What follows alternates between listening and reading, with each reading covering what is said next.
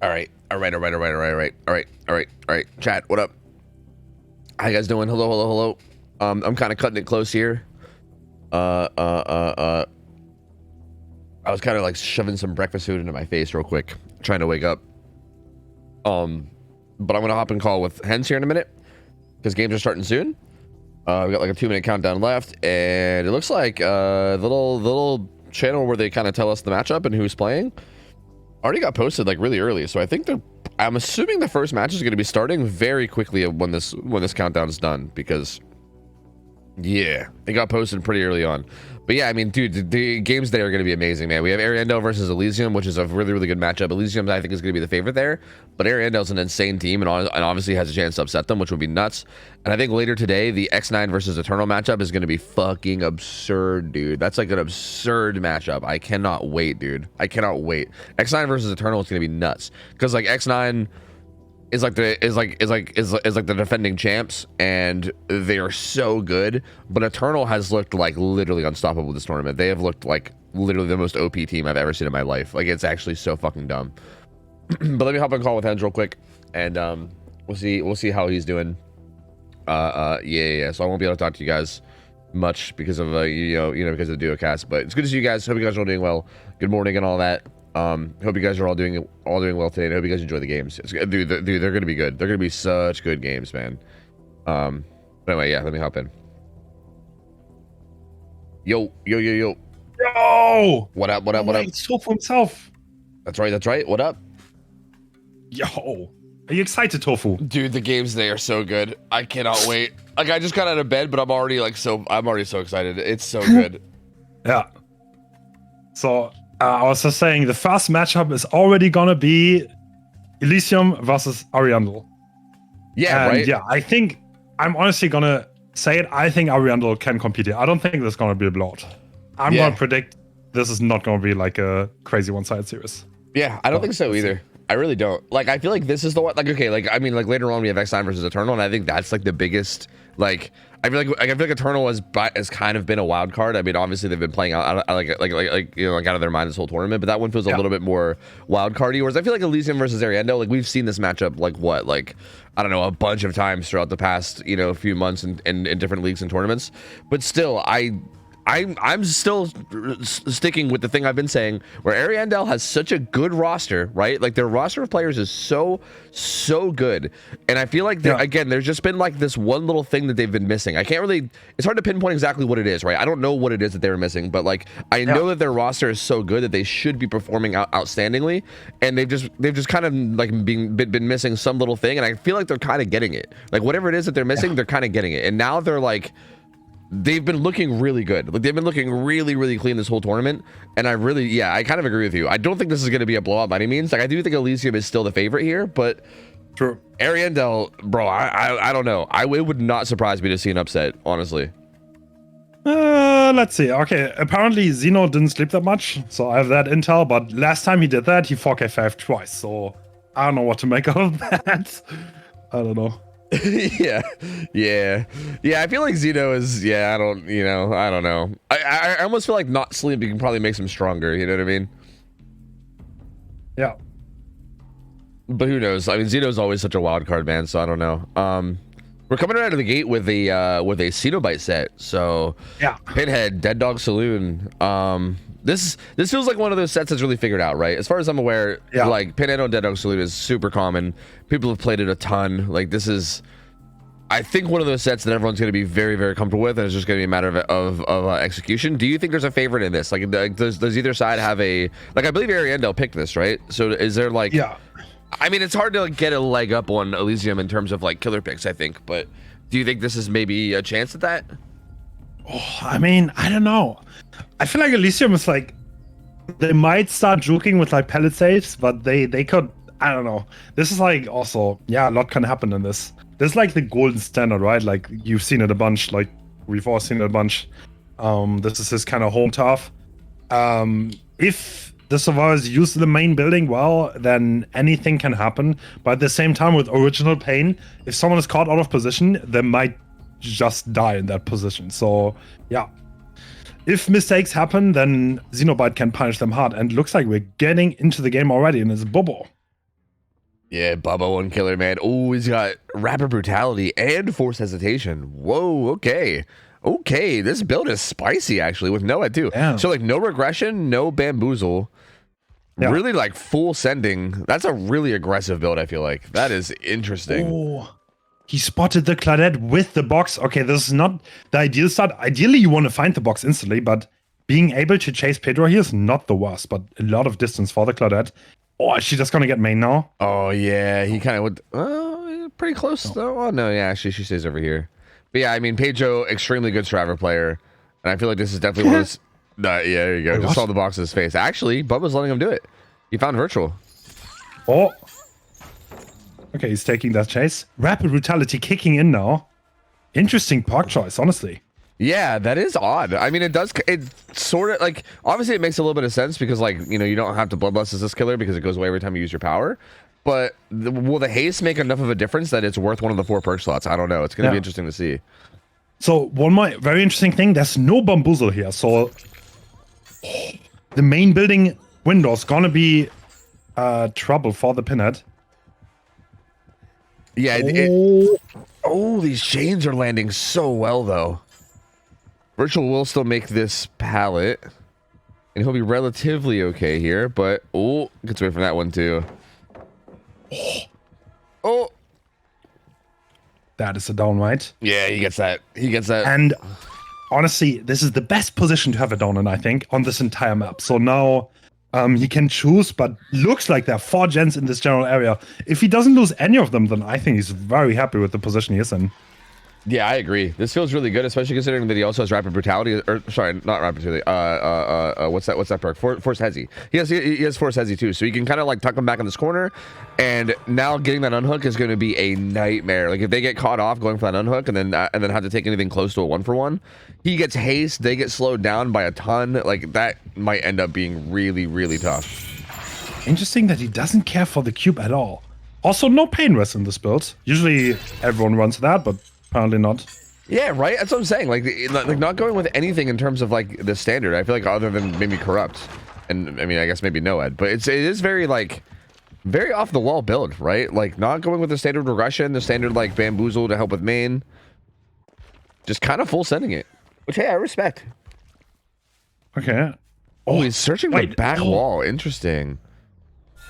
Damn. Oh, So- he kind of lets virtual. Yeah, he kind of let virtual get a lot of distance here.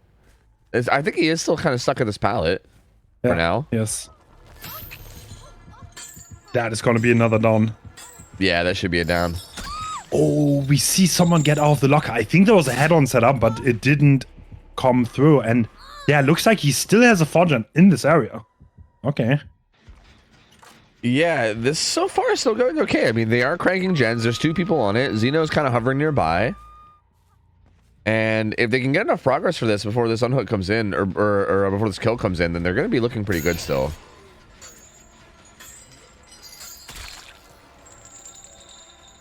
Actually, correction, that's Xeno on the gen, and I think it was Kexo that was there, actually, yeah. But there you go. He's going to grab the pool. And do they... At this point, I feel like if Virtual just makes main, then look, aren't you just kind of boned? Like, I feel like this is tough. This what's interesting. Like, without bamboozle or anything, too? We have rapid brutality here, but they can solve the chains for each other. Is he going to get anyone? Yeah, they kind of break chain. He's committing pretty hard to this. I mean, Virtual is stuck in this bad pallet, though. So he's going to be in some trouble here. Oh, you can see Ace in the distance kind of coming out. Is he going to try to dive out? Is it a flashlight safe? No. No, it isn't. That is going to leave. Okay, this is 1 kill, but we're only at 1 gen left. Yeah, that's a lot of gen progress. Like there is 2 people injured, so there is like a little bit of hope for you to like get something going quickly. But yeah, you definitely can't head on. Maybe. No. Oh. Interesting. So, I mean, yeah, that gen split is not terrible. Yeah, Chain Hunt's active too. They're going to have to get the box and deal with it. Yeah, he's going to teleport. So now he knows where everyone is. 2 are probably healing on main. Oh, that's bad position, though. He doesn't zone anything. He's edge map. Yeah, that gives you no... Okay.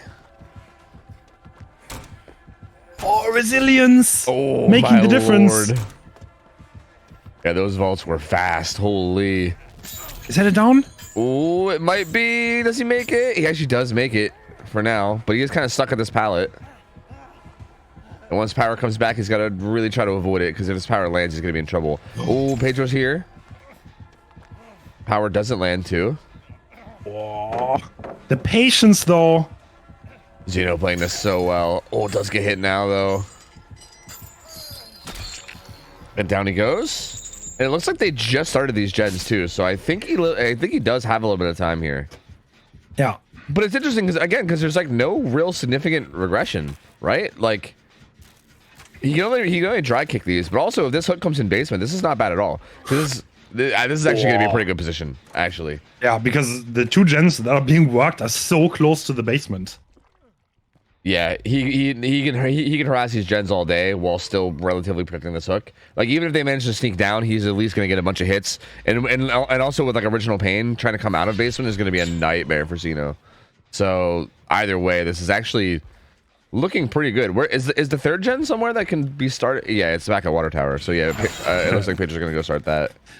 Yeah, they're starting the 3rd gen, but this is pretty late, right? So Zenos probably can be. He can secure this into struggle stage, at least.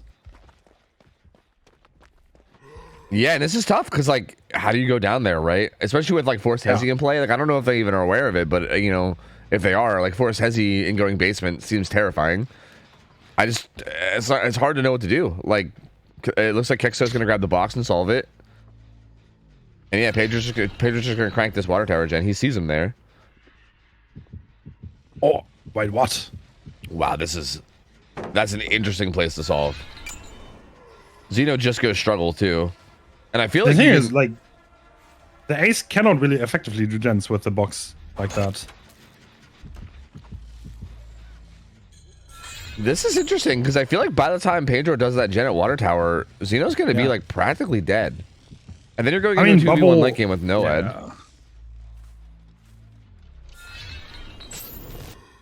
Oh, he harasses him a bit with chains. Can he actually delay this until Xenos dead? Probably not, right? The gen is gonna pop. But like, Kexo's probably gonna get noted. Yeah, you can't go in there. Oh, he's trying to juke out the doorway, but Bubba's watching little holes in the wall to make sure it doesn't go around the back. So yeah, Kexo just wants to protect this basement. But yeah, that gen's gonna pop with a little bit of time to spare. But like, oh, he's here with no ed. What a great fake! Oh, Pedro's staying up for a little bit longer. Zeno does die. Oh, is he already on that gate though? No, he isn't. Oh yeah, he's not. I think they're probably gonna both die then. This will probably be a 4K0. I mean, he can do a lot. He can play for Hatch. He can play for any of those gates.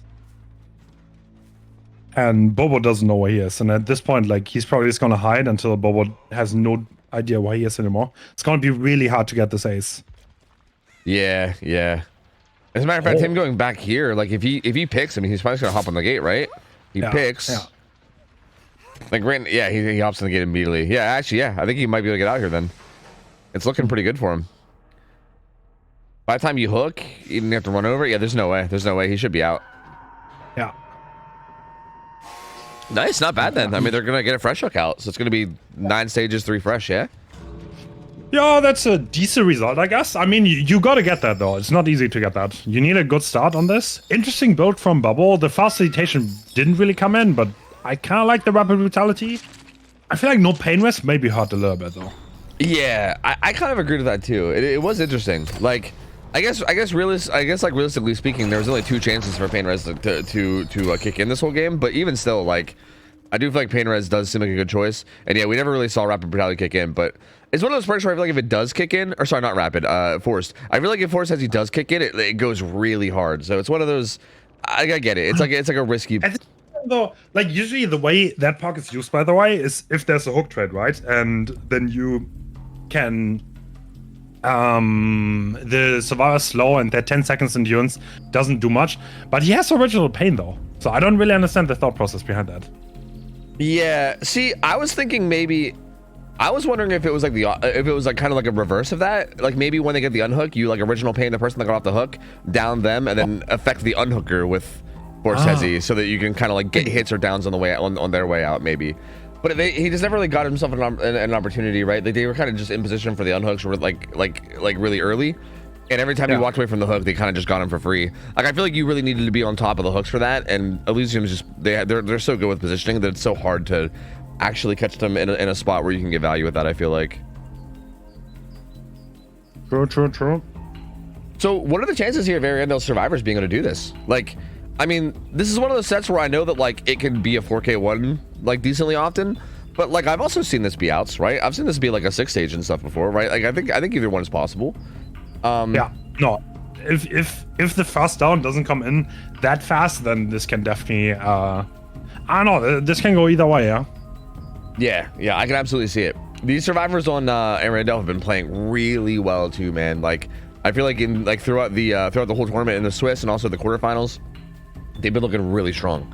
So I don't know, man. This team is definitely gonna be capable. This is definitely one of those teams that's gonna be capable, and if they can get up to like a 1-0 lead over Elysium in this set early, that would be so good. That'd be so good for them.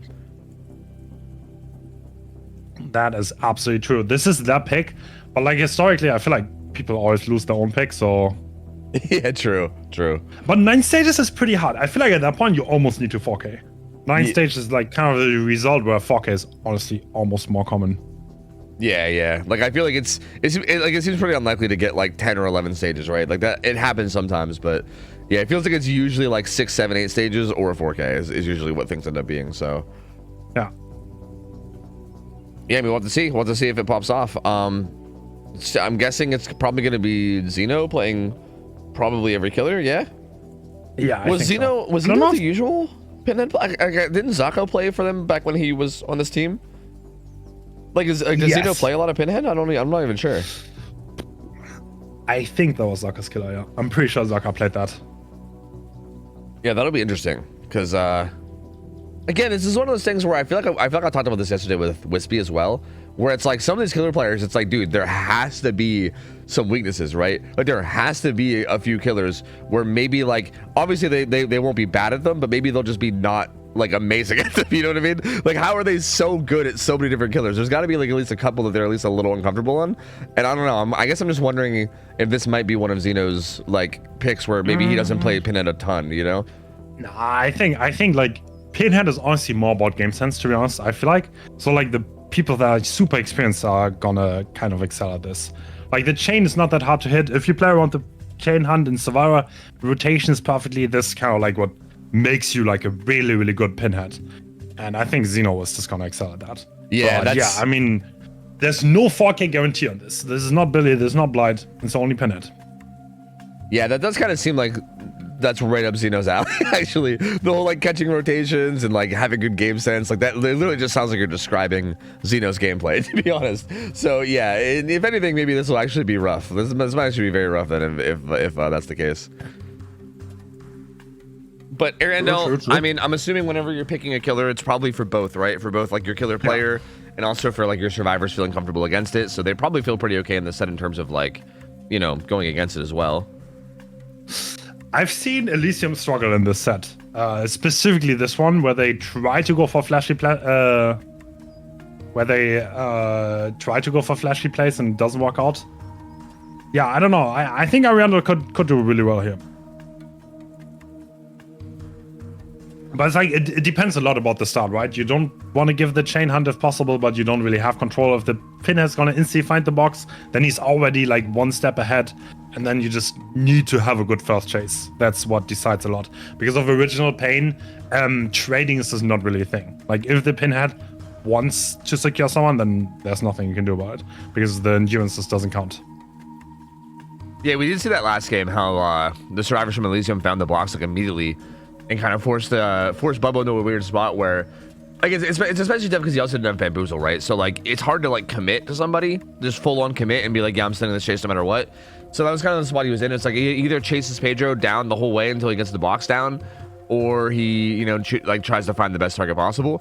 But yeah, I think if Xeno can kind of spawn in, find the box right away, and then kind of get that chain hunt going, plus the information of where everybody is, that could get real deadly. Could get real deadly.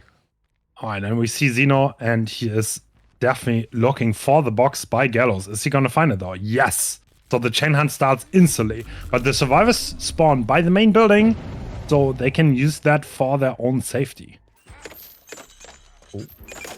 Build feels a little bit more standard as well. He's got Stabiful, Pain Res, and I think he had Ruin as the final pick. So lots of regressions. Stabiful obviously can be very powerful on this killer as well. So pretty solid build. Feels a bit more like the standard choice in terms of what you'd expect to see. Oh, that chain. That is the first hit already very early on. Pretty much no gen progress. This chain hunt, And man. he's taking that. Really? Oh, interesting.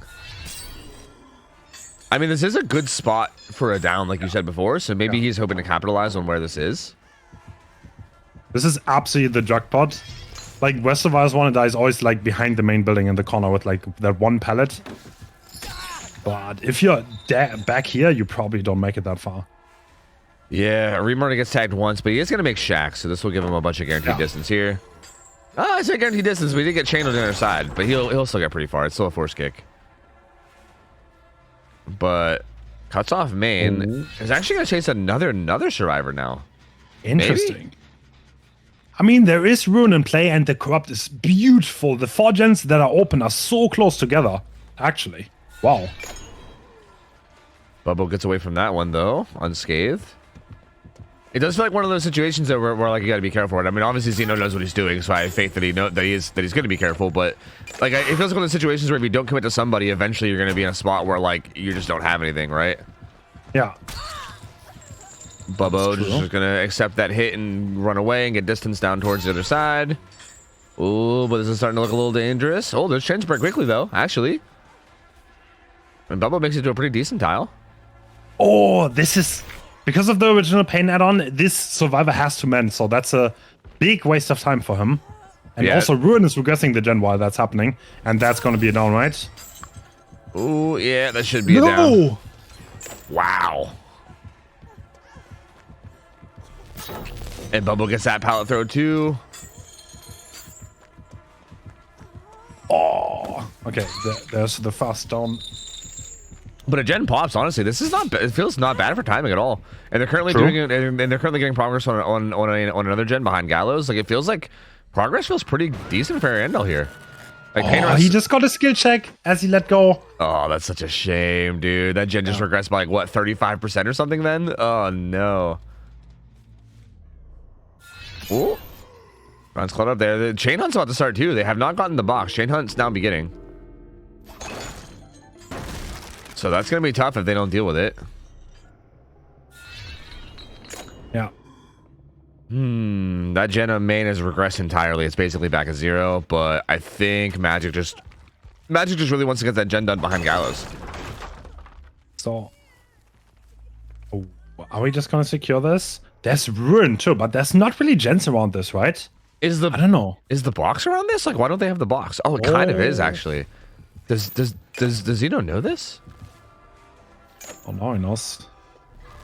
And here we go with the solving the box right beside the hook again. You love to see it. But yeah, he seems to really want to secure this. Ooh. Oh. Hardwell actually gets the 1-for-1. But Stabiful makes this really quick. Yeah, but like... An original Pain. I feel like 1-for-1ing. Oh. There's no way that doesn't hit.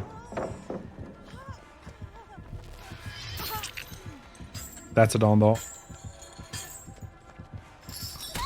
Yeah, like, is 1-for-1 here worth? Like, that's... I feel like it isn't. By the way, one thing, Ariandel brought a wrong offering. That's why they're missing half a hook stage. So there's no tie possibility. So if it's 9 stages, Elysium would win the set. Oh, Hardwell's... he's not going to chase him, but Hardwell was kind of in trouble, too. Like, if he had gone down somehow near this hook again, that would have been pretty brutal. Yeah.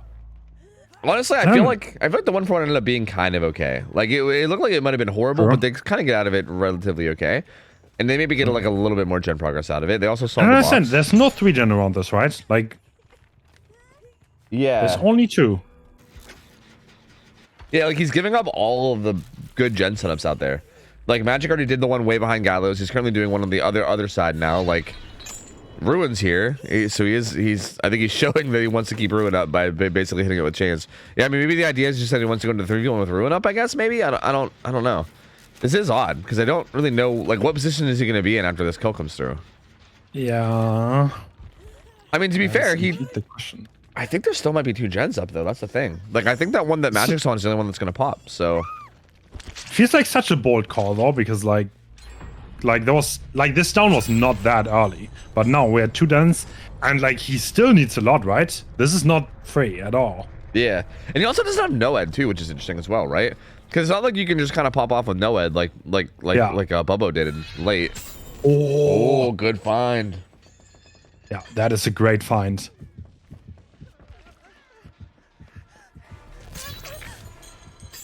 Oh, let's we'll get a slow vault in the shack here. Oh, but impaling wire. Oh, it gets away from that. Crucial. Oh, Hardwell gets so much distance with that. This 7's axis to Biffle is going to be terrifying too. Yeah. That's a good chain hit. But again, Hardwell's still getting good distance, and he might be able to make shack window if he doesn't get hit by this. Oh, no, he's going to go down now. And that's going to be, I don't know, basement or pain res, I don't know. Hard to say, but it's going to be one or the other. Just started new gens. Yeah, gen number 4 pops. One thing that's pretty important now, Ruin is still up, right? I'm pretty sure. Yeah, which is a big thing. I think that's a big thing that Xeno was playing around. 8 stacks of save. But these gens, though, look at how split they are, man. Like, like those 2 gens are miles away. Like, there's really no way you can protect this hook at all anymore, right? Like, you basically have to just leave. Yeah. So this gen has to get interrupted. I don't even... Can you even camp the second? Like, Xeno seems pretty secure about this. He doesn't seem like he's in a hurry at all. I think you can actually get the second because they're not doubling. Yeah. No. But it's a little bold, though, because I don't know if you know that they're not doubling, right? That's the thing. Yeah, like, exactly. If he doesn't want to take that risk. He's interrupting the gen, but now Arima had balanced, right? I think. So, yeah, I believe he can just... Yeah, he'll just bolt over and get the unhook. Oh. Magic's gonna try to take the chase main. I think it's gonna drop 2 stacks.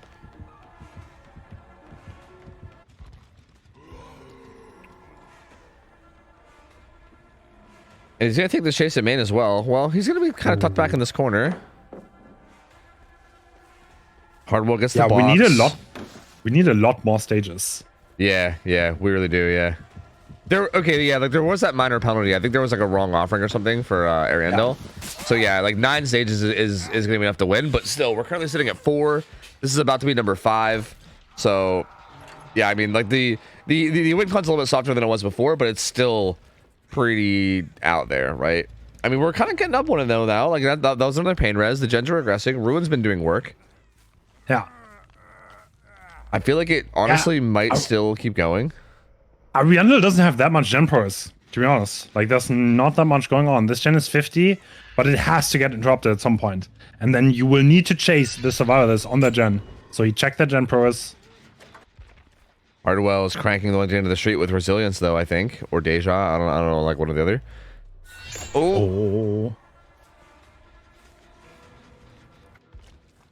Rima's gonna wait, he can trade! That is crazy movement!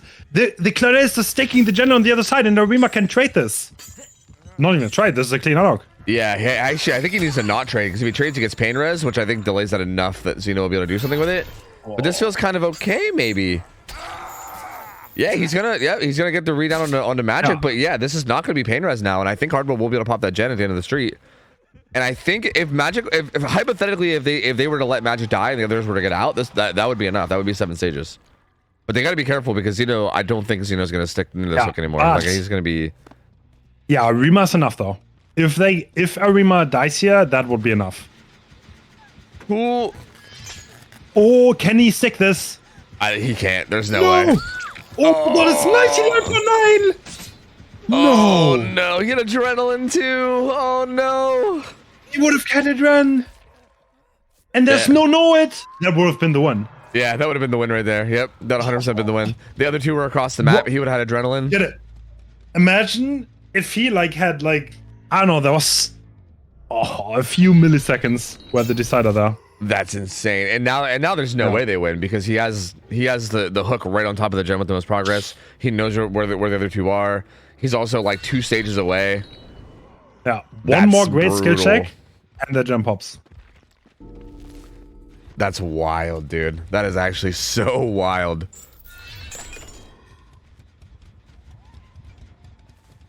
Okay, Magic at this I see at the point, box. like I feel like Ruin is kind of ruining them, to be honest. Yeah. Because the other gen regressed now, and this one is regressing, and Claudette is dying on the circ. At this point, we're just running out of hook stages to give. Yeah, and kind of like you said, like if a Rima full dies at any point, then it's just over anyway because like they need a Rima out basically. So yeah, this is gonna be a Rima going down and also probably giving pain res. And there's just not enough. There's just not enough at this point. Oh my god. Oh, they do pop it, and Hardwell gets his. But again, this is basement. Like you can just put a basement here. And then what do you do, right? It just feels like it's too little, too late. Damn. Okay, I mean, they could hypothetically still win if they found a way to save a Rima from basement and then get everybody out without taking any more hook stages. But this is also with Pin. Yeah, this is with Pinhead having original pain and like, it's just I don't. Probably not happening. Probably not gonna happen. But they'll probably try, right? You'd think they'll probably try because they might as well. Oh my god.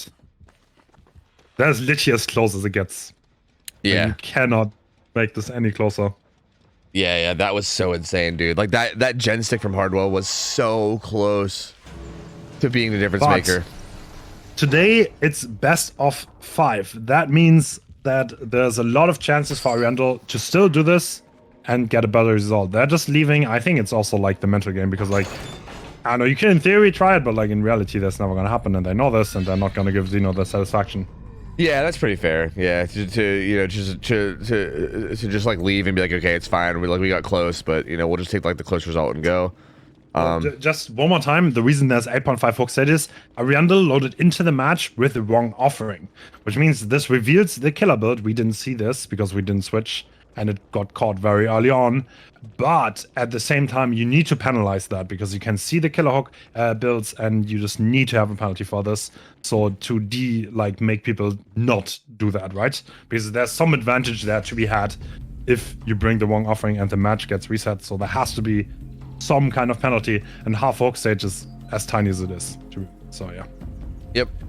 And hey, that's going to be Elysium going up 1-0 though. So starting out this best of 5 pretty well. True. That was also Ariandel's pick, so they kind of like got they kind of got a leg up on the pick from Ariandel, which is pretty good. But like we said before, I mean, it's not that uncommon for people to lose their own picks anyway, right? That seems to be a common thing that happens in a lot of these tournament games. But we're going to be going into round 2 now. And I believe Xeno will be going just again because we do go through the ABBA system, and it's going to be, wait, what killer is it now? Oh, it's going to be unknown. Ooh, okay. Man, the matches we saw yesterday with this in the Eternal set were wild, and I'm really curious to see what happens here. And this was Elysium's pick, right? So yeah, I guess I wonder how Xeno is on the unknown. I guess we'll have to see. I mean, I saw him do a 1v1 event the other day actually. So he's definitely, he knows how this killer works.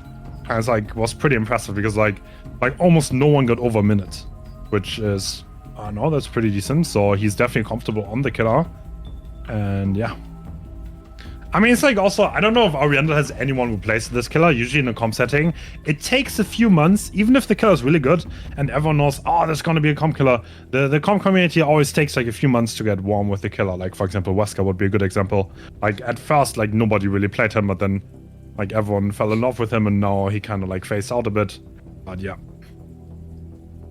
Really strong killer for a comp setting. I kind of like Unknown. Yeah, same. There's a ton to it. Like I feel like the actual ability to kill people and chase is really good. Like the zoning extremely strong. Just like the general ability to like keep the snowball going is really good. The mobility around the map is nuts with the actual hallucinations. Like there's so much you can do with that. Like we saw that earlier in the Eternal Calamity set, like things like leaving the hallucination near the hook, and like, you know, and then like extending out to maybe get like a pop goes weasel down and then teleporting back instantly. Like there's a lot of like little micro plays or like little macro plays you can make that make it a lot easier too. It's a really interesting killer. I feel like there's a lot of strength here. I don't know if it's bold of me to say, but I feel like I would expect the results here to be pretty big for killer. Like on Record Shard with this killer, I would expect if the killers play this well for these to maybe even both be 4Ks. Oh, we see another forced hesitation come in, and yeah, I kind of agree with you. The teleports seem absurdly strong. The amount of pressure you can get is just ridiculous, and Xeno's looking for the first chase. Did anyone rotate? Ooh, Magic's already hopping on main. Hardwell's here though. Oh, these two know each other very well. Used to be teammates for a long time, and life getting triggered. Ooh, playing this tile really well though. Hardwell's keeping distance. Xeno's just gonna bail from it. Oh, another miss though. Yeah, still no hit with power. Hallucination getting dropped. Does get that weakened, but he actually, I mean, he could have had an M1 there too, though. So that's gonna be interesting because if he doesn't land this next power hit, that might end up being questionable. Like you see, doesn't land. See, well now it's starting to get out of hand. I feel like if you prioritize a power hit over an M1, because now Magic's full health, he broke out. Oh, yeah, absolutely. So as a survivor, if you're getting hit anyway, you do not want to get injured by the power, because then the weekend is refreshed and you're probably going to get triple tapped. But the Magic playing incredibly greedy, and now he's in a really rough spot. He based a teleport though. That was actually really good of him. Oh, He's gonna let himself he's get under dying. power. Oh. Okay, so Hardwell is kind of baiting, but he's not the only one who's around. Yeah, it looked like Arima was behind it as well. So I wonder, I mean, Xeno is really good with game sense. Is he going to recognize that there might be another survivor here? No, he's got a flashlight too. Doesn't even have to throw the pallet. Dude. You don't even have to throw the pallet. This is so free. The remind is coming out. Oh, he's going to blind him afterwards too. Oh my god. Oh my god, Arima's a bully. He's a bully, bro. Oh my god. This is a bully squad? What's going on? That's right. Prestige 100, Survive with Friends, bully squad. 3 hallucinations are on the map though. One gen pops though, and Magic has so much distance away. Oh look, the gen process is insane. Ariandel is in a really good spot here. Magic just getting initially weakened now, and again, this should be death. I mean, he's pretty zoned here. Like even if Xeno doesn't use pallet and just zones him, he gets away from. Oh, dude, he actually gets distance. Oh no, he's actually out. What? How did he get out of that? Bro, Xeno's still by the pallet. He's chasing his demons. We're gonna teleport. Yes. Yeah, this teleport does help him a lot, but still, like Magic is getting so much time here. Oh my god. This is turning into a nightmare for Xeno. The second gen popped, and there's more gen progress to be had. The down does come in now, but yeah, this was so much. Oh my lord, they got so much value out of this. Yeah. This is interesting too, because this is definitely the type of killer where I feel like you can get it down at like 5 gens. You know what I mean? Like I feel like this feels like a late down, especially for this killer. And like the gens are so far. This is not even a holdable gen split. There's a gen done in this corner, so there are not really 3 gens that he could possibly protect. Yeah, they definitely have some safe gens they can work on. Interestingly enough, it looks like they're kind of setting up for a fast pull. Yeah, Xeno's kind of looking. He's expecting someone to hover in this area, and he's right. Is he going to find Arima, though? Yeah, if he finds Arima, that's going to be huge, because it's going to force another rotation of somebody or force him to wait. But actually, Arima's in position for the unhook, and he gets it. Oh, follows up another hit on Magic quickly. And this is such a dangerous area. Fully up, yeah? Yeah. But this area... Oh, good dodge. Does he make it? He does. And now this is just taking too long. He breaks out again, and now he gets zoned through the pallet kick. I feel like, honestly, I almost feel like just maybe zoning with the pallet kick sooner is honestly the play, instead of even playing around with your power. Oh my god, he's dying pallet again. Arima's in a wonderful position, though. He's never going to find him. That's so good. He's never going to expect this. Yeah, that's so good. You almost always expect him to be like mid-map, and they're bro, they're doing. Oh my god, this is so good. Ariandel is doing amazingly right now. Chain blind as well. By the way, that is a great teleport. However, is the hit tank going to come through? Yes, it is. Arima's nuts. Everything is working out for Ariandel. Oh my god, Arima is nuts. And David's just gonna go die deep in this corner. He's just gonna die away from everything. There's no know-it or anything either. This isn't even a pain res because he's already been hooked. This hook does almost nothing for him. It's like it's a survivor with the least amount of stages, no pain res. There's no one to fall back on. Only one gen left. Oh my god, Ariane. We're going to get endgame in a second. They're going to rotate off. It looks like they were considering resetting, but they said, no, just send it. Oh, it's right here. Oh, wait, I think he teleported. I might have missed it. Pop's going to come down? Yeah, that seems to be a teleport. They're not really denying the hallucinations at all. Is this going to be a fast down? Yes, it is. Uh-oh. Game is not over. Yeah. This is going to be Pop Pain Rest again. And the magic is on Death Hook here, so he's probably going to get healed, though. Yeah, this hook's also going to come through, well, I was going to say relatively close to this gen as well. So, like, that gen that had a bunch of progress becomes a lot less free. Although, Zeno is going to show back up at this unhook. JJ's Hardwell, though. So magic will get away. Oh, look, he might get triple tapped here. Yeah, he might. Magic's actually going to come in and take a hit to try to give him more distance. It doesn't give him a ton of distance, though. And he's still got to watch out for this Kobe. Oh my god, so good. Ariandel is playing so well, but Pop is still here and can be used.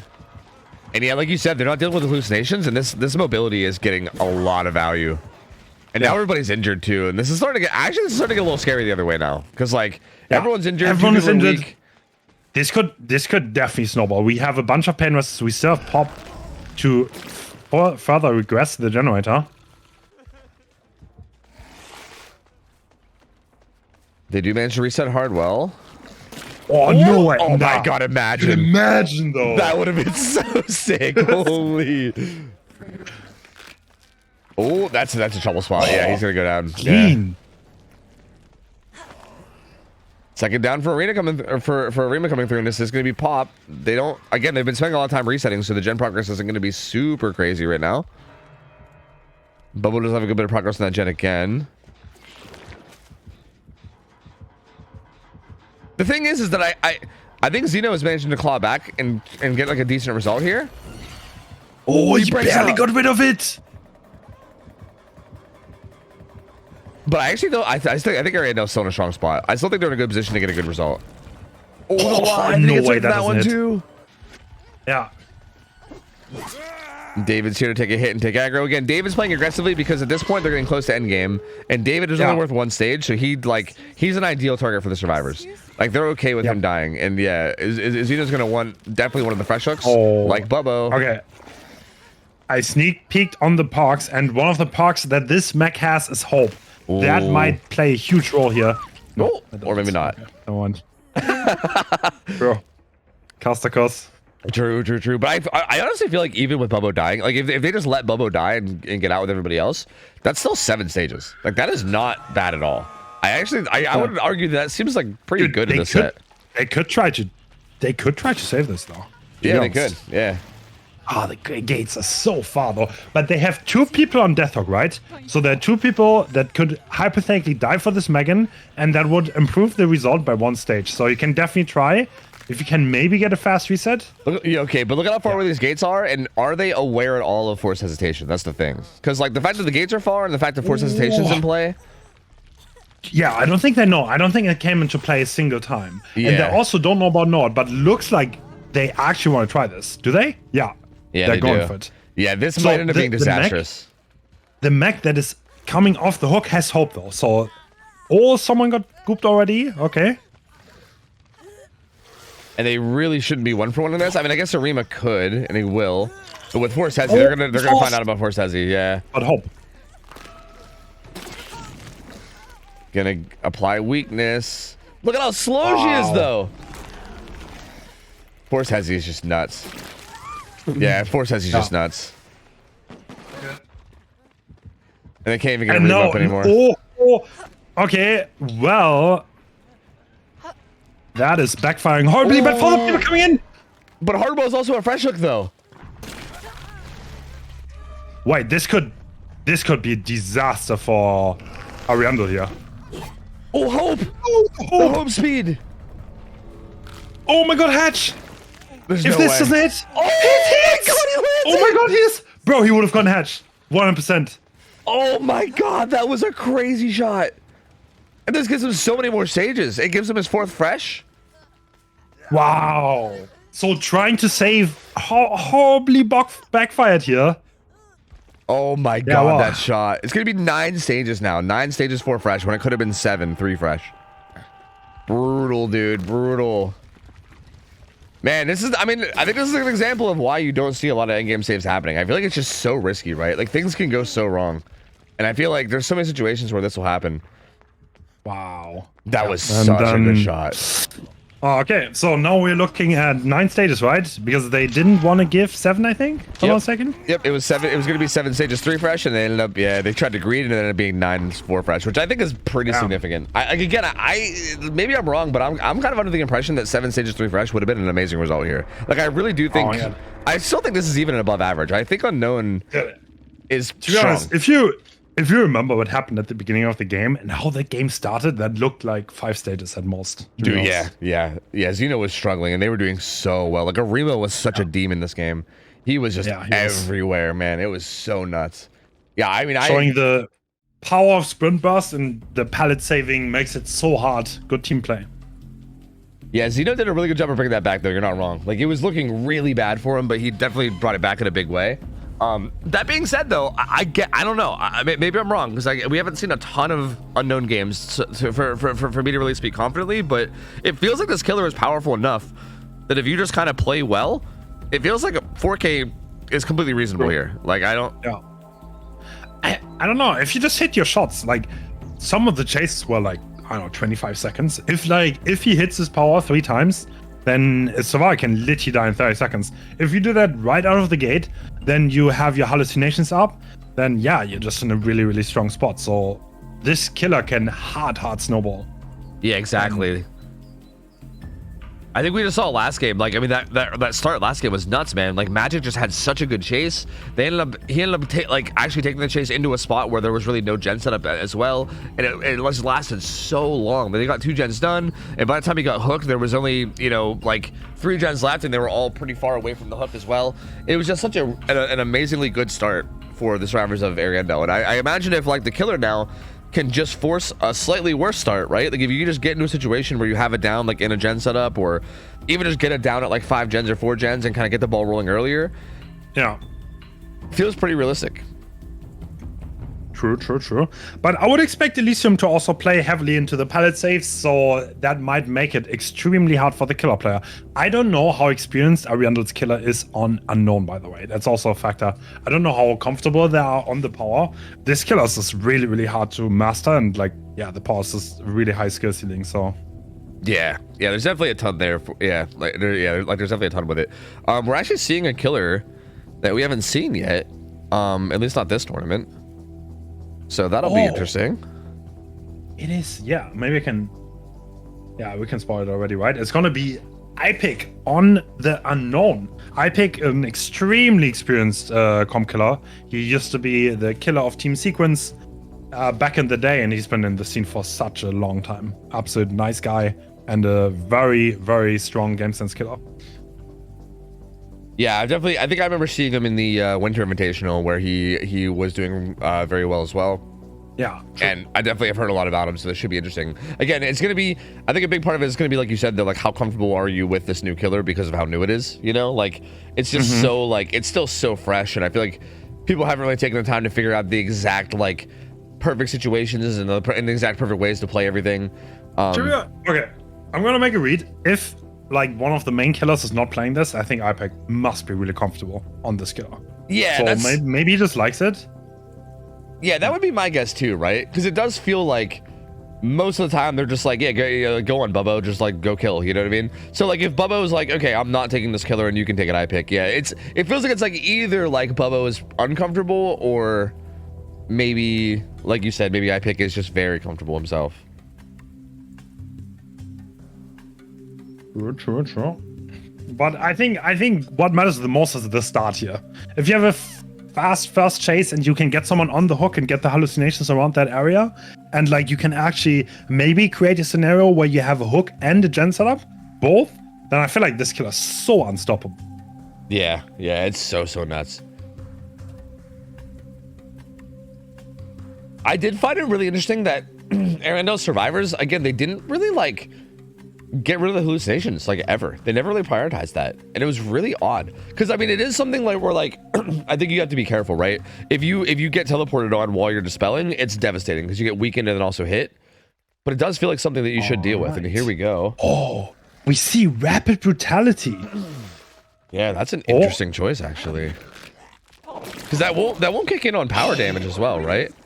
So like that's weird. It's a weird choice, but hey, we'll kick in there. Hey, I mean, if it works, it works. True. Xeno getting injured very early, and we're not using the power to zone. Interesting. Oh, that's a wild shot. Yeah, he didn't quite get it through the window the way he wanted to, I think. Yeah, in a weird way, rapid brutality seems like it might be insane if you literally just use your power to zone half the time. Like if you don't even use, like if you don't even get hits with it, and you just kind of zone them back to you. Yeah, that's what he tried, but Xeno just called his bluff. And wait, do you make that all the way around? I think, especially with unknown using power, I think yes. Oh, but yeah, he's just gonna take it. Rapid brutality, really good against hit tanks. At this point, the Claudette needs to watch out, but she does. Yeah, he seemed to really want to get that down onto Xeno, which is interesting because I feel like maybe with just rapid brutality, you could have maybe just ran down Claudette here. Like I don't really know if you needed to stick to Xeno. Ooh, Claudette's still in kind of a tough spot though, and doesn't take that pallet. Yeah, Claudette's gonna die. And this is a pretty fast down, right? Like compared to last game, this is extremely fast down. Not underpowered or anything either, so no chance for a save. And this might be pain res. This feels like a pretty good start, honestly, for iPick. I mean, there's two gens that are pretty high progress, but okay, we have pain res and pop. There's no gen that is currently fully completed, so yeah, that's gonna be a great pop. And that's a hallucination to teleport back to too. Yeah, so he'll better get right back to the hook, and nobody was in like an immediate position for the unhook either because they were resetting. Yeah, he sees that crow. I think he sees another crow over there, so crow's giving a ton of info right now. Oh, this is such a strong position for him, to be honest. Yeah, this is tough for Elysium. Yeah, one gen pops. That gen that got hit by Pop because Luis is starting to be worked now, but yeah. Oh, he sees. There's no gen where Xeno's going. I don't know what he's doing. Are they going to dual save this? That's interesting. I mean, it feels like they must be, right? Since he's rotating. Oh, no, okay. He went way back to the truck gen. So he was just rotating super deep in. I kind of think this is a pretty decent gen setup, right? Oh, and he teleports to him. Was it? I think he's trying to bait the unhook here, maybe. Yeah. I was like, at some point you will have to get this, and there's someone rotating. Okay. Oh, Silhe eats the power. Yeah, now he can't really go for that unhook anymore. If he engages back in, then he can get hit. Same with Dino being scared to actually move in, and at this point, what do you do? Everyone is here. Yeah, no one's here too. Yeah, the whole squad's here.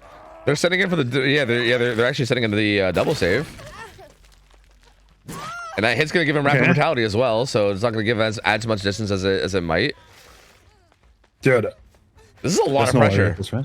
This would be crazy. But even if he just zones, right? Like, oh, he sends it.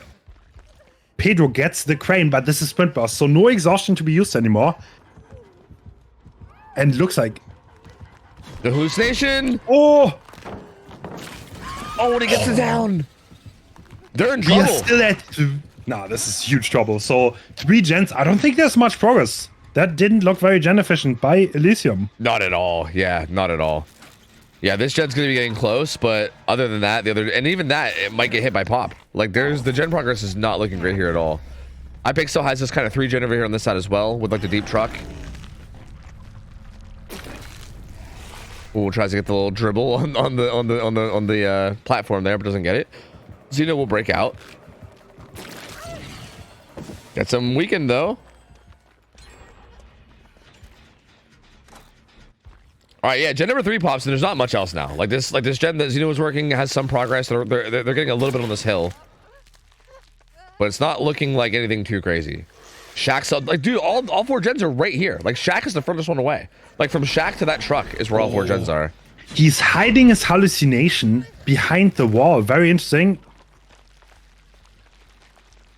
He's being patient with this. He knows he's going to flare out away from the wall, so he's trying to be really patient with the shot. Yeah. But ends up having to send it because, yeah, Xeno was breaking out. So I think at some point you have to just send it. True. Nice. Weak it again. Is he going to break out? Yeah, he's definitely going to get that one. Yeah, Xeno has a lot of distance here. He's just going to poof back. Yeah, but you never have to commit. The hallucination teleports are so strong, and you can always get into good chases. Yup. Good. With like a low cooldown.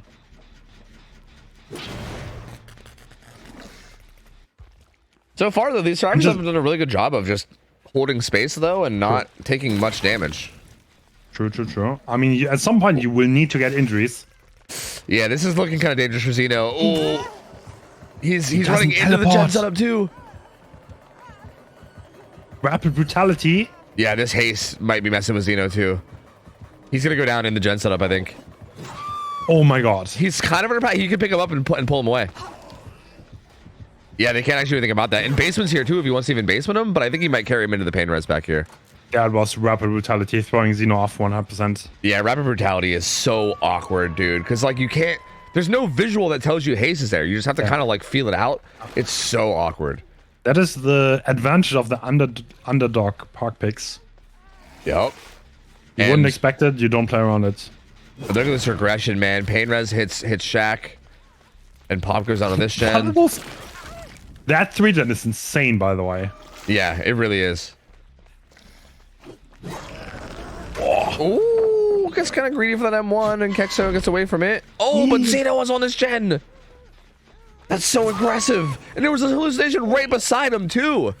That was so aggressive. Oh, my God. Yeah.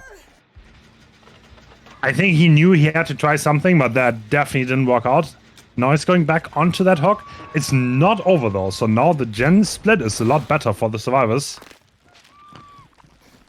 Is the last one in the corner? Is this yeah, no, it is. No, yeah, it's been a 4-gen. Yeah, that's probably the easiest gen they had. Yeah, like... Okay. Yeah, because now it's like this one at the hill, and then it's like behind the truck. It's brutal, dude. Okay, it's a brutal. Yeah, true. The broken truck one. I mean, no, you can play that as a survivor. You can waste a lot of time, especially if you have an exhaustion park to accommodate it. Ooh, good weekend on the cell, hey? Yeah. And they get the pull relatively for free, too. Okay. No exhaustion, though. Yeah, especially if he takes power damage here. Oh, he does avoid the power damage, but... Still is smart. He's just forcing them one that gives a lot of distance. But I pick... Honestly, he's kind of countering the playstyle with rapid brutality. Yeah, it makes so it now so he's going to catch up really fast. Yeah, you can commit to these a lot more comfortably. And look at Zoe. He's like, oh, God, he actually is committing. Let me find a pallet. And he does find one. And the others were resetting. So he kind of has some time here. I think he recognizes that. Oh, he's committing very far. He's not looking far enough to dispel, though. Oh, he picks right away. And the flashlight from Xeno. Save. So good. Oh, he teleports onto him. Walking in the cleanse. No way. Oh, this is the risk of dispelling. Yeah. He was dispelling as the teleport happened, which gives you instantly weakened. And I think he's in big trouble, right? Yeah, he should be dying here. He's actually playing around this very, very well. Oh.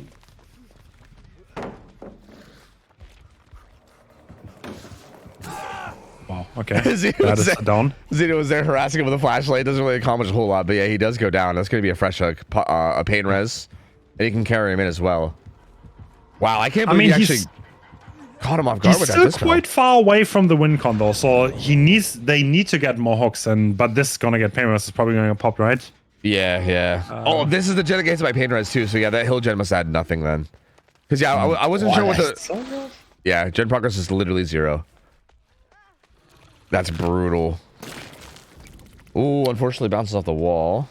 Christian was known as Kexo, by the way, in case you did not know that. He changed his name.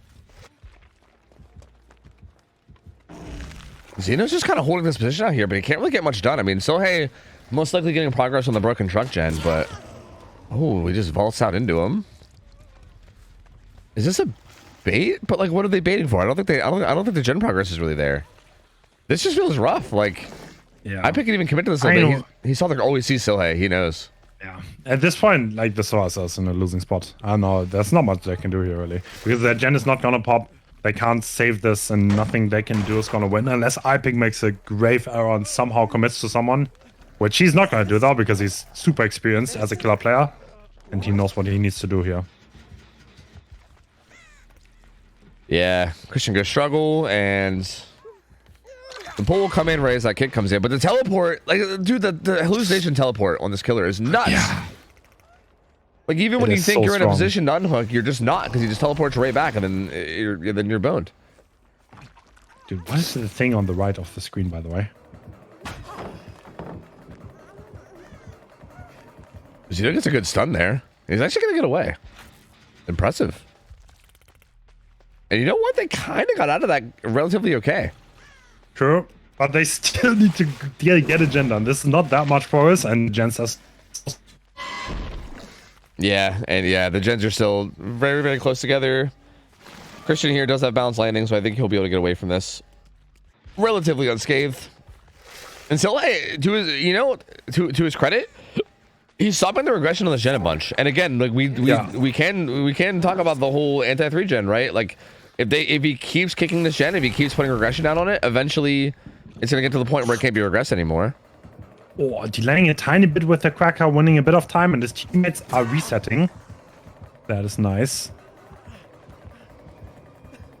But iPic obviously knows this, that the reset came through, and they're both of the together, so he doesn't have to worry about the gen for a second. He can commit to this chase. Yeah, but you gotta be careful. That gen wasn't about like 70, so you gotta be a little careful. Where like how long can you commit to it? Oh. Ooh, and this is pain res. They don't get.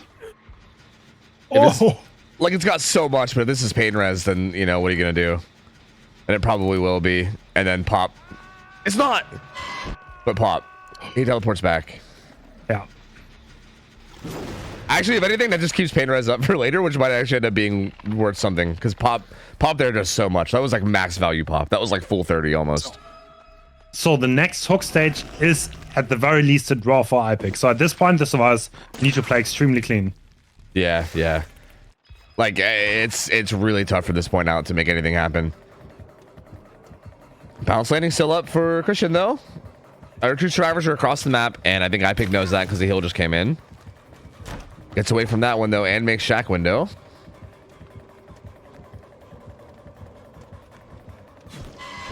Oh, the teleport, but it's not close enough to really take full advantage. Still has back on the gen again.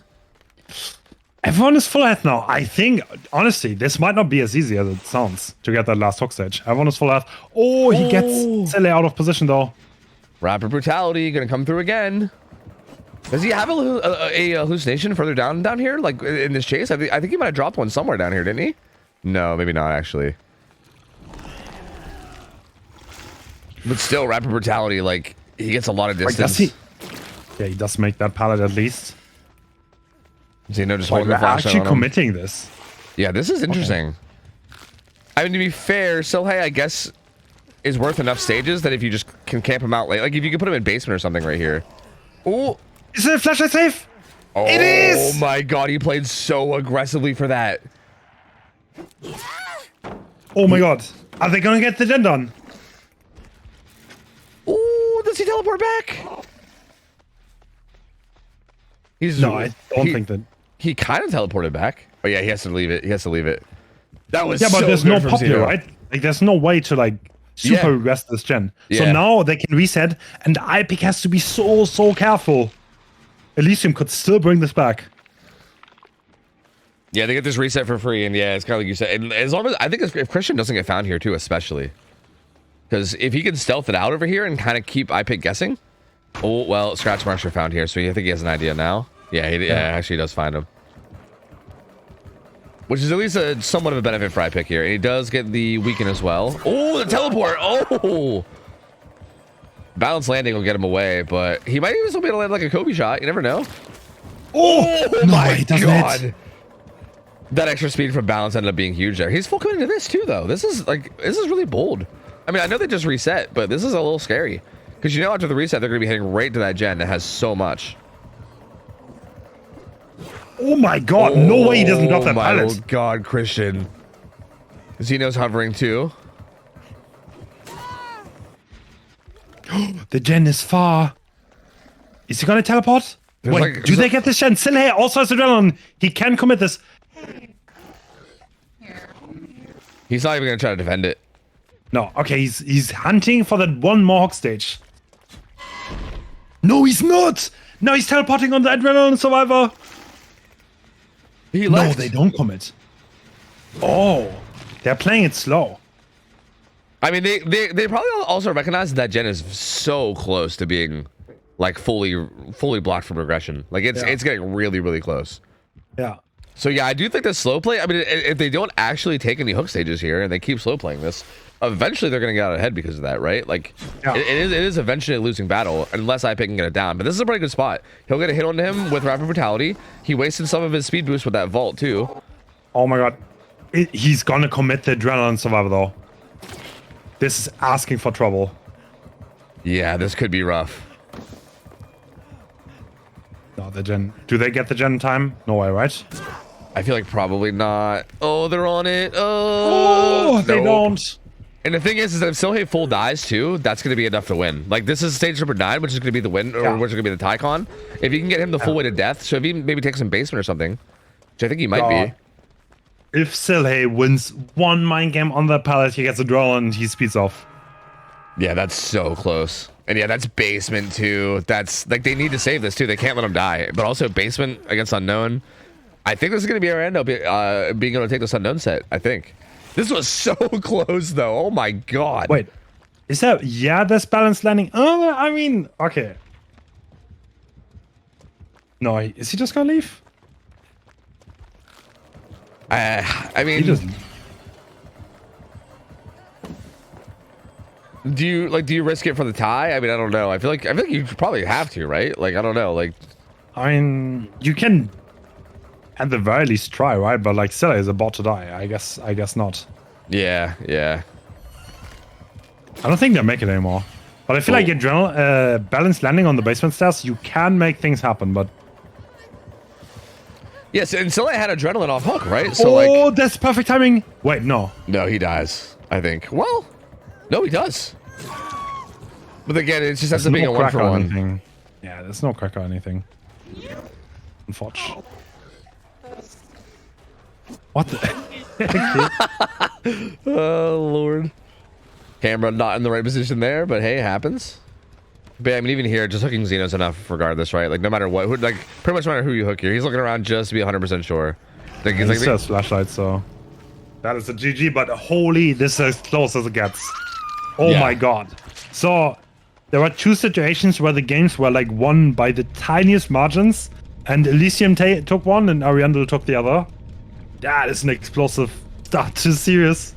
Yeah, man. I mean, hey, it's like you were saying. This set is definitely not like a clear-cut winner, right? Like, I mean, I think Elysium was the favorite on paper. Ariandel, though, this is very close. This is so close. And they're tied up now, 1-1. So that's spicy. And hey, you know, like the weird trend continues where teams keep losing the killer that they pick. I don't know why this seems to be a thing, but I swear it's like you pick a killer, then you have like a 20% chance of winning for some reason. I don't know why. It's so odd. Yeah, I played that beautifully, and he seems to know what he's doing on the unknown killer. So Yeah, he played that very well. I think there was a lot of heavy game sense play, like you said before, just knowing like what to commit to, when not to commit. Like I feel like he played around it so perfectly. His timings were phenomenal, and that takes us into Doctor. I love Doctor sets. This is something that I've kind of like. I remember when I first kind of like started watching comp a long time ago. I was like, Doctor, that's like a boring, lame set. Ugh, like Doctor, like what a weird killer to play in comp. But then the more that I've like really like looked into it and like I guess tried it and watched it, Doctor, like, dude, Doctor chases and like just Doctor like teamwork, like it's such a good set, dude. Like the amount of teamwork plays, the amount of like micro, it's so sick. It absolutely is, yeah. There's a lot going on here. There's going to be a lot of team play. There's hit tanking is incredibly important and just helping your teammate out. But yeah, I've seen anything from 4K2 to like 4 stages on the really good teams, so. And I think this is Ariandel's pick, and Bobo's going fast for them, so he's going to have to play killer against Elysium's survivor roster. Yeah, which is I feel like a tough one, or like a doctor set in particular, because Elysium feels very comfortable with like the like heavy team play, right? Like I feel like Elysium and then like maybe like Eternal or like the kind of teams where I feel like I would not want to be doctor against them. Like that just sounds very rough. Do you want to give a quick breakdown? I could rant about it, but I think I'd rather hear your take on it, on why like hit tanking as against doctor is so strong. So on Doctor, you can have guaranteed hits in a lot of scenarios because you can just deny the pallets or window vaults. And there are a lot of scenarios where like you will slowly get that hit and it's very short. You can just delay it. But if someone can drop a pallet for you or take a hit, you can just like keep delaying the down. And it's kind of worth it because he doesn't get the hits fast enough that you can kind of reset, and it's time efficient for the survivor side to like keep tanking hits and delay it as much as possible. But it's also on the doctor obviously to deny that as good as possible. Yeah, it's such an interesting mechanic because like it's wild because I feel like doctors, yeah, like they get these guaranteed hits, but it just takes so long for them to come through. And yeah, it's like right when they're on the cusp of about to get the hit, someone comes in and just takes the hit for the person, and you're like, okay, we're not gonna start over from scratch. You gotta start over with all the distance. You'd be like, all right, back to shocking you 8 times before I get in position for a hit again. It's so brutal, and I feel like when teams are really good at like pathing as well as timing the body blocks, you can end up in this horrible loop as killer where you're just not able to get anything done. And something that I think is interesting is okay, this is kind of a flashback, but I think this is a flashback to I think the Winter Invitational was when we saw this, where it was back when Zaka was playing for Elysium. And I remember in the doctor set, Zaka loaded up with both Force Hezi, or sorry, not Force Hezi, Force Penance and Sloppy, which are both like perks that kind of punish body blocking. And I remember we talked about it because we were like, oh, I wonder if that means like with the in-house practice games, if like hit tanking was extremely problematic for him, you know what I mean? Oh my god. Bro, do you see what I'm seeing? We see Dragon's grip on Bobo. So he's trying to cheese a little bit. That's interesting. That is a spicy perk. That is real spicy. The cheese is definitely cheesing on that one. And first chase on Shinna, who's now called Marcos. Good vault. Oh, gonna deny this. He'll path away. Always gonna be in some trouble. Avoids that shock pathing though. Oh, what a demon! Oh my god! Oh my god, he's nuts! Holy shit, he's actually nuts! That was so good. Yeah. Shinna is one of the best 1v1 players. That's what he's known for. And yeah, Doctor's all about the chase, so no surprise there. Beautiful pathing. Now Bobo kind of has to find something. I think he's kind of looking for the Dragon script, to be honest. Yeah, they already popped main. Shaq is just getting started. He kicked the gen! Bro, if Xeno's gonna touch this mid-chase. This is Shaq, though. This is a bit of a tough area, isn't it? Like, I feel like he's gonna leave it. Oh my god. How long? It's like 60 seconds. Is it 30 or 60? Yeah. 60? Yeah, I think it's 60. That's brutal. So it's Shaq. So Shaq is not very safe against the Doctor, but I would be surprised if there's no teammate coming for a tank. Yep, already there. We can see it. Yeah, yeah.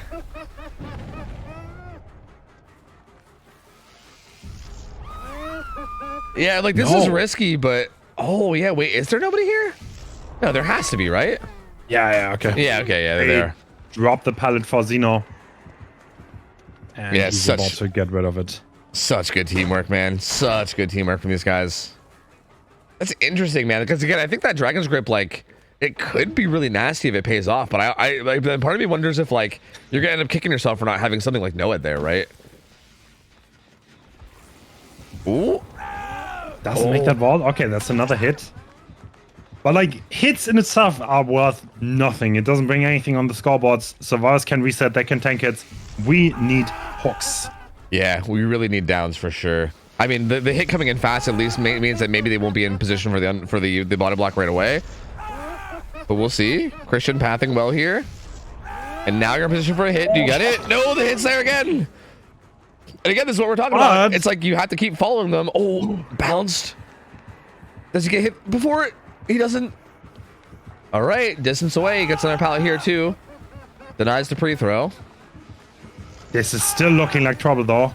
Yeah, and the exact same thing is happening. Like we were saying before. Bubbo just keeps shocking and like denying pallets and everything. And right as he's about to get the hit, someone comes in. But I think Christian might be in trouble now. No one there. That is the fast down. He's okay. He absolutely wants to secure this, and now he's gonna know. There's no one around. And Shack Gen will probably pop before Painrez, right? No, actually, Painrez is right on top of that.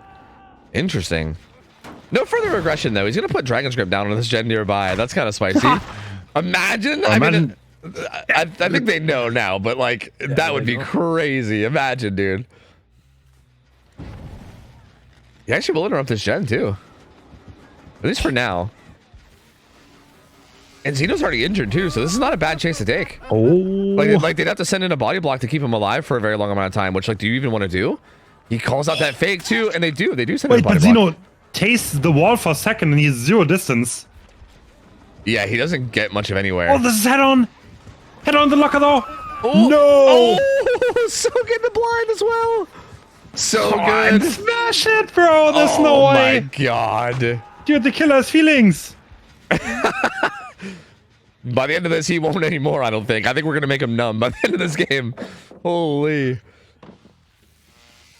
Oh, Bobo's making great reads, though. Yeah, winning he the is. 50s. And Xeno's going to be in trouble here. This is just a T-wall, right? Yeah. So, yeah, there's really nothing here for him to use. He will be going down. They do pop Shack Gen, yeah. That was solid though. I mean, there wasn't a ton of progress there because they were kind of resetting. The Fang was like taking hits and then body blocking. So it did, like, I think that chase did kind of buy them time to get back on their feet and get a little bit of gen progress, but it wasn't the worst thing in the world for Bubbo. Like he got that second hook decently okay. And again, like now we're now down to 2 gens left. The gens are very, very split. And this is again where I'm just like, I feel like it hurts to not have Noed here in the build, I feel like. Survivors are injured though, and I don't think Pedro has anything here, so... Oh, I say that. Teammate is there to tank a hit, but yeah, still not the best position. I don't know what he's going to do here. Yeah, ooh, he's going to lose that 50-50 is what he's going to do. He's going to go down. And... Someone told me that is actually safe. I don't know if that's still true. Wait, what? Like holding that angle back there? Yeah, the cube. You can play the cube, and I don't think you can get mic in if you have low reaction time. Yeah, honestly, if you have like god tier reaction time with like good ping, honestly, that might actually be true. I don't know. I'm an old man, bro, so I can't really test it. You know, my reaction time is not there. It's not safe for me. That's way too real. Tofu, way too real. Okay, this gen is pretty in the gen setup though. So there are 4 gens around us, and we have a few hook stages on the board. This is not looking too bad for Bubbo anymore. Yeah, it's really not looking awful. Yeah, like he kind of okay. So I honestly thought the gens were split much worse than they were. But yeah, this gen split's actually really good. I actually am surprised. Like from the camera view I saw before, I only saw 2, and I was like, okay, there's probably 2 on the other side as well. But yeah, the gens are all kind of around that front area. Yeah, I feel like Elysium had a few hit tanks that didn't end up paying out really, because the Survivor still went down, and at that point it's not a positive play because you still need to heal up, or you don't heal up like the Fang did, and then you can get caught off guard again. Yeah, and Pedro's getting forced struggle here too, which is also another hook stage, and they're starting to add up. Wait, this is a really strong position for Bubbo here. He has 3 gens. He knows they're not progressed at all. So this 3 gen is not being worked, and someone has to get the Fang off the hook too. And they have to send 2, right? I know unhooking against Doctor is like really difficult because of the shock. I think they sometimes you have to send 2. Xeno's here already, but Static Blast reveals their positions. I think both Xeno and Kexo are going to be going for it. They do get it though, with only 1 hit as well. He wants. Are we going to get this? The Fang is definitely going to get a hit tank, right? But like, oh, both are being shocked. They can't throw it. Oh, that auto aim hit, unfortunately. Oh, no, they're 3. Finds This them is all. trouble. Wait, he's going. Wait, why are we switching? Yeah, that's a good question. I think maybe because Xeno wasn't in position to hit tank for him immediately. Maybe he thought he could take advantage. But they're going to be in position now. Yeah, but this hit tank is not worth it, really, right?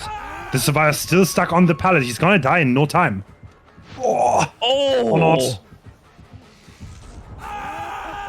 Yeah, like they didn't actually get him like distance away to transition or anything. Xeno's still this loop is- semi nearby though. This loop is so short that shocking on doctors takes so long. Yeah, it does almost nothing. Yeah. He's just gonna go down under a pallet. There are survivors nearby. Oh, he found Pedro and Xeno. In a way, it's like, oh, good hit there. Wait, what? They're trying to Is pick. the gen that close? There's no way, right? I don't think, unless there's like a ton of progress on a gen farther out. I don't think it would be though. They're playing this very aggressively. I feel like Pedro must have hope or adrenaline. There's no way. One thing that he can do here is, okay, shock. He can, no, he doesn't. He can shock the Fang and then just insta-pick because the cooldown is shorter than the shock. Oh, she gets the pick. And Bubba's worried about the gen. Yeah, They the gen is pop it. done. Oh my god, that was so well played by them. What? He doesn't even get the initial pickup that he got. Like, he gets nothing out of that. Oh my god, that was so... It was so scrambly and messy, but they get the job Strange done. decision not to pick though, because like you can just shock and then you can pick, and there's nothing the survivor can do. And he knew there was no one else around, so... I don't Yeah, know. it's interesting. I definitely think you want Jake here being the fresh hook if you can. But they're gonna Fang's body gonna die block. for that. Oh. Yeah. Yeah, Feng wants to die because he's only worth one stage. Yeah. Can you get around somehow? Ooh, trying to break away to get Xeno. They can reset here. Yeah, you gotta be careful. Oh my god, you might unironically want the Fang here. No. Wait, Xeno's going farther into the map. Interesting. Yeah, pathing away. Oh. That is not walking out at all. Interesting. Yeah, Xeno's gonna get So- hooked. That's gonna be 2 more stages. We're looking at 6. a total of 6, I think. Yeah. Yeah. 6 stages, Doable? 3 fresh. Yeah, how do you feel about this as a result? I mean, is this like... I mean, again, like Doctor... I feel like Doctor shouldn't be putting out huge results here. So this feels like maybe not horrible, you know? Like, it's not great, but it's not horrible. Yeah. That was such a strange endgame, though. I don't know. There were so many strange things about this. Yeah, Like, yeah. it was such a great spot, but he really... Did he get another hook? Oh, that was the last hook, right? Yeah, no, he didn't. Like, Yeah, way too many either... saved. Oh, are they going to try for this? Oh. It kind of looks like they might try for this. Christian's doing That the would other be- gate. Interesting. I mean... They're sending the boys. I don't know. This is all just to try to make it 5 stages rather than 6. I mean, we saw this go wrong last time. Yeah, but to be fair, the last killer was the unknown rather than Doctor. Doctor feels a little bit more reasonable here, but still... Those hits come in pretty quick. And Christian's here to body block, but do you go around? The problem is if you go around here, they could also kind of path towards the other door too. Yeah. Oh, but I don't even know if they can That do is a that. promenade. Damn. Wow, Strong. well played. Strong. All right, 5 stages then. 5 stages, 3 fresh. Final result. That is, I mean, it's not undoable. Let's be honest. Like 5 stages, that is not unheard of for this Doctor setting, and it can definitely happen, but it's gonna be tough. The survivors need to play extremely well. Yeah, because I do feel like the survivors from Elysium here played like phenomenal. Like you got to play better than that on your survivor side, which is tough. Like it's again, it is doable. Like it's possible. Because Bubbo was predicting and winning some 50-50s on his killer side too, right? So like I feel like if you can play to the level that these survivors played, and then also hope that the Doctor player like loses more 50-50s, for instance, then it's it can still happen. But it's gonna be tough. It's gonna be very, very tough. Absolutely.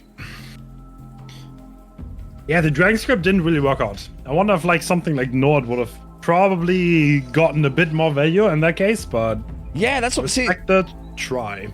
Like that's what I was thinking too, because even at the very end, right when the final gen popped, I think Shino was the fresh hook and was full health, and ended up taking a hit, right? Like I feel like there were so many situations there where I feel like no one could have been super devastating for securing more stages at the end game, but yeah, I mean, I gotta respect it because like Dragon's Grip obviously is super ballsy, and you love to see people going for these like crazy cheeky plays, and I obviously like I'm all for it for the sake of like spectating, but yeah, in terms of results, it is kind of a shame because I feel like it could have maybe got something better.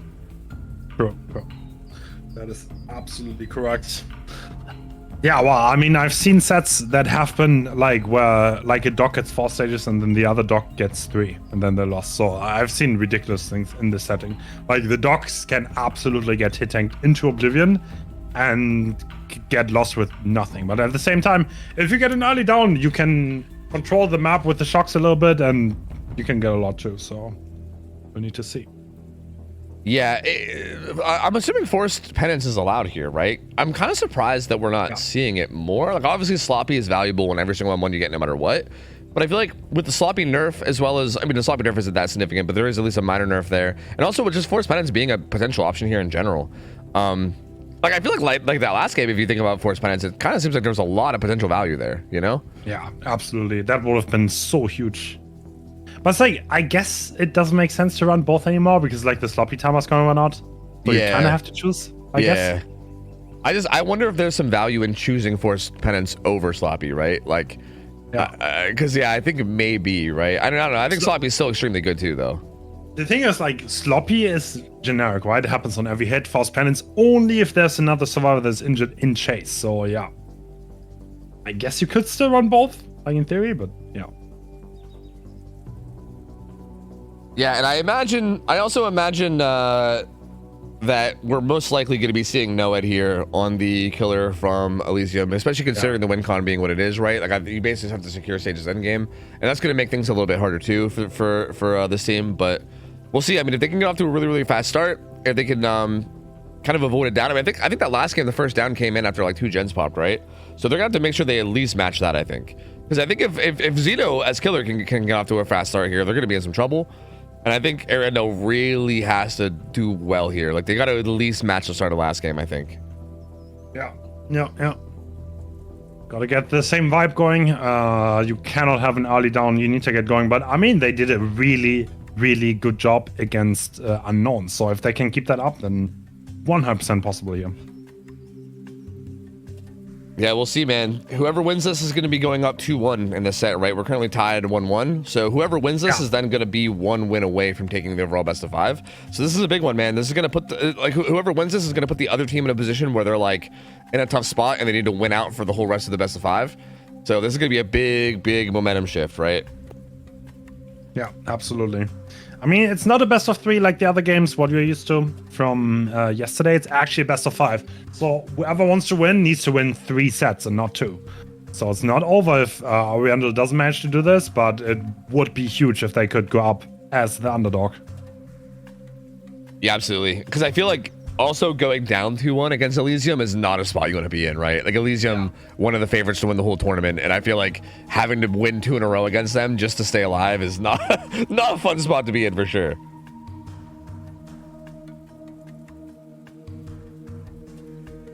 True. And it will be Xeno on Doctor, right? Yeah, like it's not gonna be anything weird. I'm pretty sure it's gonna be Xeno on every killer. I don't think I've seen Elysium put out a different killer other than Xeno now, especially like again since Zaka left the roster to go to Eternal. Yeah, true. It's pretty much a one-man show at this point, and yeah, that's the I guess. I mean, okay, there's no sloppy, but there's rapid brutality. That's also really good perk against hit tanks. Not only that, it also helps you in normal chases. Yeah, this is an interesting build choice, right? I mean, it seems not bad. Like Noed's in play as well to help out with that late game, so it's kind of similar. Just instead of sloppy, you got rapid. Oh, and he gets that. Oh, Bubble gets that throw. So this survivor actually has an exhaustion perk, smash hit. There are not that many allowed in the setting, but if he gets a pallet stun, he's gonna get a big zoom. Palisons are hard as hell to get against Doctor, though. That is a very difficult task with him denying. Ooh, with the pathing. Yeah, cheeky pathing there, getting the rest of the map too, making sure they get the rest of the map. But Rapid Brutality gonna kick in here.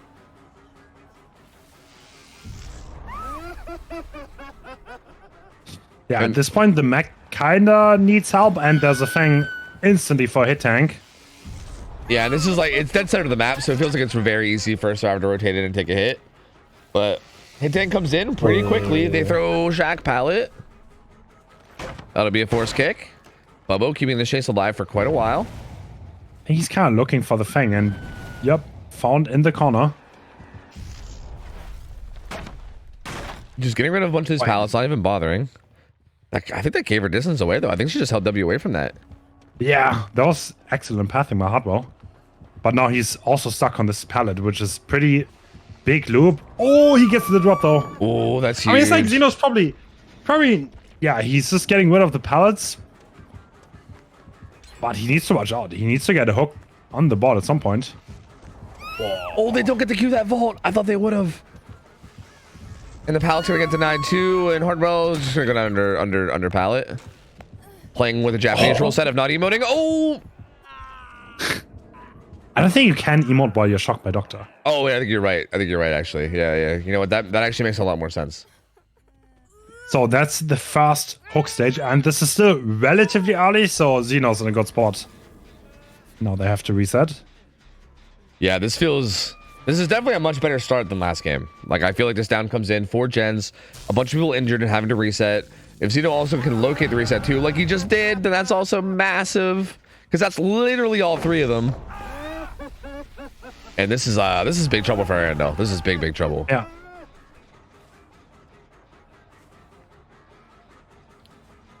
They do walk a distance away. He knows that Bubba was rotating around the backside, and he's gonna be able to interrupt this though. Ooh. True. Yeah, Bubba can't get that comfortably. And he also spots him too. So yeah, he knows exactly where Bubba was for the rotation. But they at least do get away, and they're able to get some gen progress now at the very least. But what happens here with this hook, right? Because it looks like Hardball's at least going struggle, and Bubba's not on gens this whole time too. So 2 people on gens, just for this hook to go struggle, and then you got to make something happen after that. Yeah. This is looking tough. They are getting some gen progress, but I mean, you kind of have to outplay the Nord, right? At this point. Yeah. Like it feels like we all know where it's going. I think they know where it's going too, and it's getting to the point where, like, obviously Hardball needs to stay alive long enough to not like die with like gen still up, which is like step number 1. But even once you get past that, it is still like beyond that. You also have to worry about Noed too. So Xeno does feel like he's in a really good spot here to get the win con, I think. Yeah. So he doesn't need to play aggressive. Time is on his side. He doesn't need that much. And a survivor who's on the hook is not going to run away, and you'll slowly get progress towards the game. And even if someone trades, that gets you 1 step closer to the win con. At this point, are they just going to let him die? Really? Yeah, right? I guess so. That's an interesting. Alternates, maybe? Yeah, I don't know. I guess they are just going to let him die. Yeah, Bubba has been hovering the whole time, though. I guess just wants to rotate to one of these gens. We're gonna get shocked, I think. So even that just like was kind of holding that position the whole time, just to end up getting shocked anyway. Like, maybe should have lockered up. I don't know, hard to say, but ends up getting found anyway. So that was basically a whole like 2 minutes of no gens for Bubba, and then also getting immediately found afterwards. Gen number 4 pops. So a lot of pallets here that you can path around at the very least, right? Can get on this one. To be honest, like at this point, even if Bubba holds chase a little bit, Xeno needs to get some more. Like if you lose Nord fast and you get saved, then it's could get rough, honestly. Yeah, I think a lot of this is gonna boil down to like Noed and where it spawns too, though, right? Because if you can get it down like on top of the totem or something, it's just over at that point. But yeah, we'll see. In a weird, like, I wonder, like, is this something that you would ever think about this moment? Like maybe cleansing a totem in a certain spot just so you know that you can take chase there and then guarantee that Noed spawns somewhere else? Like I feel like you can kind of play around the RNG of the Noed spawn a little. But oh wait, this gen setup's actually pretty good. I didn't really realize.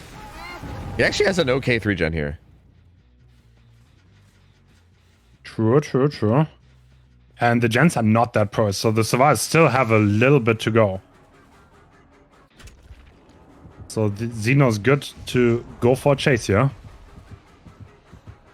Oh, yeah, Reba's gonna be in some trouble. Bubbo hopping in for the hit. Oh, I think Bubbo's maybe hopping in to try to throw a pallet, but doesn't get it, and he's gonna get hit. No smash it for him, and yeah, now Bubbo's in danger. What is he gonna do? That is so dumb. He's gonna die is what he's gonna do. Yep. And it's pretty safe to assume the magic is working on That's Shack right. Gen, but no. No. Tier 3. Yeah, I can't do it. Yeah, Shack Gen's getting worked, and it might get pain res is kind of the issue, but man, a lot of this is gonna boil down to Noed, man. Like where Noed spawns, whether they're able to snipe it. This is a good hook position too, though. Like kind of right in the middle of the gen setup. It's honestly not. We're not even in endgame yet. Like he might be able to defend this at least a little. Bubbo's gonna be working, or not Bubbo. I think Arima's gonna be working that gen that they left over by the fillers, though. There's a totem on that hill, so like imagine it just spawns as Noed. Start cleansing it. I think he's gonna. Found him. Oh yeah, he did. Oh, did he? It looks like it though. Oh, I don't know. Is he gonna start cleansing it right as it pops? Just start the cleanse and maybe don't. Yeah. Oh my god. Let's see if it turns into Noed. Not the 1 in 5 Gamba. Oh, that's crazy though. Imagine. Okay. It's getting interrupted. It didn't anyway. It's not Noed. Yeah. That would have been Where sick is though. the totem? Oh. Ooh, that's not a bad position for Xeno. The thing Yeah, is, he knows that. Oh, bro, he can just zone. He knows that there's no one probably going for this. oh, Darnok though. but the problem is that he can't. Magic can't go down. Bubbo can actually be hooked one more time and it'd still be a win for Arendelle. Yeah, but he's closer to the totem now. Yeah. No, we can hook right next to Nord. Yeah, that's rough. So he's shocking here just in case someone was on the Nord totem. It would get interrupted. Now he knows that, and he's probably going to be happy to just take that. Yeah, okay. Yeah, it's gonna be enough. That is going to be it. 6 stages. I mean, still 6 stages versus 5. Every game is as close as possible in this series so far. Yeah, man. Arendelle is like, again, they're right there with them. Like, this is so close. Yeah. So if you just tuned in, the first 2 sets were literally as close as humanly possible, I think. I don't think I've ever seen 2 sets be closer. Where those barely win for one of the sides. And yeah, this is the third one. Yeah, these are gonna this decided for Elysium. This entire series has just been wild so far, man. Yeah. Like just 3 Holy shit. insanely close matches. These teams are so good. Yeah. look at this Xeno just standing here shocking his Noed over and over again. Everyone sees it too. They're like, yep, we see what he's doing. They just can't do anything about it. I mean, they're gonna try just because he's trying to time it in between the shocks, but yeah, there's no way. There's no way. Unfortunate. They're playing for the win con. And this is not supposed to be. Yeah, but it's gonna be Elysium going up 2-1. So now Arendelle backs against the wall. They gotta win every set from here on out. They cannot let one more drop to Elysium at all. And if you're Elysium, you probably feel pretty good about that one too, right? You're like 1 win away from Pretty finals. interesting. 2 of those survivors used to be part of Elysium. And they actually went to Arendelle now. Arima and Hardwell. Yeah, that's interesting. Hardwell, I've seen Hardwell on so many teams, right? He was on Trauma before as well. Like, Yeah. I feel like I've seen Hardwell. I mean, it's kind of like you said before. He's a very old school comp player, so I think he's been around, for quite a few different places. Yeah. True. And Elysium just kind of feels like, I feel like Elysium is like this like all-star team that just kind of like takes in players and drops players like left and right. Like I feel like it's just like this roster of rotating god tier players. It's like if you're insanely good at the game, at some point you're going to be on the Elysium roster and then probably move to some other team afterwards as well. Like it's like they're constantly rotating in and out. Yeah. One thing that I find really surprising in this tournament, Rapid Brutality is being picked a lot. Yeah, it's actually getting some good value. Yeah. Yeah. And it actually is walking out more often than not. Yeah, we saw iPick get nutty value out of it with Unknown, which was kind of actually the really weird one because Unknown is not even like necessarily a full M1 killer. It looked really good in this in this Doctor game with Xeno. We saw it earlier with Pinhead as well. Like, yeah, it's Interesting, honestly. Yeah, I didn't like. It's one of those perks where like it's not incredibly powerful, but it does feel like, especially with kind of the misdirection of it, right? I think it's a lot of it is like it's like messing with the survivor's muscle memory, like that little bit of speed. Like if you don't, especially if you don't recognize that it's there, you just don't make certain pallets and windows that you normally would, and then you can kind of mess up your pathing a lot. So yeah, it has been very, very valuable in these sets. And the next one, what is our next killer? I forgot already. Yeah, I need to go. It's going to be Billy. Oh my god! Oh, really? Go. Yeah. And yeah, aren't Xeno and Bubba and Bubbo and Excise actually? Yeah, there's actually a ton of Billy players here, right? So actually, didn't this happen already? I'm getting flashbacks. I remember us talking about Ariendo's Billy players. I remember us talking about it being either Bubbo or Excise. But I don't think it was against Elysium. I think it was against. Oh, okay. Oh, I can't remember who they. I can't remember who they played. Oh, it was Sinners. Yeah, exactly. Yeah, so Sinners, it was Bobo playing against Sinners, and he played pretty phenomenally. I think it was 4K3, if I'm not mistaken. Yeah. I'm pretty sure it was. Yeah. So yeah, Bobo being a really, really experienced Billy player, but Xeno's also insane, by the way. Absolute mental on Billy. So he gave me insight. He thinks his team is incredibly good against Billy, so it'll be interesting if I can put it onto the board. Okay. But Xeno's convinced that Billy in a comp setting is not that strong and should pretty much never get 4K'd. But literally everyone else is of the opinion that Billy is the strongest killer in the game in the comp setting. So yeah. Really? Xeno, huh? That's interesting. I mean, I do know that Elysium does have a lot of those like 1v1 grinder type players, right? Like we saw Shinna.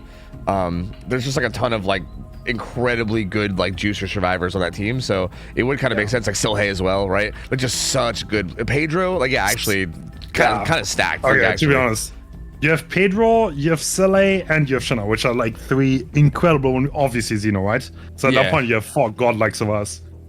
Yeah, that's gonna be really hard. Yeah, that's absurd. So yeah, I mean, maybe that's why. Maybe that's why Xeno has this opinion, because maybe he's scrimming against that team all the time. You know what I mean? He's chasing around Shinna and Silhei and Pedro, and he's like, yeah, hey man, Billy probably shouldn't be 4K, you know? Kind of hard to blame him. Yeah. That is absolutely correct. And it's gonna be Xeno playing killer first, by the way. So this was Elysium's pick. Ariandel actually did not pick this one. Yeah, this will be interesting. I mean, it sounds like Xeno is of the opinion that you get a leg up here in terms of like their ability to play this set. To be honest, I feel like this is so highly volatile. Things can go wrong so smoothly. I feel like in scrims, everything is always so controlled, right? And everyone's like thinking straight. But like, if you are actually in the tourney, right, then things can get wild really quickly, and then you might not play as smoothly, and you might make some mistakes. So yeah. Yeah, and I feel like this is such a volatile set where there's so much opening for mistakes on both sides too. Yeah, I would be surprised if there's no 4K. I think both sides are gonna 4K this, but let's see. I kind of agree. This feels very, very tough, man. I don't know. Like, it does feel like maybe if you win a lot of 50-50s against the Billy, maybe you can get out ahead enough that you'll be in an okay spot. But again, it's kind of like you said before. Like anytime that you slip up even a little bit, it can slip into a 4K. Oh my god! Ooh, this build! Oh my god! What am I looking at? Wow, that's such an aggressive build. We have Ruin and Dying, Devour, and Tinkerer. No Corrupt. And the slow vault from Hardwell. Interesting. Maybe trying to save lives. I don't think that was intended. Oh yeah, he doesn't have live. That must have just been on. I think he was maybe just trying to let go shift. Blue is gone though, so. Oh, that nearly hit. Oh my god. Dude, Xeno's ready to mind game those. Oh my god. Yeah, he is. That is crazy. That was honestly so close. And even this is gonna be scary. Oh, just a crouch it, but not in position. That is an extremely early down, and this is where Ruin and Dying Tinkerer is probably going to come in, because now you can roam. Even if a gen is close to completion, you will know about it, and with boots, you're going to be able to go there instantly. Yeah, that's going to be so gross to deal with. And if they take advantage of him defending the gens, that's just gonna give him Devour stacks too, which is then also gonna start to get out of hand as well. Like, it just feels like there's so much here in terms of this build, in terms of like a potential snowballing, and yeah, I think it's gonna be hard for Arendelle to handle. Tinkerer going off, and we have overdrive right now, so we're gonna be fast. But he's not going for it now. Yeah, he's actually gonna let it. I think he's trying to find the rotation. It looks like. Oh my god. I think the Survivor actually got caught off guard by Tinkerer. They played around the terror areas and it fooled them. Yeah, that was close. If that actually would have been a full-blown chainsaw there, that would have been nasty. 1 second Devour, though. Actually rotated. Cutting off Crane, but he does have another filler. This feels pretty good for survivors, though, right? Actually be able to get this pull. Oh, that's soft. He's just not breaking at all. He's just like outplaying everything. Yeah, he's just full sending everything here. The zone, right? I don't think he makes it up to the Crane. Yeah, he has balance, but he doesn't make it up. That chainsaw break was that power break was too fast. Yeah. He's gonna go down corner. They do pop that 1 gen, and they're gonna get Shack gen done too. Tinker's gonna proc there. So one thing about Tinkerer, by the way, he's gonna know that it's a duo gen. Because of the timing from the Tinkerer to the gen pop, because Tinkerer goes away, now the gen pops. This means there's a duo. That's great info for Xeno. Ruin's still up, Devour's still up too, coming up on 2 stacks. And what's interesting too is that, like, if Devour gets to 3 stacks here, it's gonna be hard to shit the break because there's 3 totems, right? Yeah. Like, it's a 1 in 3 chance. Actually, it's not even a 1 in 3 chance because dying. Oh god, Bubbo. What just happened? Bro, right. Bubbo, he don't even need vision, dude. He's just playing it by feel. It's cool. It's cool. Oh, that doesn't hit. Do we make that pet? No, we don't. We do not make that. I think I might have to use this barrel. Nope, goes down under pallet. The unhook still never came in though. Why? What? Yeah, Hardwell's still sitting right here. Though. Yeah, this is really bad. They have another gen tinkered. And at this point, they might even just be like, yo, let's just get this gen done to make this 4K2. Did you see? Yeah. Oh, yeah. Arima's here. This is trouble. Hardwell's dead. I didn't see who had UB. UB should be in play here on somebody. Oh, it's on Magic. Okay, that was huge. Arima doesn't go down. They're still in this game. So, like, getting 4K1 is not much of a problem. If they do not get 1 more gen done, it's going to get rough, though. So, I think at this point, Ariandel probably really wants to get 1 more gen done. But, like, Ruin is going to make it so hard. And Tinkerer, whatever gen gets high progress, it's going to get ruined. And Tinkerer will tell Xeno that it's close. Yeah, this feels like such a tough situation. It's going to be so hard to get this done. Even without, like, the Ruin Undying Tinker, Xeno, just with his game sense here, trying to sniff out the stealthing survivor, which again we've seen him do so many times. So if he manages to do that as well, then that's not even gonna matter. And Magic's here, and like I said, there he goes. He finds him. This is something we've seen Xeno do so many times, where he just manages to find the stealthing survivor. Oh, Magic playing this really well. Oh my God, lord! Oh, I did. Wins those, I guess. Did Tinker proc already? Okay, there it goes. So Tinker procs now. And yeah, I mean, I think Wait, he gets unhook. Wait, this is great so for Arendelle. Oh, they're gonna pop that gen. Does he? Yeah, he wants to interrupt it. He wants the 4K2 and he's fighting for it. That UB though on Magic's gonna be huge. Yeah, but there's no other gen that is high pro, so. Swim burst. Ooh. He's running into the fattest dead zone. But like at this point, someone has probably took over the gen, right? Yeah, you would think, right? Yeah. Like I'd imagine Bubbo. Oh my god. Well, down goes Bubbo. Yeah, that changes things quite a bit. No. Oh no, Reba doesn't want to give it up. He's heading back that way, but he's gonna be in danger. Overdrive. Oh. That is a down. Yeah. Okay. That one snipe changes everything. Now everyone is down, and Unbreakable is already used, right? Yeah. He was already used up on Magic, so yeah, this should be basically donezo at this point. He's gonna get a hook right on top of this gen that has all the progress. That looks like it's probably gonna be 4K2. Oh my lord, dude. Damn. Zeno is so nasty on Billy though. Like he just full sends all these crazy ass mind games. It's so like, it looks so stressful to play against. My God. It's like, I don't know, like oftentimes the downs take a while, but then all of a sudden everything explodes and the game is GG. Wrap it up. Yeah, I feel like that's always how Billy games go. Like I feel like a Billy game can literally be looking pretty good and then instantly just be a 4K. Like at any point, it can just instantly turn into a 4K. It's so wild. Oh, all right, the pick is coming through, but like, yeah, that's the thing about Ruin, right? The gen is regressed now. Tinker on every other gen. Every gen is regressed too, right? It's not even like there's any progress anywhere else either. Like there's nothing on the map right now in terms of gen progress other than that one that the hook's right on top of. There's no bamboozle in play, so you can actually do something with that main window. Doesn't hit that. Oh, patient from Bubbo. And yeah, like what happens here? Does Magic try to do a gen far away? But even if he does, it's going to eventually get Tinker proc, right? Yeah.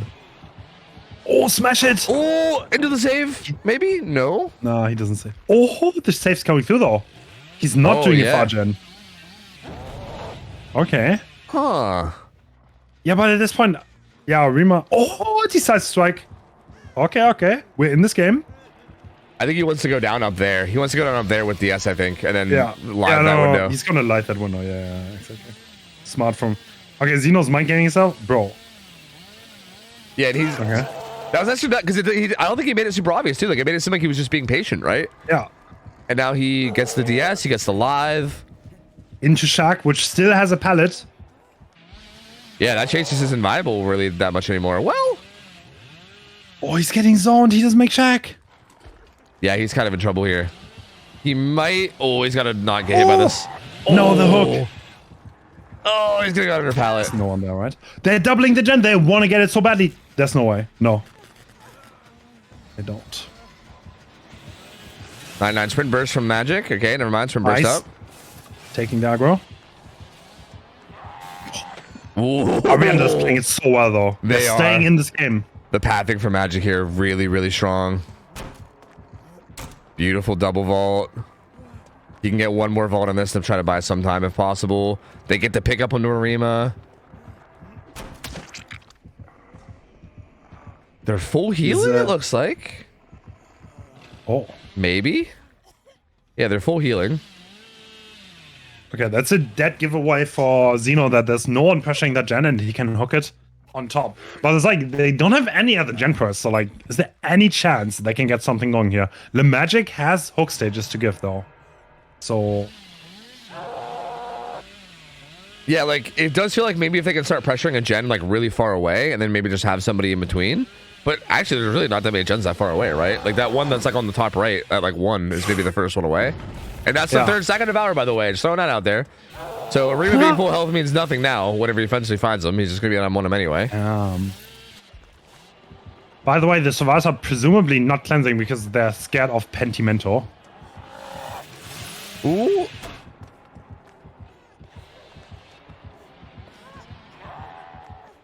And back to the Jenny goes. And yeah, I would have to imagine Arima's on a different gen somewhere because we haven't seen him in a minute. Oh, yep, he's down there. Oh, Undying is actually revealing his aura. And they don't know about Devour yet. Oh no! And there it is. He's forcing them one, dude. Oh, and they were doubled on this too, but they can't.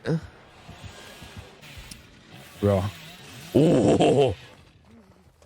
And the cooldown here from Blue is just nuts. He gets us down too.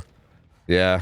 Maybe if Bubble... Wait, does Bubble get it? Did Bubble hop right back on that gen? Oh. If he would have hopped right back on that gen, he might have. He had Resi too? Yeah. I don't think you expect Zeno to pick there, but like... In a weird way, if Bubble just stuck that gen after Zeno leaves. Overdrive being generated. Oh my god. Bubbo getting barely away from these chainsaws so often. He says Resi, by the way. Yeah. Wow. Oh my god, Bubbo. Doing so well in these chases. Predicting so well. Dude, Ruin is the absolute MVP here. Yeah. Can they somehow maybe greet that gen? They've put, and again, it's such a shame because it's only this gen, right? And I think, again, that's kind of a product of Ruin, but if they just had gen pressure somewhere else, this would be such a good spot because they're playing it so well. Like, they're doing a good job. Oh my god. Xena has perfect vision on anyone walking that gen because there's a dull totem right next to it and he's undying. Yeah. It's like fucking, it's like permanent gearhead value or something, just constant knowledge of it. This tree rock loop here is really good, and this might buy time for Arima to do that gen, right? I think what they're trying to do now is just trying to split it between these two, and just hope that they don't die. Xena has so much. Xena has good timings. He's not gonna give it for free. Yeah, and that gen that Bubba's on across the map has a while to go too, right? Like he could even commit a bit to Arima here, and it wouldn't even be the end of the world. Like he just chased Arima the whole way down to Shaq. He also got rid of his live, so now he knows he can pressure this gen. And if he comes back to Arima won't have live. I think what's going to happen now is he's going to either get this down now, or if he doesn't, he's going to go back to Arima, who doesn't have live, and Arima's going to be in trouble. Fine. He pre-leaves really early, though, actually. Oh, Arima does not make the Shack. Yeah, I mean, Bubba has so far to go, right? Yeah. Arima has to have an insane chase here. Oh, that Honestly? was insane pathing. Yeah, that was really good. The gen pressure's building up. Yeah, it is. So at this point, Bubbles gen is actually very progressed. Xeno trying to kind of like zone away, but he doesn't have Bamboozle. Oh, full sense of their chainsaw again, and Bubba's doing such a good job of getting away from him. And yo, Arima's gen. Bubba, yo, he just can't get this solid to Bubba. To go back. He has to go back now. But this gen that Bubba's on has so much. Yeah. And Arima, again, dude, the positioning of these survivors is so good. Arima pre-leaving again, Xeno trying to cut him off before Shaq, but he can just go back to truck. Was that a failed skill check? Now. Oh no, it's Tinker, yeah. Oh no, he has been found. No, that's it. Oh Arima my tried god, to hide. so close. I wonder if he couldn't have played aggressive around the broken truck, but it's like overdrive, right? Yeah. But like this gen is not going to complete. Ah, they don't get it. Unfortunate, but like. Oh my god, it was so very close. Nice effort. And like, to be honest, like nothing is decided. This is absolutely like the result that can absolutely happen again. Yeah. I think a 4K2 is absolutely tieable, even like kind of beatable. Like you said, I mean, all it takes is one mistake, right? Like Elysium is obviously an insanely good team, and you don't see a ton of mistakes out of them. But no one is completely perfect, right? Like people are good at like every team is gonna make little mistakes here and there, and if they just make a bad one at a bad time, Billy sets are very volatile, right? Like it can snowball into a 4K at any given point. So this was such a fight though from both of these guys. Like I cannot. They were so close to popping one of those. Yeah. I'm kind of sad that they didn't because they fought so well and they held on for so long. And like literally 2v1, they nearly did that. That looked so incredible. But yeah. In the end, it's 4K2. And Bobo will have to match that in the next game. It is kind of a shame, man. That was disgustingly well played. I feel like Bubba won like 8 chainsaw 50-50s to stay alive. Just like kept saying, like they just did so well. They did so well. And yeah, also like it wasn't even that they just like didn't get it at like low progress. Like they were about to pop the gens and then they died. It was so close. So one thing Bobo knows, he needs to get a pretty decent result so he can go for a very aggressive build. I would honestly expect Ruin again here, to be honest. Yeah, I would agree. Yeah, that felt very strong there. Like, I mean, I think Devourer coming into play also helped a good bit as well, but. Yeah, I mean, like the Ruin Undying pick there just seems so nuts because if you can get the ball rolling early, it's like, how do you find time to cleanse totems? You know, it's just so tough. I don't want to spoil too much, but like the survivor roster for Elysium is Pedro, Silhey, Shinna, and Xeno. These are like such insane players, though. That's the exact lineup we were talking about. All the 1v1 juicers, dude. Oh god. Yeah. Oh no. Yeah, I mean, to be fair, like Bobo is like one of the biggest old school Billy comp players. Like he's always played Billy and he always did well. And I've seen him do insane stuff even before the rework. So if anyone can do incredible things on Billy, I think it's Bobo. Yeah, I mean, I think this is going to be quite the micro matchup here, right? Like I feel like these chases are going to be interesting because Yeah, this feels like maybe one of the most like nightmarish teams to ever have to go against is Billy, honestly, just based off chase. Like, I don't think any of these is. I don't think nobody you chase here is going to be comfortable in terms of like taking a chase with. Yeah. But yeah, like you said, Bubbo extremely good. So you never know. Like if you can manage to pop off, and if they just slip up a little bit in terms of like positional mistakes and stuff, he could still make something happen. That's intimidating though. I'm gonna be honest with you. Like even from like even just sitting here as a caster, looking at that roster is like legitimately intimidating. Like that is that is wild, man.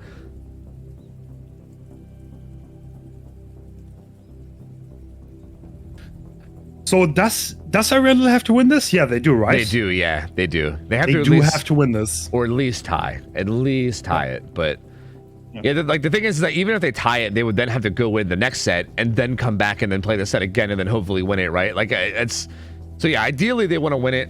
A tie would at least keep them alive.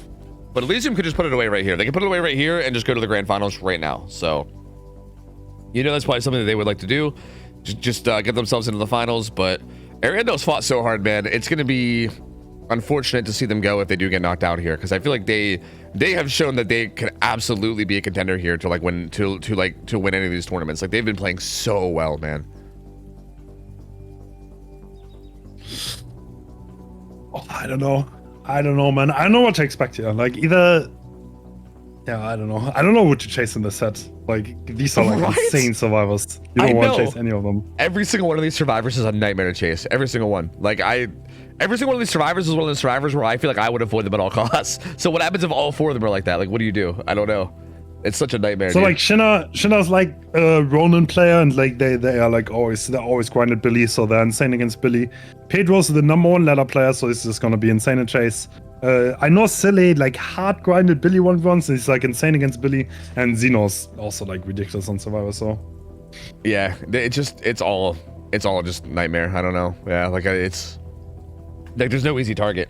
Again, I think it almost feels like a big part of this is just gonna have to be hoping that they make some kind of like a macro mistake, because it feels like their micro is probably gonna be very tight, right? It's gonna be very difficult. Yeah.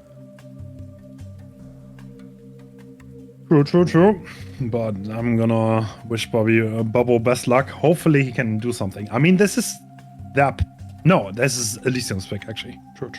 Yeah, but I mean, and Bubba was a beast. We've seen him pop off before. And honestly, I mean, I don't know if like the Survivor play means anything, but he was doing so well in Survivor that I feel like he might be feeling it, you know? Wow. There's no Ruin. We see Agitation pop, but there's a Tinkerer too. And no Boots. It is Tom's mix. Interesting. And Bubba seeing scratch marks. This is kind of similar from what we saw to Bubba against Sinners too, with just like the Agitation pop.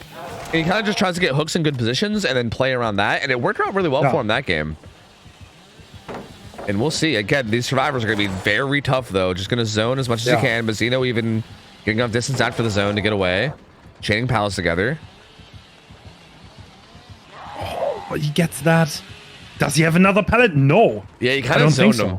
He sort of zoned them with that. Yeah, he's going to be in some trouble now. That is a very, very early down. And there's not yes on this survivor, so... One of the survivors was kind of hovering, too. So it's not even like the most efficient gen progress. And like, look at the gen progress. Was like, oh, what the hell just happened? I didn't get some spotted there. What the hell? Okay. This is going to be an insta-pull here. He's kind of looking for survivors hovering, but he already went past him. He's probably not going to expect this, right? Yeah, he's not looking anywhere in the right direction. Yeah, not coming through though. Oh. Overdrive instantly. And I don't think he makes that window. He's going to be able to zone that window out. He will probably have his filler off to the side. Whoa. Does he get this M1? He doesn't chainsaw that, and that's light now. Okay. Yeah, this gets him out towards mid-map and Shack, where there's a lot of fillers. Sin car. Nope. I thought he would do something crazy. Okay, kind of interesting. So Xeno's not really interested in playing around the pallets. He just wants to play drop pallets all the time. Yeah, this feels like without overdrive. This feels like the safest way to go about it, right? Just drop pallets, try to force kicks, just use the resources you have, try to buy as much time as you can. Xeno's been doing a really good job of this. The pallets are going away, but it doesn't matter as long as the gens are getting done, right? That's another pallet. Oh, he's dying under it. Okay, Tinker. Oh, doesn't have much time. Did Tinker just double proc? Yeah, 2 Tinkers. And a gen just popped, so I think he should know that nobody's here, right? Oh my god! my Somebody God. was there. Never mind. Disgustingly good save. Okay, never mind. Oh, good teamwork by Elysium, but like, look, there's not even pop. Like, you're going here dry, so whoever's on this gen needs to die fast. These two gens are really close together, and we kind of need a curve here, to be honest. Yeah, they already popped main. Yeah. And Pedro, and again, like these survivors are so hard to get anything on, dude. Like they're gonna be playing this so well. These are not the kind of survivors where you want to be in a position where you have to down them fast. Like that's the last position you want to be in here. Like look at this, Pedro. dude. Like what the hell? Like legit. Now the pad goes down. Oh. I mean, to be fair, I think it was zoned after that pallet, so it's kind of smart to like play around it. He still goes down though. Yeah, that's gonna pops. be gen number 3. But that secures the tie. So Bubba can do no better than tying now. Yeah, but there's no one even death dog. And the Arno comes through instantly for well, I don't know. Elysium was playing this beautifully. Yeah. This is just so tough. Pedro, he said chainsaw hit into endurance just to get some more distance, and now he has Shaq. Can't viably take that anymore. It's far away from all the gens, and also Shaq pallet. Gonna come back and find Marcus or Marcos here, and can't take that either because of bounce landing. You gotta find something. Yeah, Elysium is making it way too hard. And like, there's no bamboozle here, so... Yeah, these windows become really strong. Kind of interesting. Bamboozle is not that much in the meta anymore, but I see a lot of survivors gain so much time on these windows. Yeah, right? Like, for instance, I think last game when Zeno was Billy, like, that was a big reason why Bubba was able to stay alive, was just the windows. Yeah. It is interesting. Yeah, like Bam maybe still should be using these builds, honestly. It's kind of wild. The pallet instantly goes down. They're doubling Shaq, though. And again, one more gen is enough to win, so if they finish Shaq, it's enough. But also that gen at 1 is being worked, too, so if he leaves this, that gen at 1 is being progressed. And no matter what, there's a gen, there's just too many survivors alive.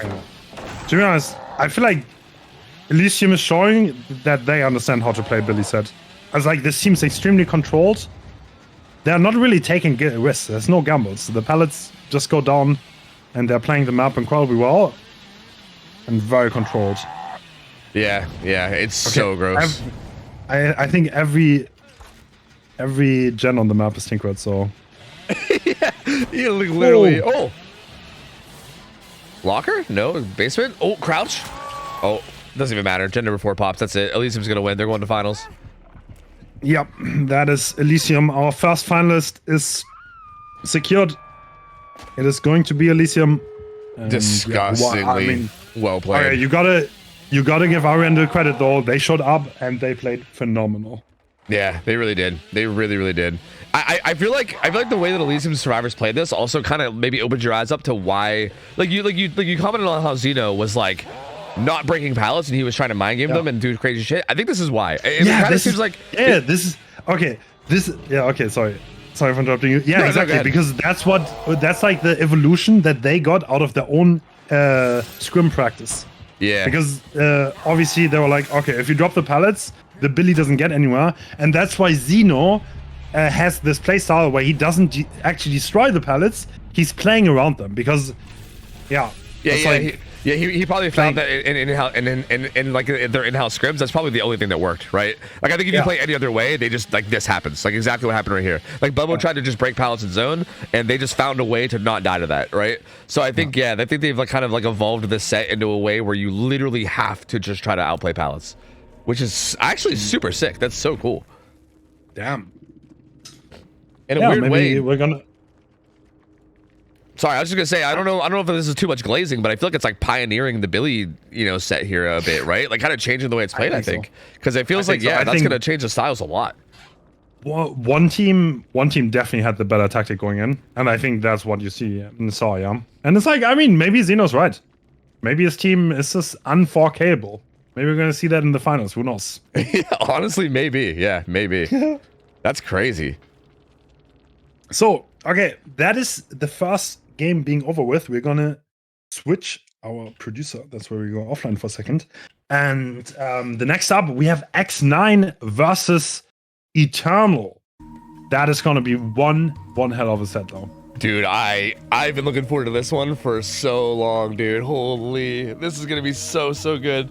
So X9, the defending champions, they were the winners of the Winter Invitational. They managed to squeeze out a win against Elysium in the grand finals, and it was this big win for them, right? And they're also the last NA team. I mean, even in the quarterfinals, they were the last NA team, and they've been this absolute force to be reckoned with. But Eternal, dude, oh my god, I can't help but feel like Eternal's got to be the favorite for the whole tournament right now. They've been playing phenomenal. Okay, let me say the sets for the series. It's going to be Wraith, Artist, Dredge, Oni, and the last one is Plague. Such good sets too, dude. Oh, this is gonna be so good. This is gonna be so good. So we're starting out with Wraith, yeah? Wraith Dead Dog? Yes. It is gonna be Wraith on Dead Dog. This was X9 picked. Bro, but like that against Eternal? I'm not sure about that, to be honest. Yeah, man. I mean, dude, you're gonna get pallet saved into Oblivion, no? Yup. That's something we saw yesterday whenever Eternal played against Calamity is, dude, the amount of like pallet saves that they've got. Like, it was such a nightmare for the killers. Like, it was so hard to get anything going ever. So X9 is the defending champions. They won the Winter Invitational. Eternal just reformed. In this tournament so far, no killer has managed to get more than 4 stages, I think, against them. Yep. It's been 4 stages Which max. is like... Yeah. Like, that's like unheard of. So they played this tournament to the semifinals, and they only gave people 4 stages. I don't know. I mean, Wispy has to do better here. I don't think you can manage to do that otherwise, but yeah. Yeah, I don't think you win this race set if you come out of it with 4 stages. There's no way. There's no way. Yeah, I don't know. It has to be broken here. Yeah, it's absolutely wild. We'll see. But it has been what? It's been like 5 games, I think, so far of them playing Survivor with like either 3 or 4 stages. Like, absolutely absurd. And like against strong killers too, right? We saw like Unknown was one of the killers that they played against and got 3 stages out, I think. Like, it's been pretty strong killers too. And yeah, I mean, again, I think as you kind of scale up and get closer to the grand finals, obviously the competition is going to get harder, right? Like now we have Wispy to go through, one of the best killers, NA. Like, all right, our Gamba on my Twitch chat is Eternal 85%, X9 15%. Oh my lord! That is wow.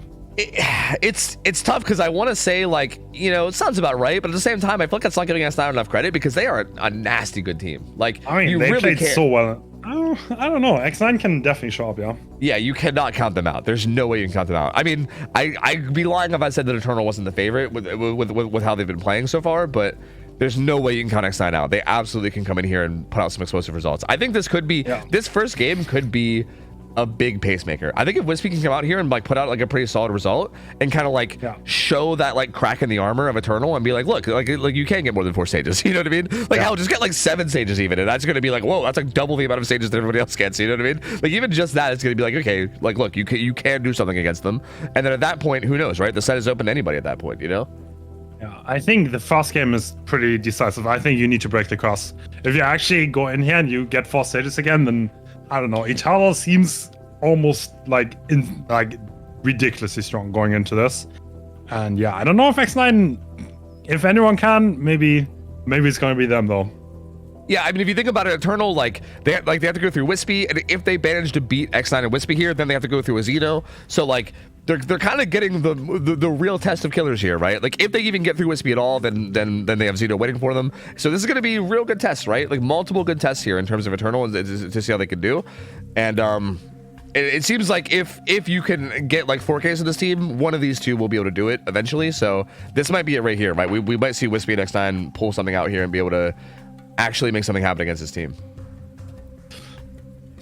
But man, I gotta be honest, like, I feel like Eternal yesterday, literally the way they were playing, I don't think I've ever seen this game played to that level before. Like, it was like, that's literally the best Dead by Daylight play I've ever seen ever, and I feel like it wasn't even close. Like, it was absurd. Like, they literally were like perfect, and I just, it was so nuts. I mean, they dismantled Calamity, which is a really, really strong team. It was not even close. Like, there was just like absolutely one-sided, pure dominance, no chance for Calamity, and yeah, it was absolutely brutal, man. It was brutal. It's like Like, the thing is, like, not only do they seem impossible to beat on Survivor, they have Zaka and Nightlight on Killer, right? Which is like, I don't know, they said two of the most experienced Killer players, and they almost always perform. So, yeah. Yeah, I feel like between those two Killer players, like, you probably have almost every base covered, and like they're just so, like, both of those Killers are just so nasty, right? Like, just so good at the game, and yeah, it's like, how do you, like, both sides are just disgusting. Like, I don't know what you do against it.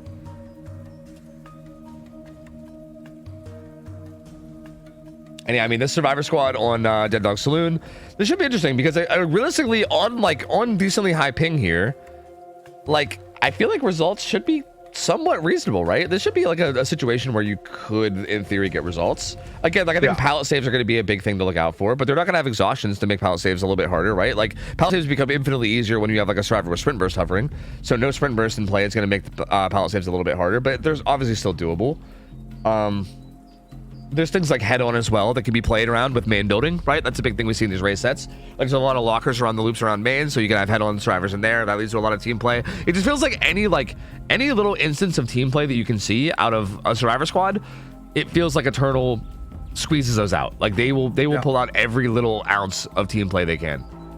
Yeah, the teammates just don't die. Like, it's gonna be death on, like, if someone gets hunted out, they're gonna die in the pellets. And then you're gonna have to bother with two other people from them. It's just so hard.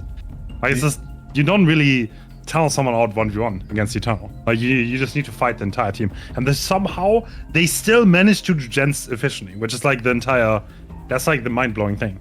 Yeah, it is. It's wild. Like, it literally, like, they're so just like machine efficient. It's crazy, man. It's so wild to see. And yeah, that's a big thing I noticed too about like their set against Calamity too, is like, it's kind of like you said, like, they will just die under pallet and then they'll just kind of force you to have to play around them, right? Like, I feel like they're so good at like taking control of the match and like forcing the killer to have to like sweat and worry and like try to think about where they are and try to play around their positioning, as opposed to it being like, oh god, let's play around what the killer's doing. Like, they will force the killer to play on like their terms, and it's just, I don't know, like, the amount of control that they exert over a match is wild.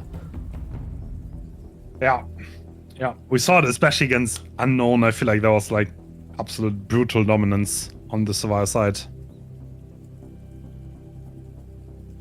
Yeah, and I don't know if this is so okay, like, maybe take this with a grain of salt, but I feel like yesterday's match of X9 versus Trauma, it might have just been Trauma's survivors being really, really cracked because they really were a good squad. But I'll be honest, like, I feel like maybe I just have really high expectations out of Wispy, because I feel like I've seen Wispy just completely dominate. But like, some of the matches yesterday were going pretty well for Trauma's survivors. Like, again, we talk about like that one Wesker set where like the win con was 5 stages and they almost won with 5 stages, which again, like, I don't really like, again, maybe I just am like, maybe my expectations are not correct here, but with what we usually see out of Wispy, like, I kind of expected that match to be an easy win for Wispy, because like, again, we see Wispy dominate games a lot. So I'm not sure if maybe Wispy's a little bit off their game, or if maybe just Trauma's survivors were playing to an outstanding level, and maybe I'm just not giving them enough credit. I don't know, but I mean, it's like, okay, if on Dead Dog, right, if you play close combat and you play for pallet saves, that can easily go wrong, especially because there's like cross ping, right? And if you get hit fast, if you get found while trying to go for a pallet save, like, it can easily turn into a play that can lose you the game. Also, on cross ping, pallet savings is also not that easy, and looks like we're heading in. And Wispy, that is a pretty default build. We have Bamboozle looking for survivors on the main building. Oh, instant find. Yeah, finds Roy immediately at main. That is honestly extremely wild pathing by Wispy. Yeah, that was really good. And this is a little rough, right? Like, main is not that playable with Bamboozle in play. So Roy kind of has to bail and try to play some of these tiles over here. But even this is looking rough, that medium vault. Oh, the head on attempt, but Wispy calls it out. Doesn't no way. Oh, no. This is a really good start for Wispy so far. Yeah. Still has a ways to go. We'll bam this. But yeah, that head-on play teamwork that we saw is already gone. Roy will go under pallet. I think, trying to get that stun, though. I don't think that was an intentionally dying under pallet. This is a really early hook against Eternal. This is an extremely early hook. Yeah. Wow, this is actually looking really good for Wispy. They're resetting at main. Another survivor was kind of across the map doing a gen. Oh, you see Metal of Man coming in with 1 stack already, so that could come into effect later. And the main building gen being interrupted. Yeah, kick coming down, and looks like Wispy's just trying to decide what to do here. He's trying to catch his driver in a position, maybe. Still has Zaka here. Yeah, it's kind of, I think, just looking for rotations maybe, but they're kind of just bashing gens at the moment. They do not seem that interested in getting this pull into Roy. Yeah. But this is rough. They're kind of on the back foot. Again, I mean, they're split on 3 gens, but there's not that much progress at all right now. Like, there's very little, and Roy's about to go struggle. I think we're going to see that 4-stage trend change here. Yeah, the dynamics seem extremely different. X9 being a top tier team, and Wispy just knows what to do, right? And now the struggle stage, that's really, really early. And like, yeah, they're splitting 3 gens here. They're not going for the rescue, but I think Wispy's going to go for the interrupts here. Yeah, I think Wispy probably recognizes this too, right? Because it was so early, I think Wispy probably recognizes like they're like, okay, we got to get gens on here. Like, we need the gen progress. And they are just going to bash them. Ooh. Oh, and Ivan gets found. Oh, gets caught. Oh, no. Wait. And the body block too. And a free tag. Is there anyone to rescue right now? This might be really bad. Oh, someone does get the pull. Yes, but like...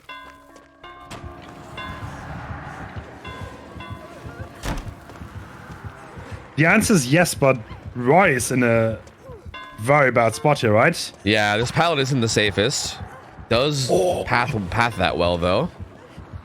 And it looks like Zaka, I think, is hovering this to try to help. I think he was the driver that had head-on as well as Metal of Man, so I think he's just kind of... No, actually, no, it actually wasn't him. But yeah, he's going to be hovering, trying to help out where he can. Yeah.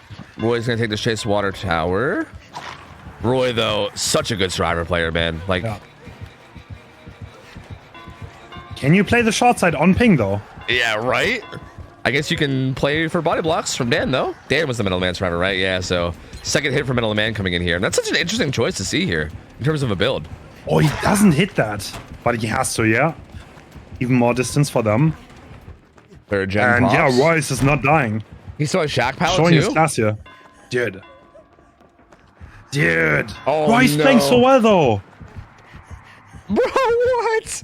No, wait a minute. Did we speak too soon about the 4 stages thing? They're doing so well. Wispy's trying to get around him. He does get around him. He's blocked though. He doesn't make anything. He's trying to emote to get under pallet, but he doesn't make it. He does not make it. Roy's dead. Wow, that was such greedy play by Roy, and it does not pay off. So that's 1 survivor dead. 2 gens to go. This is not looking bad for Wispy at all. Yeah, and the gens. Oh, look at the 3 gen. Oh no, dude. Eternals on. They're in trouble. Honestly, they're in trouble. And I think I would assume that Metal of Man pick seems like it's geared around taking hits while 4 people are still alive. Like, I don't know if that's going to come into play in the 3v1, right? Like, it feels like that's like a keep it a 4v1 for an extremely long amount of time. Zaka running into a wall from the blinds, unfortunate. Zaka actually has flashbanged the park, but that definitely didn't work out. So Shackpad is still being up here.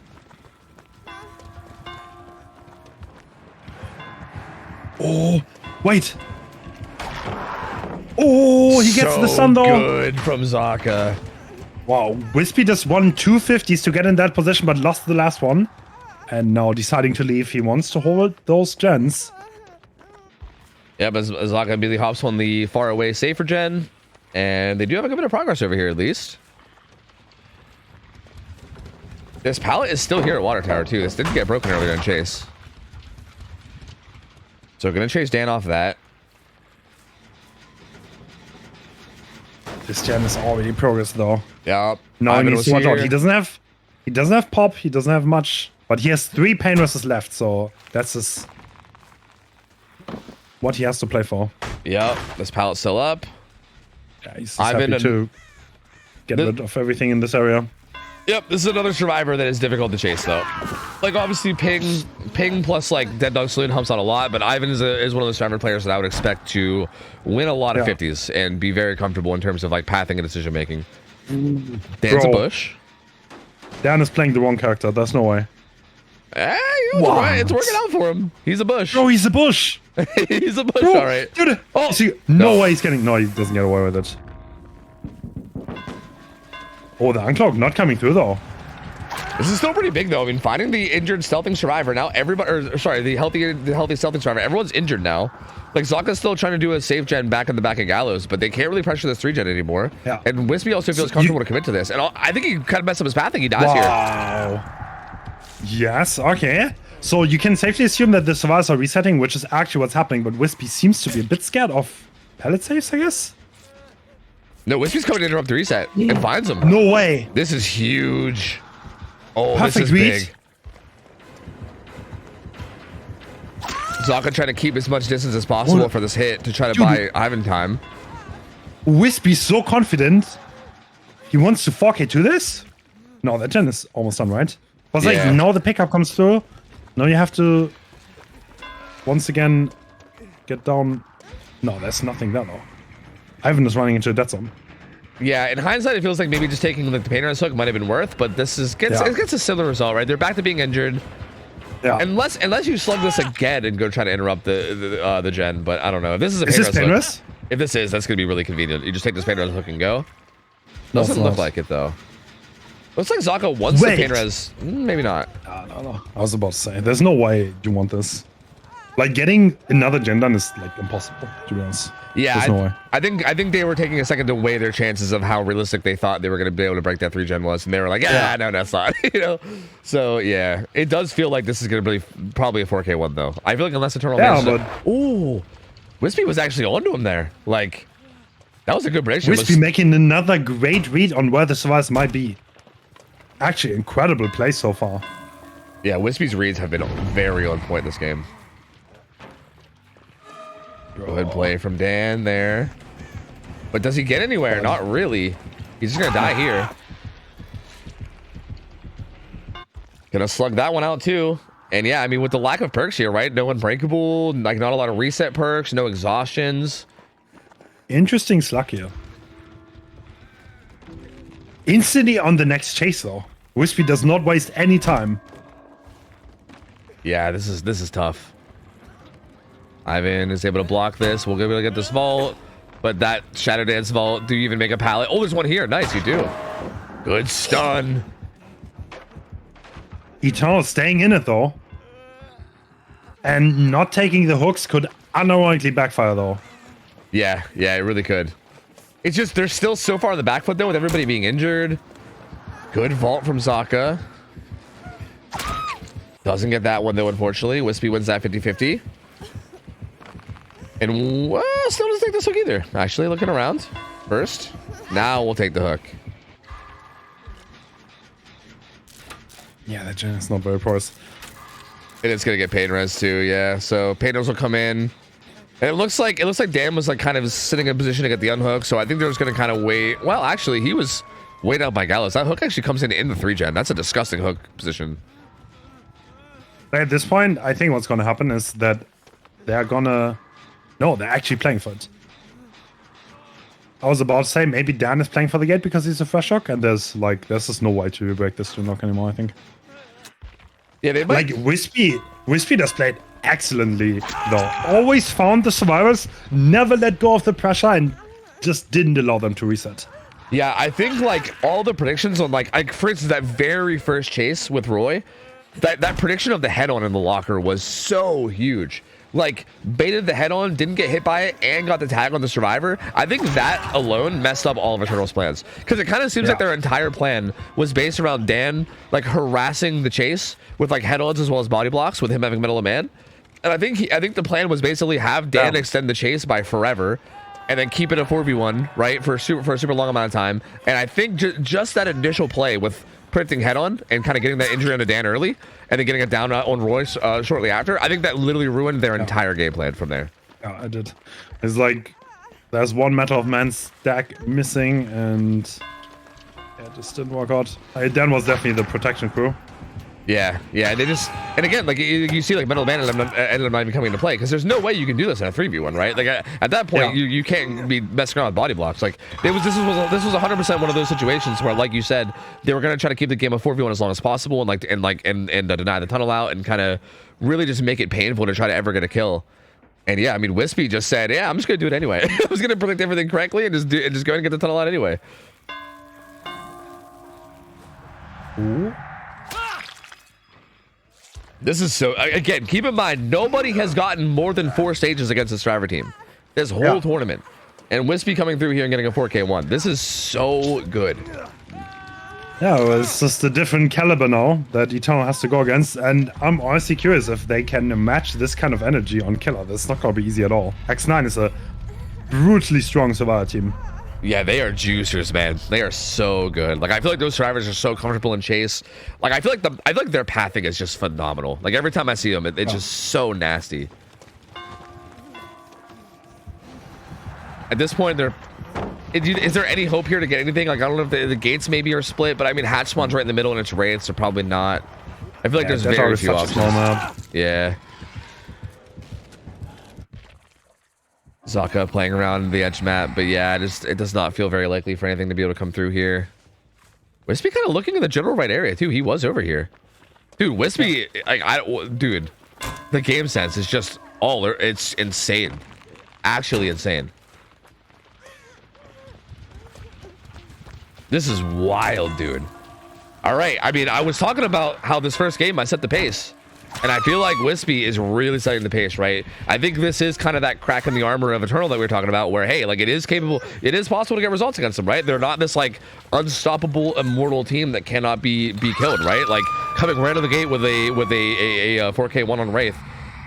That's a good way to set pace, man. I mean, that's going to be an interesting way to kind of hold momentum and get this going. And I think if X9 can come out here and have a good survivor result, too, this is going to be a very interesting set. So...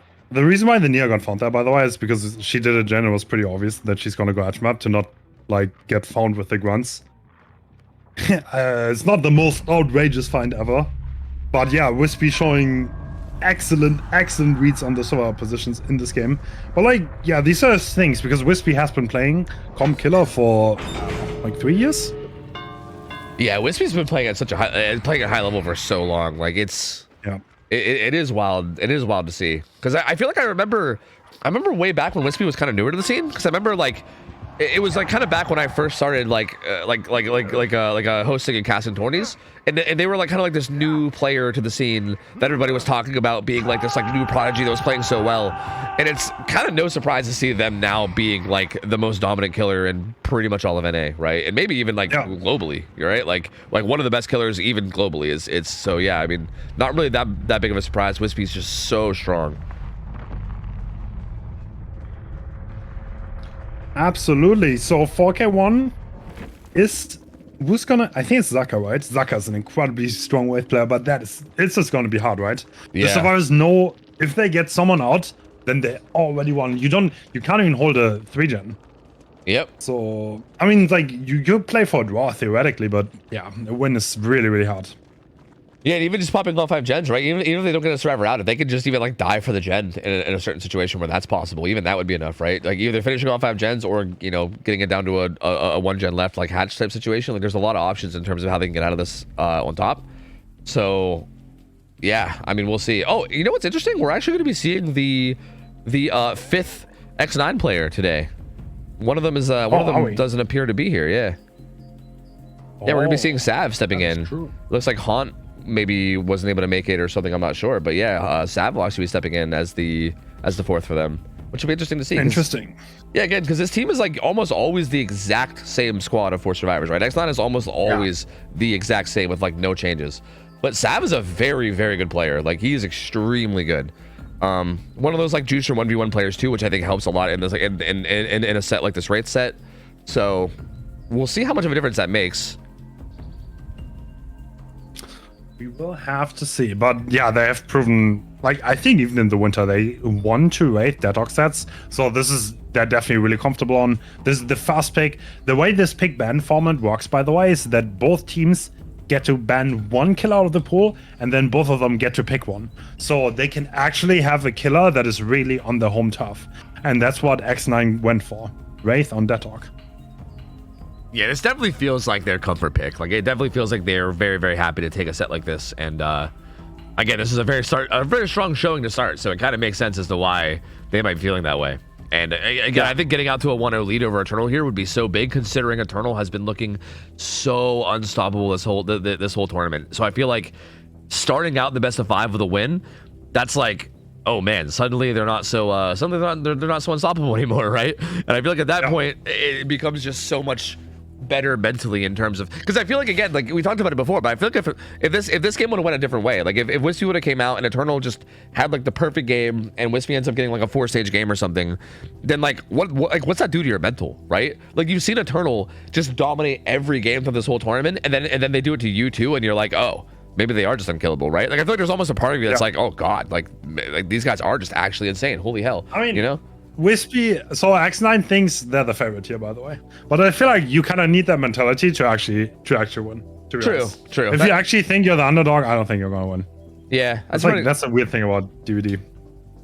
Yeah, I think confidence in your like decisions does matter a lot in this, right? Like I think if you're second guessing things, it's gonna affect you a lot for sure. Yeah, so I do think that is kind of the attitude to have. And to be fair, like, I don't think that's even a crazy opinion to have. I mean, X9 did win the last tournament. They are an extremely strong team. Yeah. Like, they're clearly like top 4. They're currently the semis, right? So they're obviously in the discussion for like #1 teams. So yeah, I mean, I don't know. It's like, I don't know. X9 recently came back. They took an hiatus. Eternal just came back. It's like so hard to predict how strong these teams are. So hard. Even like I know they're not even in the semis anymore, but even Trauma was looking like a contender for, like, again, it kind of felt like they maybe had some kinks to work out too. But you're like, remember, X9 barely beat, like, it was like I think that X9 Trauma set yesterday was one of the closest sets I've ever seen. Like, it was absurd. And like, again, keep in mind, X9, they view themselves as the favorite. They might even be one of the favorites with this whole tournament. So yeah, there is just so many teams that are like at the top right now. It's crazy. And Zaka's time to shine. He's going back in. Force Penance. Oh, Ruin. Okay. Yeah, Ruin, Eruption, Force Penance. Very interesting build. Finds Wispy early. Ooh, wins that 50-50. That's going to be an opening hit pretty quickly. This is the Resilient Survivor, though, at the very least. So yeah. Shack Pallet probably is going to get thrown here. It's pretty much just guaranteed distance. But now you're kind of stuck at these not so great fillers. Pre-throws this. I love the way the Wispy's playing this. Just wins that 52. Guaranteed distance, though. Just like throws pallet, uses the guaranteed distance, gets away. This is giving me Trauma vibes. We literally talked about this with Trauma, kind of, right? Yeah. Oh, ballsy attempt at winning that one. That would have been sick. That bought a lot of time, though, for the team. This chase was definitely longer than the other one. Yeah. Three gens being split right now. The problem is like this hovering and everything here with Ruin. It's going to cost a bit. Pain Res comes in. Oh, but they have a lot of progress, man. Gylos is almost done. Zaka wants to find this hovering striver. Oh, yeah, but no, it's gone. He's gone. Yep. He's on the other side of the map. They gave up this gen, so they don't want to allow him to camp this at all, I think. Yeah. Like, I don't think you can camp this, right? Because there are not that many gens around. You're gonna lose so much. But like, you have to get someone out, though. So I think you kind of have to at the same time. So this X9 understanding what Zaka has to do and kind of like counteracting it.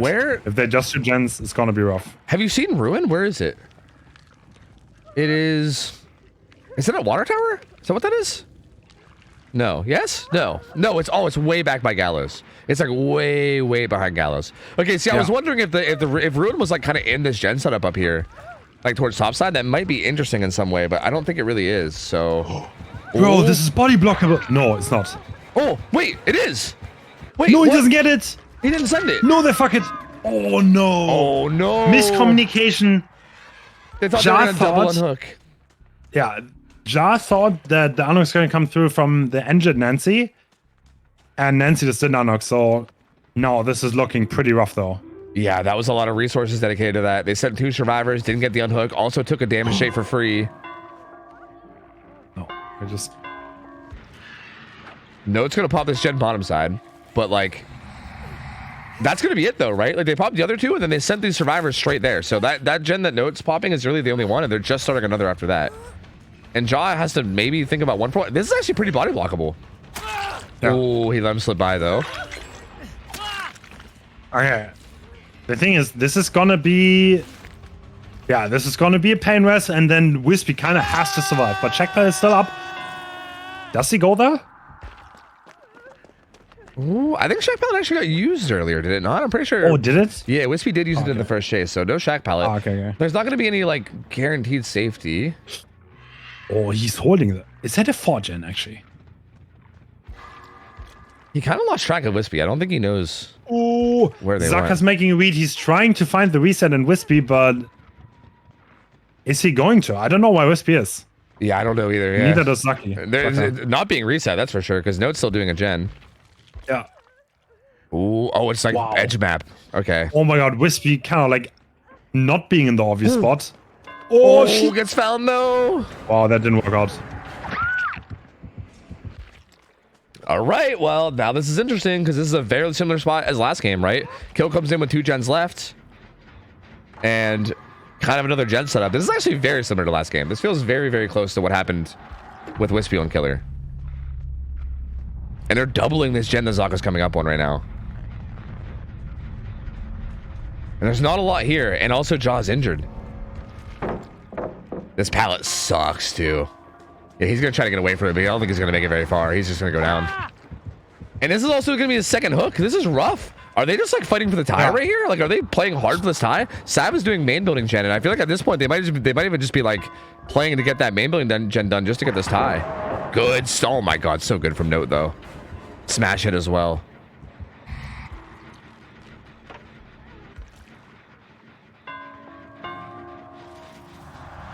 This is going to give time for main gen, I think, which is the important thing. Like, main gen is going to pop here, I believe. Because you can't get... Like, Jaw's also not a pain res. Sokka wants to interrupt it. Does he even make it in time? I don't know if he does. Sav might just stick that. Yeah, he does. So that secures the tie.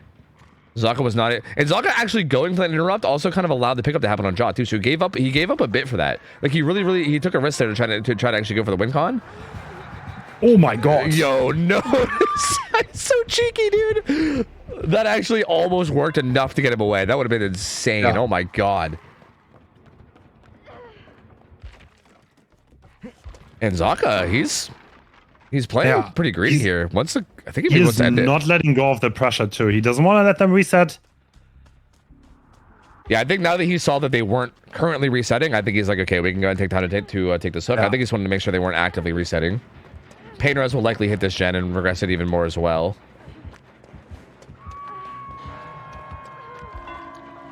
And this is tough. This is very, very tough. Because everyone's injured now. It's like so hard to actually get together and get a reset at this stage. But also, if you're injured, like, positioning is also infinitely harder because you can just go down at any point if you get caught in a bad spot. And speaking of which, Sav, in a really rough spot here and kind of near the hook. He's just going to go edge map to die, but this is not good. This is not good at all. Jaw's gonna barely get the unhook. Yeah. This is looking I don't know. This is looking very similar to the last game, honestly. Yep.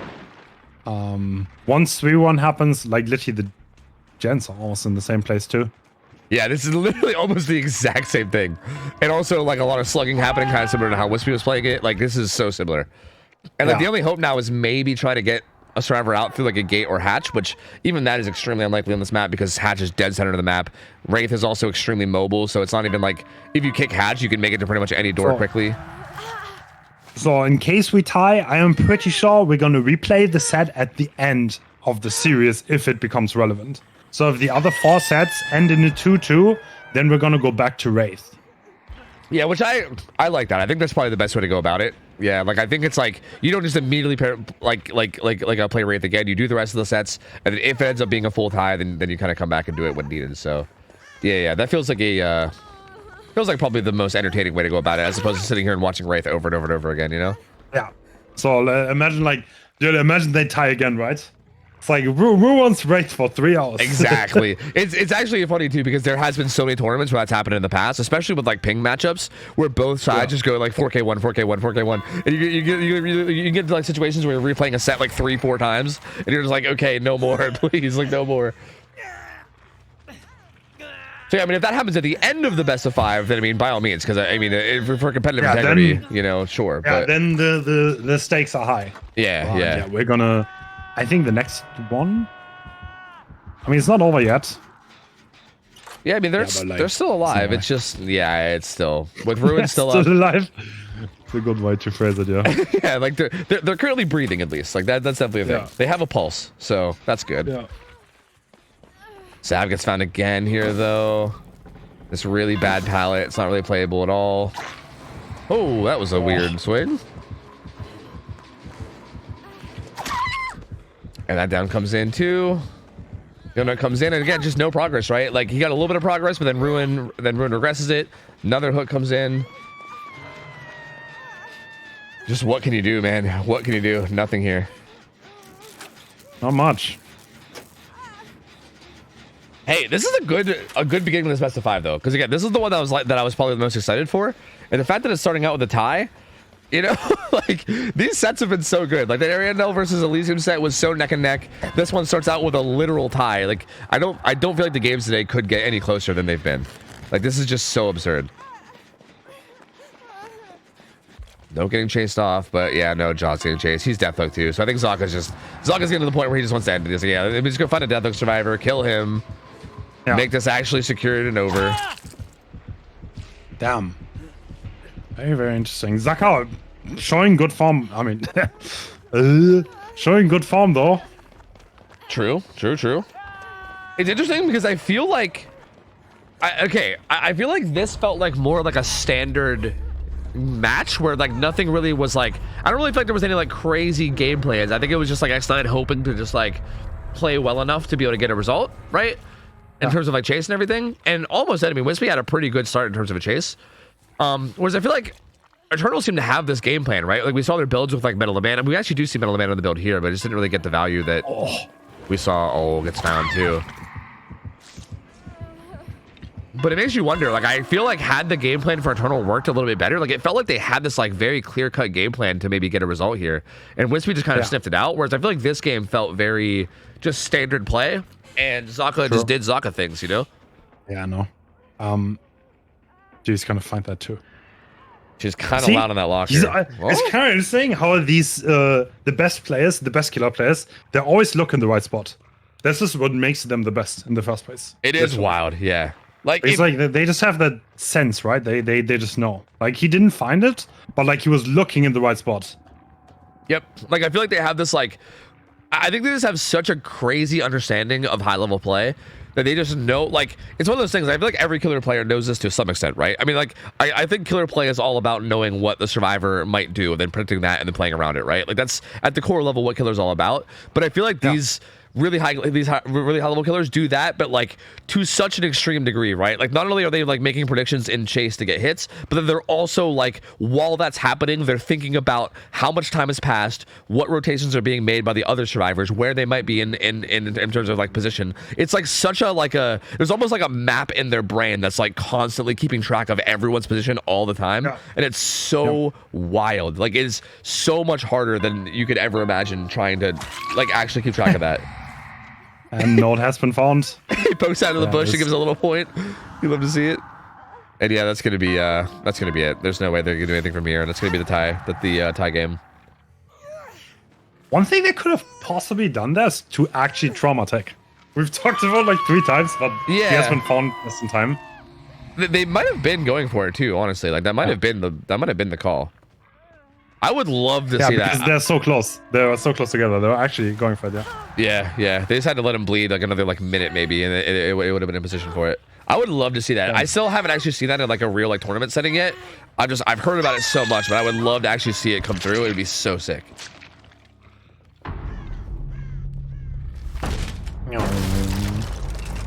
All right, so tie game for the first set. Good way to start this out, man. But that's going to be X9 set being tied, which I don't know if that really means much. I guess we'll see. I mean, we did talk about people losing their sets pretty often anyway. But we're going into set 2 now, which is going to be the set that was chosen by Eternal. And what is it? I can't remember. I know you just went through the killers a little bit ago, but I already forgot because I'm dumb. Hold on, let me go find it. I think it is going to be Artist, if I'm not mistaken, right? Oh, that's an interesting one. And Artist is probably on ARP now, right? Since we're on week 2, I would assume.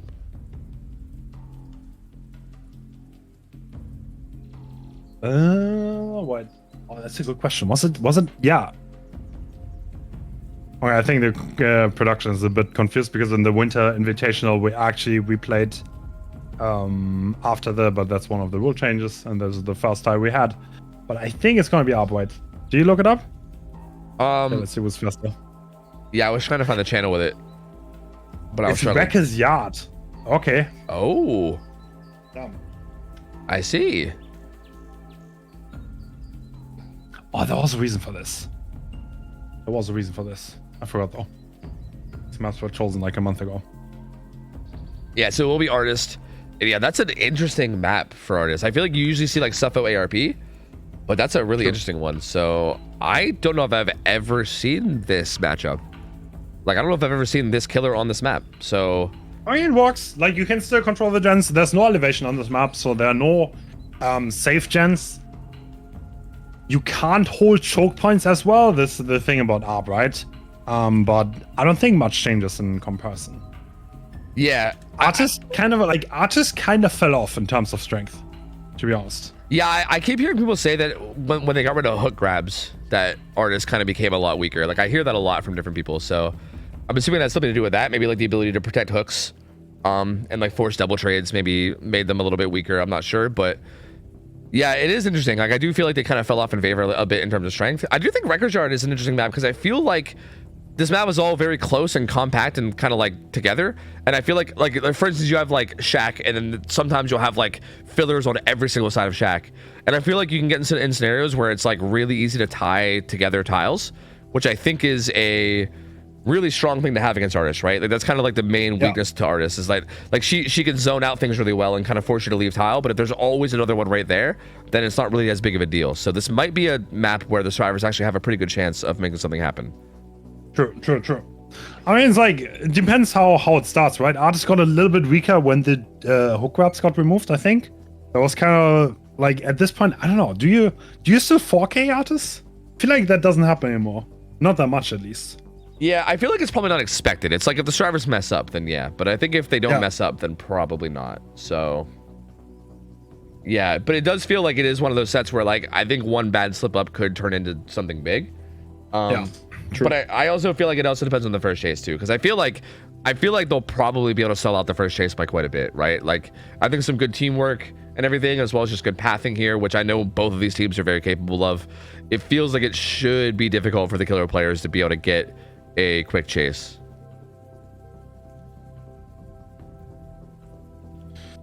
True. I mean, I guess you need to like come out of the gates relatively well, but yeah, there's a lot of things that team play is also very important in this set, because you can get rid of the birds for your teammates. You can't burn them anymore, but yeah, hit tanks are still very influential. And I don't know, if you manage to switch the sides and Artist cannot keep one survivor on one side, then it's gonna be really hard to get one of the survivors out early. Yeah, she is a very heavy, like, area control kind of. It's weird because she might not seem like it, but in a way, she is extremely area control, right? Like, you get a hook down, you send birds around to different gens to kind of control an area, like harass people while also protecting the hook. Like, she's very, very good at controlling areas like that. So yeah, if you can kind of like, if she starts controlling one area and then you do the gens across from it, and if you can kind of shift her over to the other side at some point, then yeah, it just becomes a lose-lose scenario for her. So that's gonna be the big thing to look out for here. And interestingly enough, it's gonna be Nightlight on Artist, which He's an absolute specialist, by the way. Nightlight is very well known for his artists. I actually remember when Artist first came out and everybody was like super unsure of their strength. I remember that. I think that was around the time that one tournament was held where there was no restrictions at all. I remember that was like a big thing. There was like that tournament where everybody can run anything, and I think I remember Nightlight popping off with Artist even in that tourney. So yeah, that's it. I haven't seen it in so long. I feel like I haven't seen Nightlight Artist in a very, very long time. So this should be interesting. True, me neither. I don't know. I've not seen Artis in a hot minute besides this tournament, so it's gonna be interesting, especially with Wrecker's Yard. Things are a little bit different. I don't know how well versed Wispy is on Artis, but Wispy can generally play almost everything. Yeah.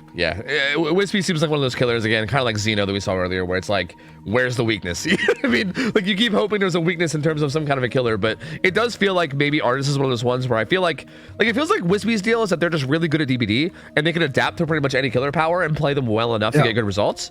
But it does feel like maybe Artis is one of those killers where like with someone like Nightlight, who's maybe like more of a specialist on Artis, maybe.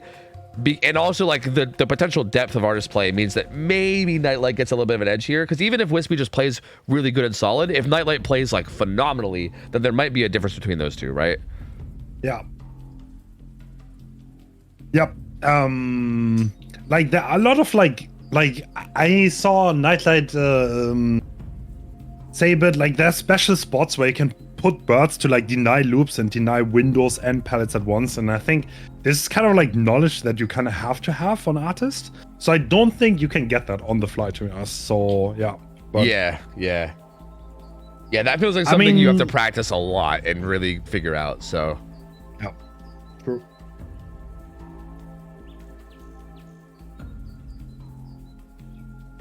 Yeah, I guess we'll see. And to be fair, like this is a slightly unorthodox map, but it is still an Azeroth's map, so the tiles are still basically the same, right? Like if you're used to playing ARP Artist, then like any little tricks you know about how to play around certain tiles or certain loops are still going to be in play here, right? Because you're still going to get the same general spawns. They might just tie into each other a little bit differently, but it's still the same general tiles. It's not like you're going to some brand new map that you aren't well practiced on. So yeah, that is absolutely correct. Yeah, this will be interesting, man. I always love seeing Nightlight play. I feel like he's such like an OG old school player for DBD, and I feel like he has such a good record, and I feel like it's always spicy seeing him play at a high level. So it's cool to see, man. I'm really pumped for this one. X9 Survivors though, again, I do think Artist is one of those killers where pathing matters, and these guys have really good pathing. Bro, and it is indeed Nightlight. We see Ruin, Agitation, Pain Rest, and Corrupt. Okay. Ooh, instantly hitting. Wow, that's a good prediction there. Did you get that? Oh my god, that was close. I'm surprised you didn't lock her up there. Yeah. Killer Instinct though. It's gonna be hard for the Nancy to get away. Ooh, Swarm, not damage, but still gonna be in some danger here. Yep, zones him out, gets damage with the bird. Staying on him.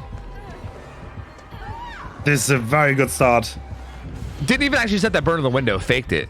They broke one of the totems, so I'm guessing that was Ruin, maybe? This down is so fast, though. Wow. Yeah, it's so early.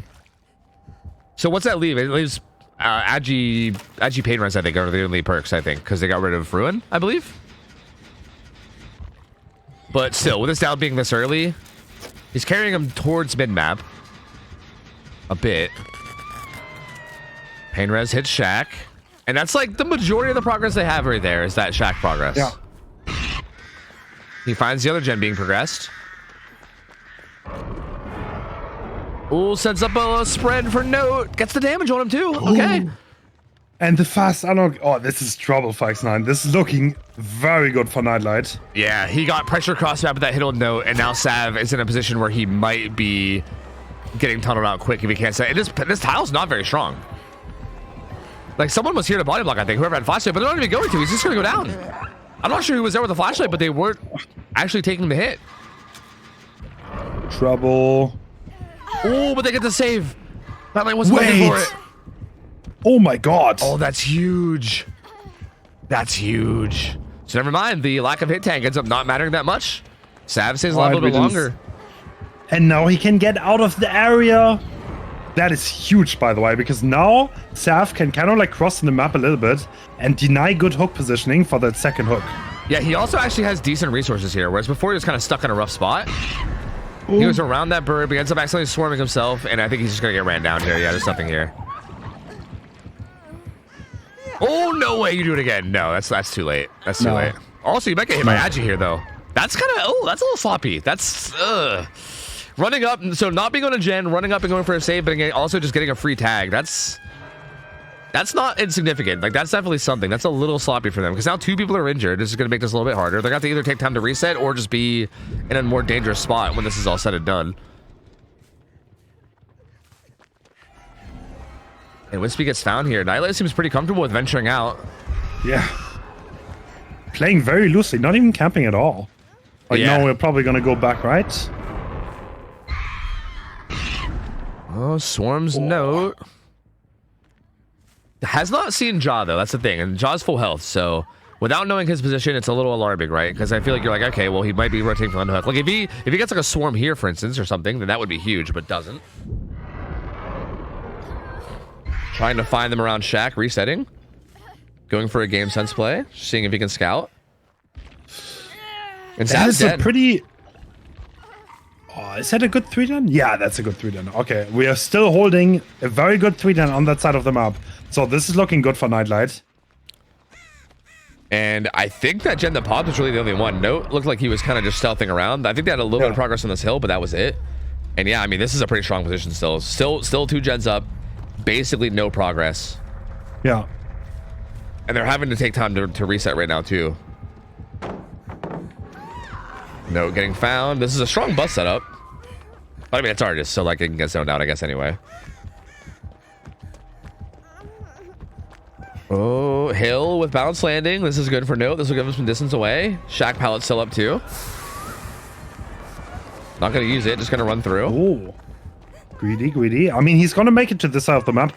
And I would predict Nightlight not wanting to commit this, right?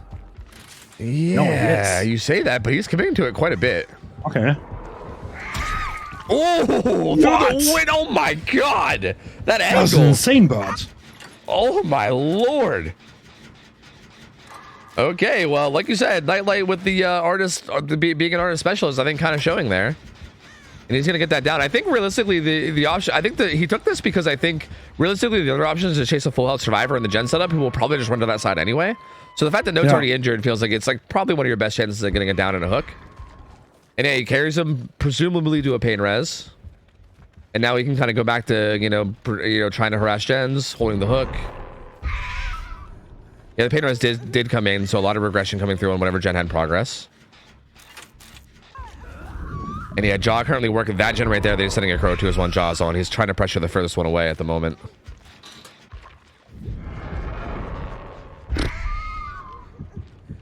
Killer Instinct. He knows for sure someone's there now. So if he can manage to find Wispy. Wispy is stealthing around this. Oh. Okay, knows where everyone is. I don't think so. Oh, wait. Guys, be careful. It's so zoned out over here. Setting that bird up so that they can't walk into that crow without taking instant damage. Oh, doesn't get that. Hit, though. Imagine if that like stagger hit it. Oh, that'd be insane. That would be nuts. Jungle Gym pallet here though. Not bad. Wispy kind of running towards the gens. Yeah, which is really dangerous. Yeah, this gen gets interrupted now, and both Note and Wispy are both injured and in the area. And I think if Nightlight can get a hook on top of this hill gen, that's the main one that has progress right now. Gets a hit on the jaw. Okay. That gen is very high progress though. Yeah. Jaw's been cranking that gen. Oh, that was a duo. Locates Everyone is Wispy. injured. Yeah. And Note's just going edge map. Yeah, he's completely zoned out. But they don't get anything for this. Like, they get progress, but they don't pop a gen for sure. Like, he's gonna... Well, is he gonna slug? Interesting. I mean, everybody is injured, so maybe this makes sense. You can tell that... I mean, I think Nightlight recognizes that they're playing aggressively on these gens, injured, and maybe just wants to try to punish that. This feels really ballsy. I think he saw Renato. Okay, I think he sees them both. I think he saw Renato over there. This is actually looking pretty volatile for X9, because this is looking like this could end up being game over at any point. Oh, but this is forcing right the in the locker middle of the gen setup too, though. Yeah. Is there a hill If hook? they don't get at least one more gen done, this is gonna be so hard to match. Yeah, agreed. Like 4K2 is going to be incredibly hard to match. That's presumably a pain res, you would think. Yep, pain res there.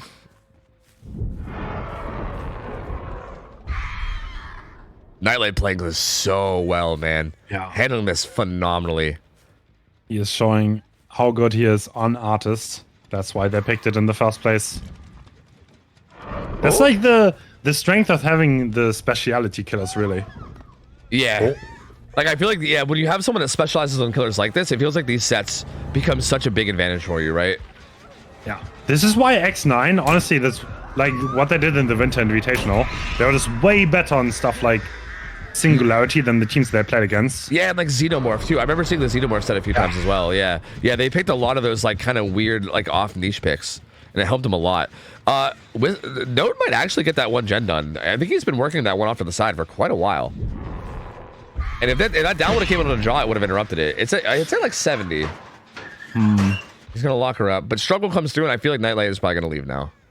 Yeah, jaw. I mean, he knows where they are. If he's too. gonna, he's not dodging. But they're both here. He's running into the gen. Miscommunication. And Note has to leave as well. Well, it kind of seems like Note. Actually, they're still in an okay position because Jaw can still be on that gen. Yeah. Yeah. And Note can kind of go for the save. They will get that gen done, presumably. Yeah. Yeah, I think they will.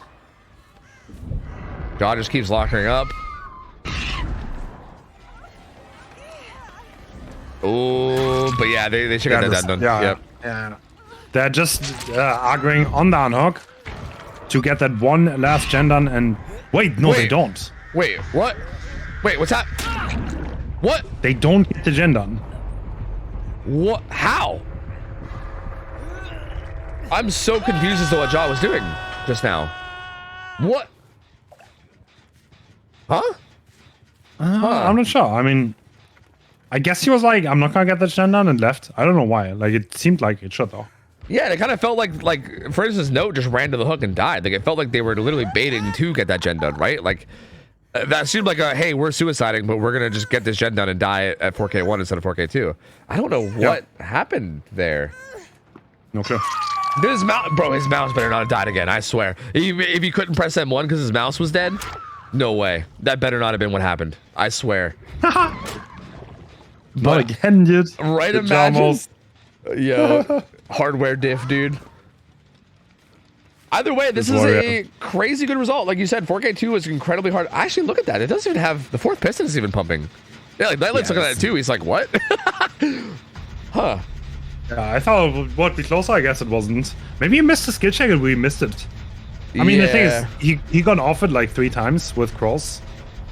True, that's a good point. That might have been it. Like, it is the weird thing about it is you do have to continuously like go with the gen over and over again. And yeah, it's I can't remember the odds star of a math. It's like 7% chance or something of getting a skill check as you let go or something like that. I can't remember. And yeah, like if that happens, yeah, and if that happens, it's like 10%. It's almost like a ruption or like a mini pain res or something hitting it. Like it takes a big chunk. So yeah, I mean that's that might have been what happened. And if so, it's pretty unfortunate. Nightlight gets the 4K2 X9. Back against the wall now. They're going to try to make something happen here. This is going to be tough to match. I feel like this set is probably was always going to go to Eternal, to be honest.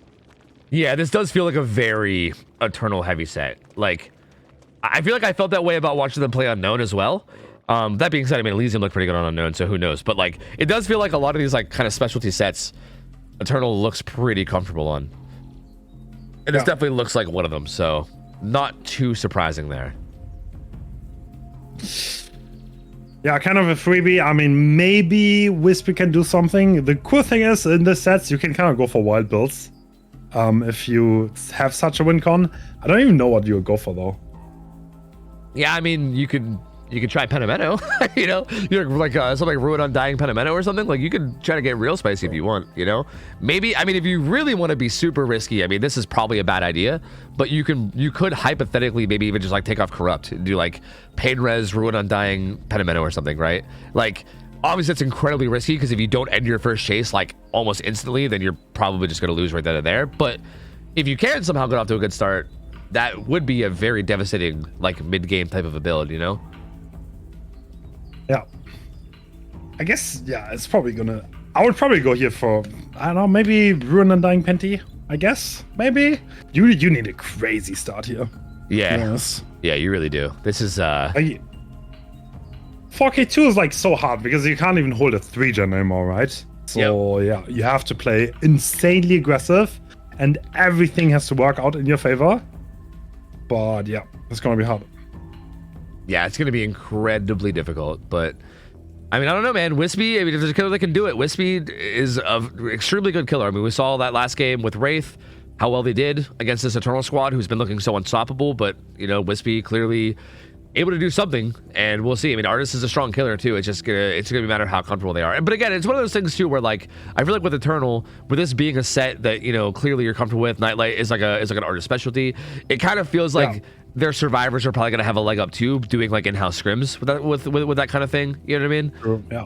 Like, I'm not sure what the general standard is, but I would assume that a lot of teams, because again, there's a lot of killers in the game. So like, if you're doing like scrims to practice, like just like throughout the week or whatever, I'm not sure how much Artist is coming up there, right? There's probably a lot of like, you know, like Oni, Wesker, you know, like there's like a ton of like standard killers that you're practicing. Is Artist really one of them? I don't know, you know. Probably not much, no. Like, these are the things, like, these kind of, like, niche killers, I don't think people practice that often. Unless you have, like, a game. But the pick ban happened earlier this morning, so there was not much time to prepare for both of those teams. Yeah, that's the big thing about this too. That's right. Like the fact that this is all happening on the weekend means that they had to do their pick ban basically in between days, right? Like we just found out who was playing in the semifinal yesterday, so they had like overnight to do their picks and bans. So yeah, there's really been no practice time unless they like practice in the morning before their set, right? Like they could have gotten a little bit in, but it's not like you have like a full week to prepare. Like you have to just be comfortable with the sets already, which. To be fair, I mean, at this high of level, you would expect every team to at least be somewhat comfortable in every set. It's just this one being a bit more of a niche one. Yeah, there might be that little bit of an edge. That is true. Maybe.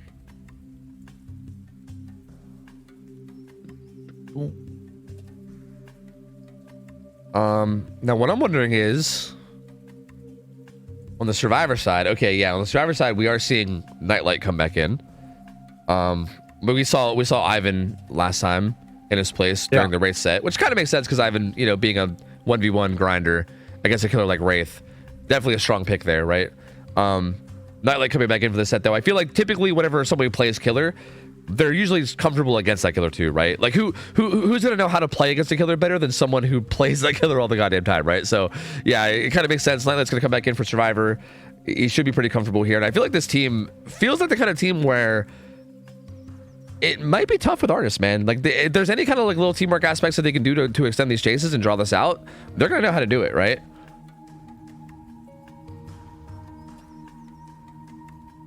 Bro, I mean, yeah, definitely. They probably will.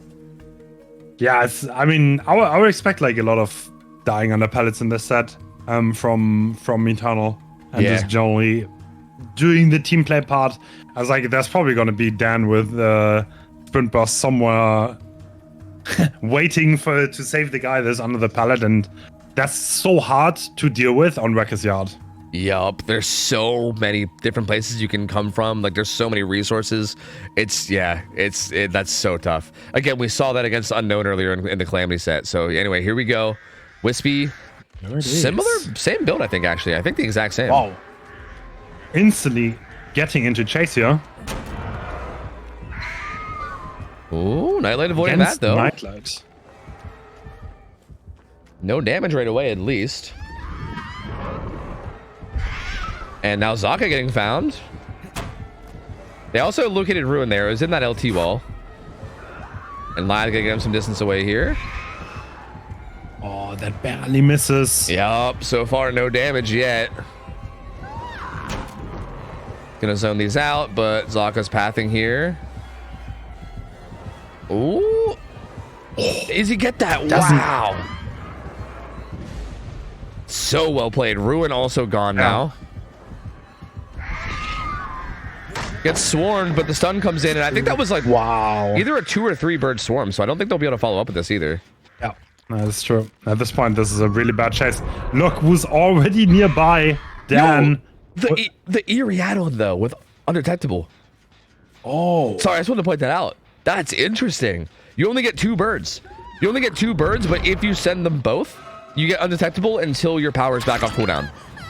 Oh, interesting. That's cheeky. That's super cheeky. Oh, I like that. Wispy trying something. Yeah, that I wonder because we were expecting a Dan a second ago, but they lost Hair Race randomly, and I was like, what's happening? But yeah, that was the add-on. Those birds will not be able to get the down on Roy. This filler is thrown over here, but Roy might be looking for an unthrown pallet, to be honest with you. Oh, Roy's gonna go down. Not the positioning I think they wanted. Dan's here with a flashlight. Bro, what? Oh no, Dan, don't do it to him. No, Dan, stop. Oh, no. Oh, Dan, please. He's right there. Oh, You hate to see it. and you know, Eternal being Eternal again, you know, making everyone's lives miserable, and here we go again, back in the chase with Roy. That was 2 birds, so that's gonna put the cooldown as at a lot longer. Red stain gone though, at least. Oh, they're gonna die under this pile, right? Yeah, I think so. Yep. Roy dying on her pallet, and look who's there. It's Dan. Actually, Zaka's there too. They're both there. They're both there. Oh my god. It's so nuts. This team is so it's so dumb to watch them play. Like honestly. No. So Roy back in chase again. But nope. Actually, Dan gets found this time. I feel like this seems like a good target. Yeah, I mean, definitely staying on Dan. He's going for Dan for the simple reason because like he literally has to go for Dan. He's sprint burst and he's gonna save it every time, and that's what Eternal seems to do every time they play on Wrecker's Yard, which is kind of interesting. Yeah, it seems to be like their go-to. Dan also had the build with Metal Man on the raid set too. It feels like that's kind of just Dan's like ruling the team. It's like he's like I'm just gonna keep saving whoever's getting chased over and over again build, you know? Yeah. And he will die corner here, but 2 gens are done. 3rd one's already being progressed. And yeah, it's gonna be this is pretty much game over at this point. Yeah. Reminder that WinCon is just doing 4 gens, right? If you're maybe just tuning in and you missed the last game was a 4K2.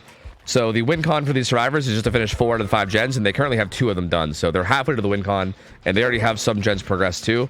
And this is the first hook just now coming in. So yeah, and I think also that down happened way away from the gens too. Like Dan ran deep into that corner, so that hook is nowhere near the gens either. So you can't even really hold that hook either. You kind of have to just allow the unhook.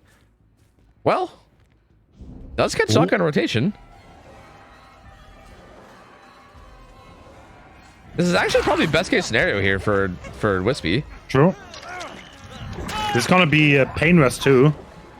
Yeah, which will solve the gens out a little bit more. But this is still plus progress for survivors, right? Like two survivors doing gens this whole time does not get outdone by a pain res, but true. It's still something for Wispy. Like this is still looking pretty unwinnable. But hey, if you get maybe like 3 more things like that happen, you know, and you keep getting these little wins, then maybe. But like Eternal is such a consistent survivor team, it's so hard to make them slip up. Yeah, it really is. They're just so nasty. Dan has a gen almost done. It kind of looked like Nightlight was rotating for the save. Oh, looks like it's actually going to be Roy coming in for the save. Oh, the swarm actually didn't even come through. It hit the guy on hook instead. Yeah. If it hits the guy on hook fast, then it just disappears. Yeah, Zaka body blocking just long enough to make sure he can still make the pallet with the endurance, just to get some distance. Ooh, unfortunate doesn't make that. But that's the gens though. That's 4 gens popping. So that's definitely gonna be it. That's gonna be it. That's gonna be Eternal taking the set. Yeah, that's the first set for Eternal. The race set was a tie, and yeah, the artist said this is what Eternal picked, and they definitely showed that they know how to play this excellently. Yeah, this was no surprise now. This was so dominant from them, man. Like I feel like this is like kind of what we've been seeing from Eternal this whole tournament. It's just this complete dominance in terms of performance. I mean, that being said, it's like you said, this is kind of a niche set for them where we kind of expect them to do well. So I don't think it's like this is how the whole best of 5 is going to go. X9 kept them very well in that race set and tied it up. So I think it just kind of boils down to this set being very, very much in their favor. But that is going to put them up 1-0 for now with the tie going into the next set. So good start, at least, here for Eternal. True.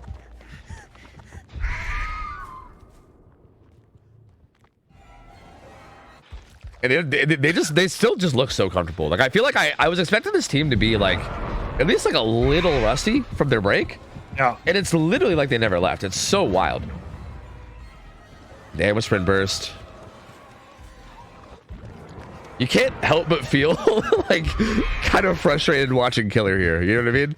Like you kind of like, if you have any empathy in your soul at all, you look at this and you're like, oh God, oh no. Like I feel like every Killer player has been here at least once or twice. Every time they played on Wrecker's Yard, at least, it was like literally everyone got pad saved all the time, and the Killers just never got into the game. Yeah. It's like very different playstyle from the rest of the teams.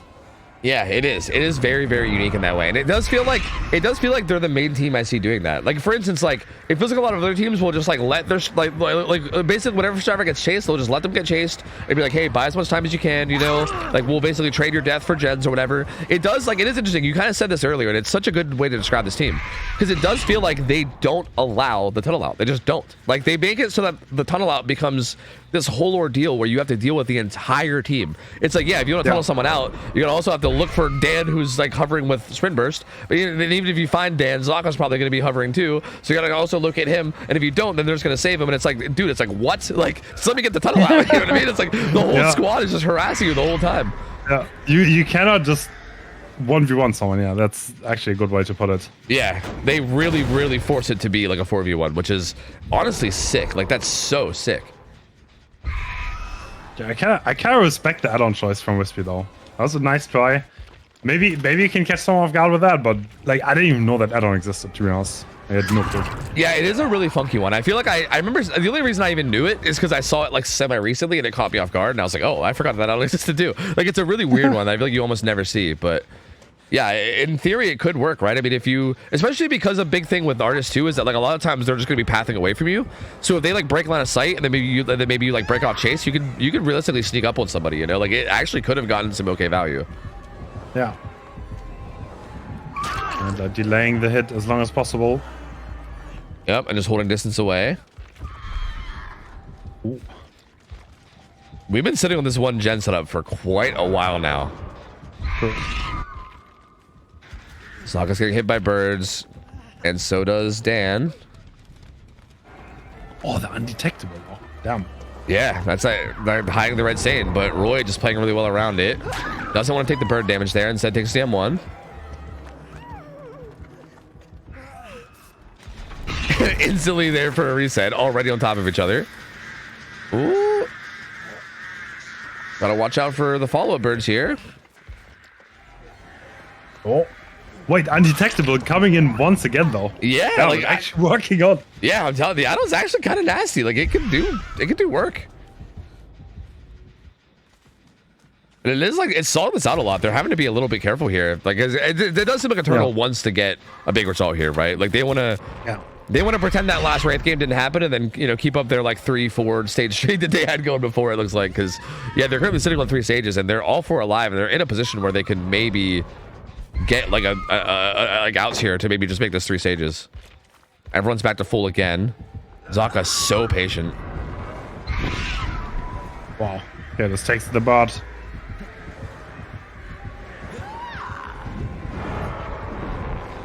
Ooh. Takes the M1, yep.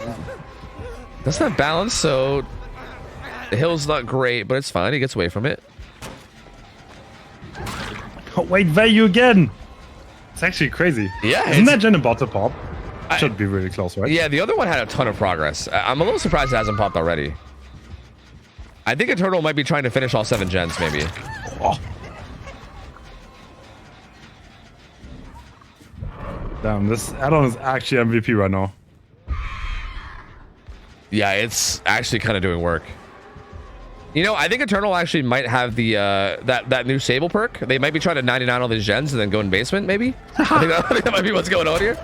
They have like almost all these last gens have progress. Like it's kind of wild.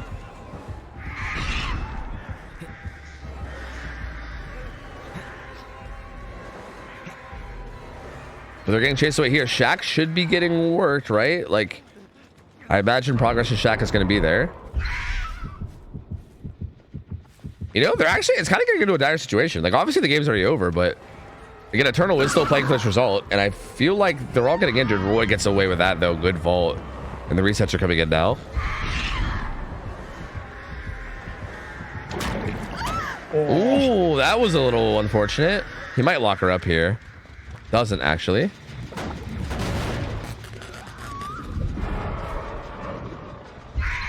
How's this game not over? I'm so confused. Right? I feel like we've been here forever. I feel like this game was already decided like 10 minutes ago. And like, everyone's just running around and having fun now at this point, you know? I mean, he did get so many attacks with undetectable, but both of those gens are almost done, so I think this is about to be over. Yeah, Dan gonna run away with there. And yeah, both these gens have so much progress. And they're both being worked. I mean, to be fair, they are relatively close together, and Wispy's been doing a great job at defending them, so. Yeah.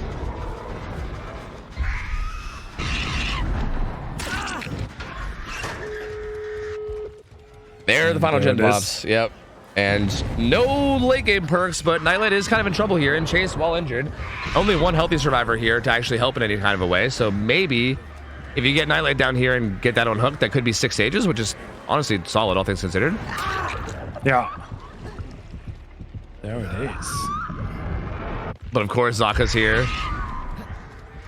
And trying to help however he can. Although, don't know if he'll be able to do much. Is he going to try to insta-pull? No, maybe not.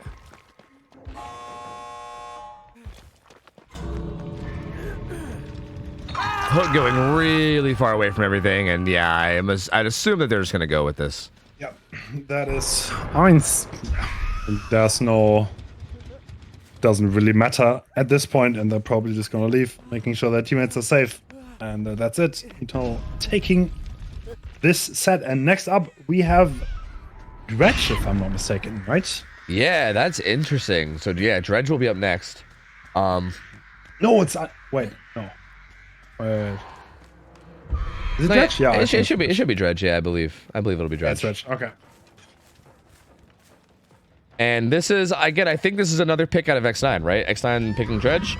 And yes. They seem to really like these like M1 killer sets, right? Wraith, yeah. Dredge, like this seems to be their thing they prefer, which to be fair, like they are really, really good in chase, right? Wispy, very comfortable in killer. It does feel like a good set for them just to take these like kind of like standard M1, nothing too crazy like artist kind of sets. They did pretty well in Wraith. They weren't quite able to get the win, but they got the tie, and I think this will maybe be a good chance for them to maybe try to get a game up. But I would argue that they kind of need this, right? I don't think you can let Eternal get up 2-0 against you and still feel good about your chances. So I think this next Dredge set's going to be huge. They really got to pull something out here. Yep. I mean, this is Hawkins. It's a bit of a different one, but we saw X9 vs Trauma that it's a pretty decent map for Dredge, and he can get a lot of pressure going, so I'm not sure. Yeah, but Eternal, oh my god, their pallet saving on Hawkins might go hard. I don't know. Yeah, maybe, yeah. It definitely might. It's also, I do feel like, I'm wondering how good the comms will be, though. Hawkins feels like a hard map to calm, right? Yeah. Like, I don't know how well practiced they are. It's one of those maps that, like, how often has Hawkins ever been in calm settings, right? Like, how much have these guys ever practiced this throughout the years, right? It might be a little bit awkward in terms of just being able to pinpoint exactly, like, what palette you're under, you know? So yeah, I mean, there is definitely ways to do it, right? There's obviously like portal room, there's like the staircases on the other side. There's also like 3 long rooms in the middle that you can probably like have some kind of a call out for. So there is like, there obviously are ways to have call outs here. It's just how comfortable they'll be on them. It might be a little bit harder. Like Wrecking Shard feels much more easy. Yeah, true. That's absolutely correct. Like coordinating yourself. You have some perks to maybe help with that. But yeah, that's definitely a question. How comfortable are those teams on these maps? Because they didn't have much time to prepare and scrim. So yeah. Yeah, that's exactly it too. So this honestly feels like this might be one of those, like, we just talked about how Artist was like a really good niche set for Eternal. This could end up being one of those ones for X9, right? Because this is kind of like a weird map, and also with a bit of a weird killer, and maybe not something that again is super well practiced, and the fact that it was all decided like basically overnight, this could end up being one of those like sneaky sets that gives an advantage to X9. So I think this will be a good chance for them. Again, I would argue that they kind of need this. Obviously, if they lose this, they're not like fully out, but that puts them in a position where they have to like reverse sweep, right? Like if they lose this, then they then have to reverse sweep and win 3 out against a turtle, which, you know, that's never fun. That's never a fun spot to be in. Yeah, yesterday the Nightfall was pretty massive. We saw Whistle and both Wispy do insane things and yeah, kind of make good use of the Nightfall. I wonder if we're going to see this again. I feel like if the survives play really well, you could also get away with not giving the Dredge a 4K. Yeah, absolutely. It does feel like, yeah, we did see 2 4Ks yesterday, and but I do feel like that could be. And again, I feel like if that's gonna happen, I think you need something like we see from Eternal, right? Where you kind of like are getting constant pallet saves and like really stalling out that first hook. I think if you can make that kind of thing happen, then it does feel like it's semi-reasonable, right? But it is kind of scary because I feel like things like hit tanking become a lot more dangerous here, right? Like Dredge has a ton of restrictions. There's no reset perks. Like this is like the lowest balancing, right? It's like down there with Wraith and everything, where there's basically no exhaustions, no reset perks. Like every time that you take a hit for a teammate, healing that up is going to take forever because the Dredge is most likely going to have sloppy too. And also the more people that are injured, you get Nightfall going, which also powers up the killers. So yeah, just in general, like hit tanking and just getting hit in general, and these like really heavy ultrasome plays, if they don't get a lot of value and they instead, you know, don't work, then it might end up being really costly because that can make this game snowball quickly. Yeah. I mean, like Eternal, I think at least 3 of their players play pubs very regularly. So I think they're going to be fine on Hawkins, to be honest. I would be a bit worried about the people that barely ever play public games because they're probably not that used to this map. But yeah, I think they're going to be fine. Yeah, it's definitely a little bit awkward for sure. Yeah, but they'll probably mostly be able to figure it out. I mean, Hawkins has been in the game technically for a while, so if they played the game a while back when it was like actually firstly introduced, then they're probably at least pretty familiar with the layout. And you know, with them being good players, I think that, and also Eternal in general, something I think that Eternal was really good at that I've noticed throughout, like even not even now, but just throughout the years, it feels like they're really good at like adapting to things. You know what I mean? Like I feel like that team is so good at just like adapting to like situations and kind of figuring things out on the fly. So I feel like even with their lack of experience, or maybe potential lack of experience on this map, it might end up still being kind of okay. Yeah. True. I feel like the map kind of works though for Dredge. It does. Yeah, I do kind of like this map for Dredge. It is interesting. It's a lot different than Midwich, but it's still pretty nice. Yeah. Oh, okay, the game is already going, and the fast hit has happened extremely early on. Wispy already going ham. That must have been an awkward spawn. Yeah, that was, literally 2 hits already. Like, Zaka and Roy both tagged. That's so fast. And finding the reset. Oh my god. And then down on the Zaka. Oh my god, what is happening? That was the perfect teleport. Oh my god. Okay, trouble for Eternal. That is very, very early down, but Ruin has been found instantly. That is good for them. Yeah, that is very, very solid. I'm surprised they didn't lock the locker over there that they were resetting by. Yeah. And yeah, that's such a quick down. And Roy is injured too, right? So already a down and an injury. There has to be no gen progress, right? I mean, obviously we came in a little bit late, so I'm not sure how much we missed, but it doesn't seem like it was a whole lot. Like no. They're kind of scrambling. And yeah, Wispy doing the same thing we saw before, where it is working out so well. Catches Nightlight off here. The best pallet in all of DBD right there. Ooh, stuns him on the same side. Dead? Oh no, he might be. No. Wait, Lucky Break, bro. No way. Lucky Break losing him. Oh my god, Lucky Break. I didn't even realize. I got confused too. I was like, wait, why did he lose him? But yeah, Lucky Break. Insane. Oh. Wow, that was close. Okay, that was close to extremely disastrous, but this is still honestly pretty good for Wispy. Like, and now Night falls up. This is the first time I've seen someone get value for that pallet, I think. Yeah, I agreed. That's like the worst pallet in all of DBD, probably. That thing is horrible. Yeah, so happy to just let the stage go. There's like literally no progress, right? Yeah, they just reset again. They just reset Nightlight too. So Zaka just went struggle, and I think the only progress is that little bit at that top gen on Portal Room. There's like nothing.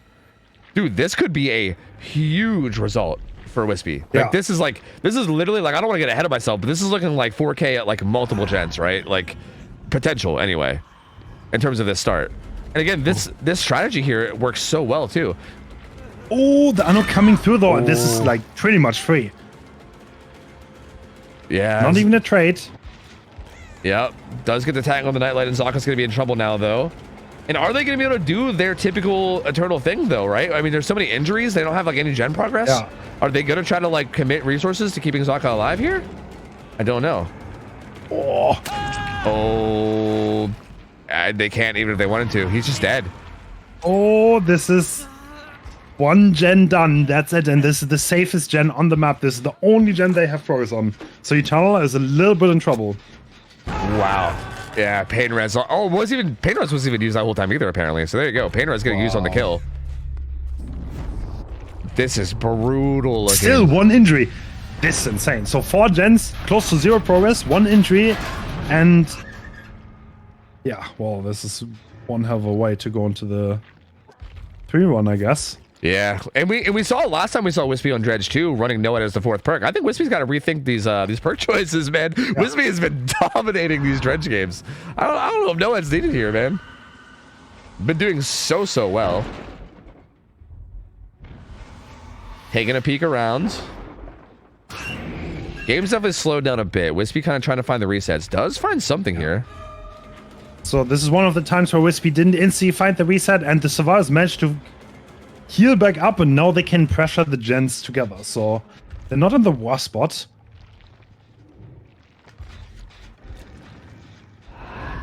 And someone being found.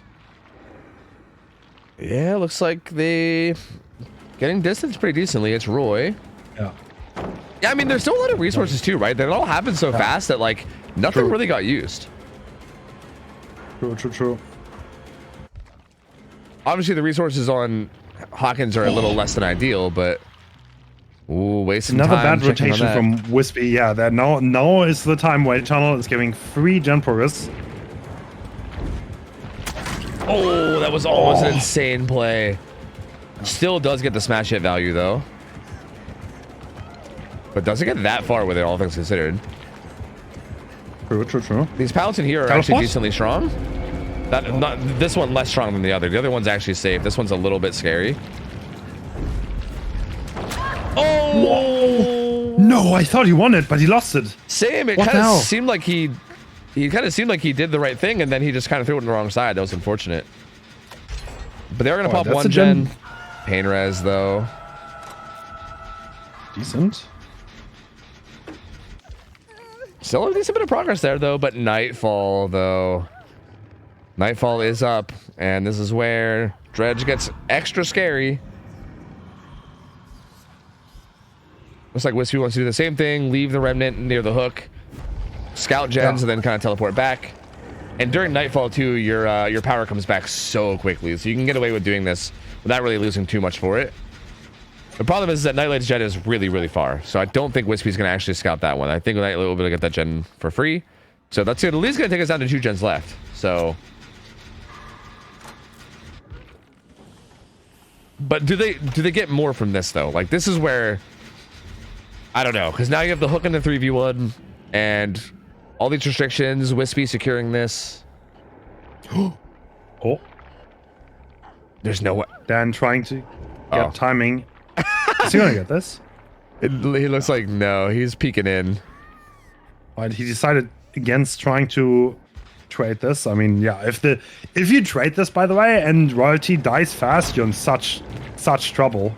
Yeah, he actually gets found too, so he can't even get the pull afterwards either. Oh, best pallet in the game. What? That was weird. I don't know why. Okay, Dredge was invisible. Yeah, good old spectator bugs. I don't know what that was about, but yeah, Dredge was invisible for a second. Yeah, Anno coming through, now Roy is death hook. And if Roy dies fast, then that's trouble. But looks like we're going for Dan. Yeah, Wispy does seem to have this tendency to like just locate the resets though. And I think if Wispy can do that, this could be trouble. But doesn't seem like it's actually trying. Kind of just committing to Dan right now. Nope, it's trying now. Now we're leaving. Nobody over here? I mean, this is a really strong room in terms of like pallets, so I think that's maybe why. But nope, actually Roy gets reset safely. And I think it was right to the left of where they currently are is where this happened. Like right here. Yeah, so. And that's not Roy, I don't think, right? I'm pretty sure that was Nightlight, so. That is Nightlight, yeah. Do we want to commit this? Yeah, it's kind of okay. I mean, Dan is still injured here, right? Yep, and I think this is him, right? Or is this Roy? Yeah, pretty sure. No, that's Dan. Sure. So a little bit of a dangerous chase. This pallet though, not bad when it's pre-thrown. He has to worry about this. Oh, well played by Wispy. Good patience. Yeah. The Remnant being used to cut Dan off, and he doesn't win the mic game. That is going to be another pain res. But again, Eternal in a decent position, right? Like Nightlight doing the gen really far away from where the hook is likely to come in, or at least the farthest away possible. This kind of puts Wispy in a spot where now it's like, if you protect this hook, you're going to lose this gen. But if you don't protect this hook, then, you know, Roy's going to be in a position to get the unhook for free. This actually, you know what? This is not a bad spot. This is exactly what Wispy. You can hold the staircase too. Oh, bro. I think this is what Wispy was wanting the whole time. Oh, never mind. You can't do this gen at all. Roy would have to go the whole way around the back, and then like you'd have to rotate the whole way back here to get this. Like you literally can't cross, or else Wispy will see you. That's interesting. Wow, that's interesting.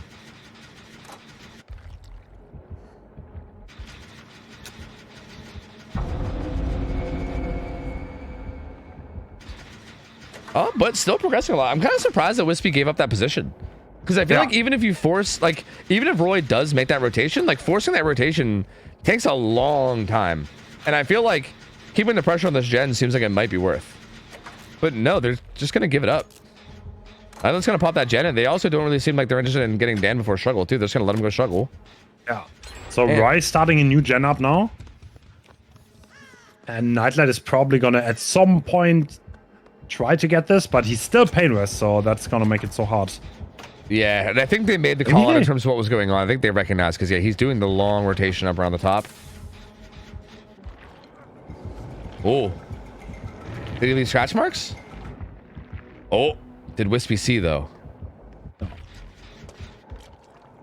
I don't think so. He wouldn't have teleported, I think. Oh. He's worried about Roy, but Roy's not there. He can body block that, right? I don't think you can. Well, gonna take the one for one, actually. This hook here is not a pain res. So, like, if you just hook Nightlight, this is not a pain res unless you carry him to a pain res. Okay, interesting. But all the gens are kind of there, so I think it... I think, yeah, Wispy's... Oh, he's carrying... Yeah, to a pain res, okay.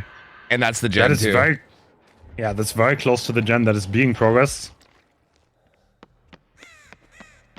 So, yeah, this gen in the corner is one that they'll have to work, and it looks like Dan's gonna head over there, but... this is looking tough. This is looking real tough. Yeah.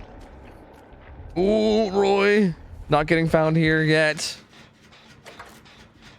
Nightlight's got a full stick of butter on that hook though. So like, you know, they got time.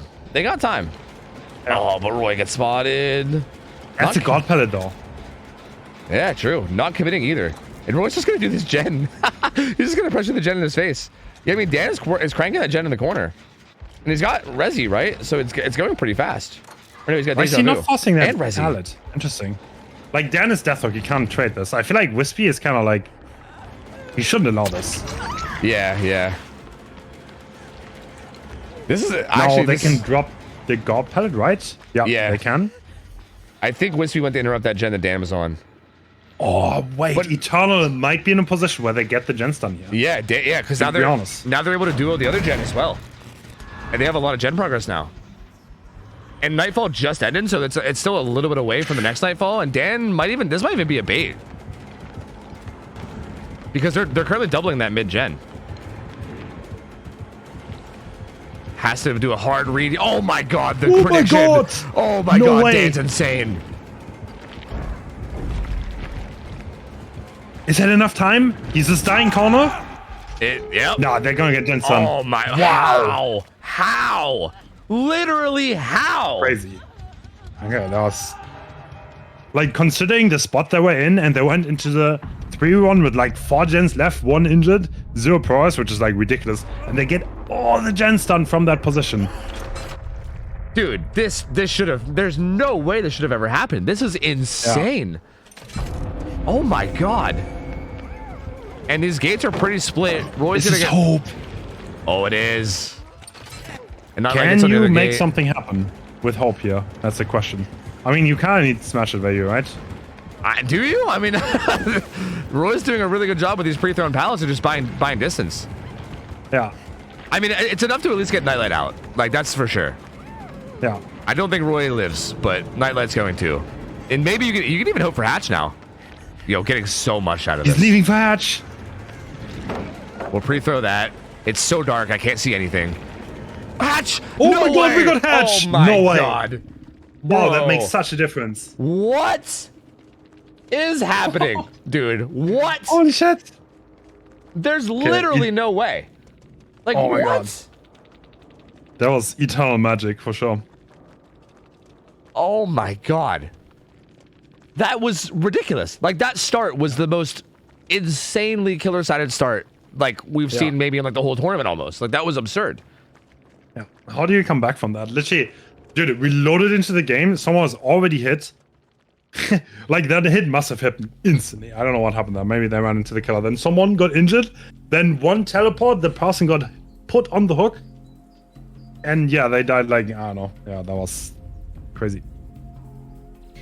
Oh my god! I remember at one point I said this. It looks like it's gonna be 4K at high gens. I remember saying that at one point, Yeah. and now I feel so stupid. Like, what? I really don't even feel dumb. That honestly did look like that. That's realistically, I feel like what would have happened to most teams there. That was so. I feel like Wispy kind of let go. He was in such a great spot when he had the Remnant. He was holding the cross to the hook. Yeah. And he kind of allowed Nightlight to do that gen. After that, he secured another stage and kind of like. He gave so much gen progress up for free.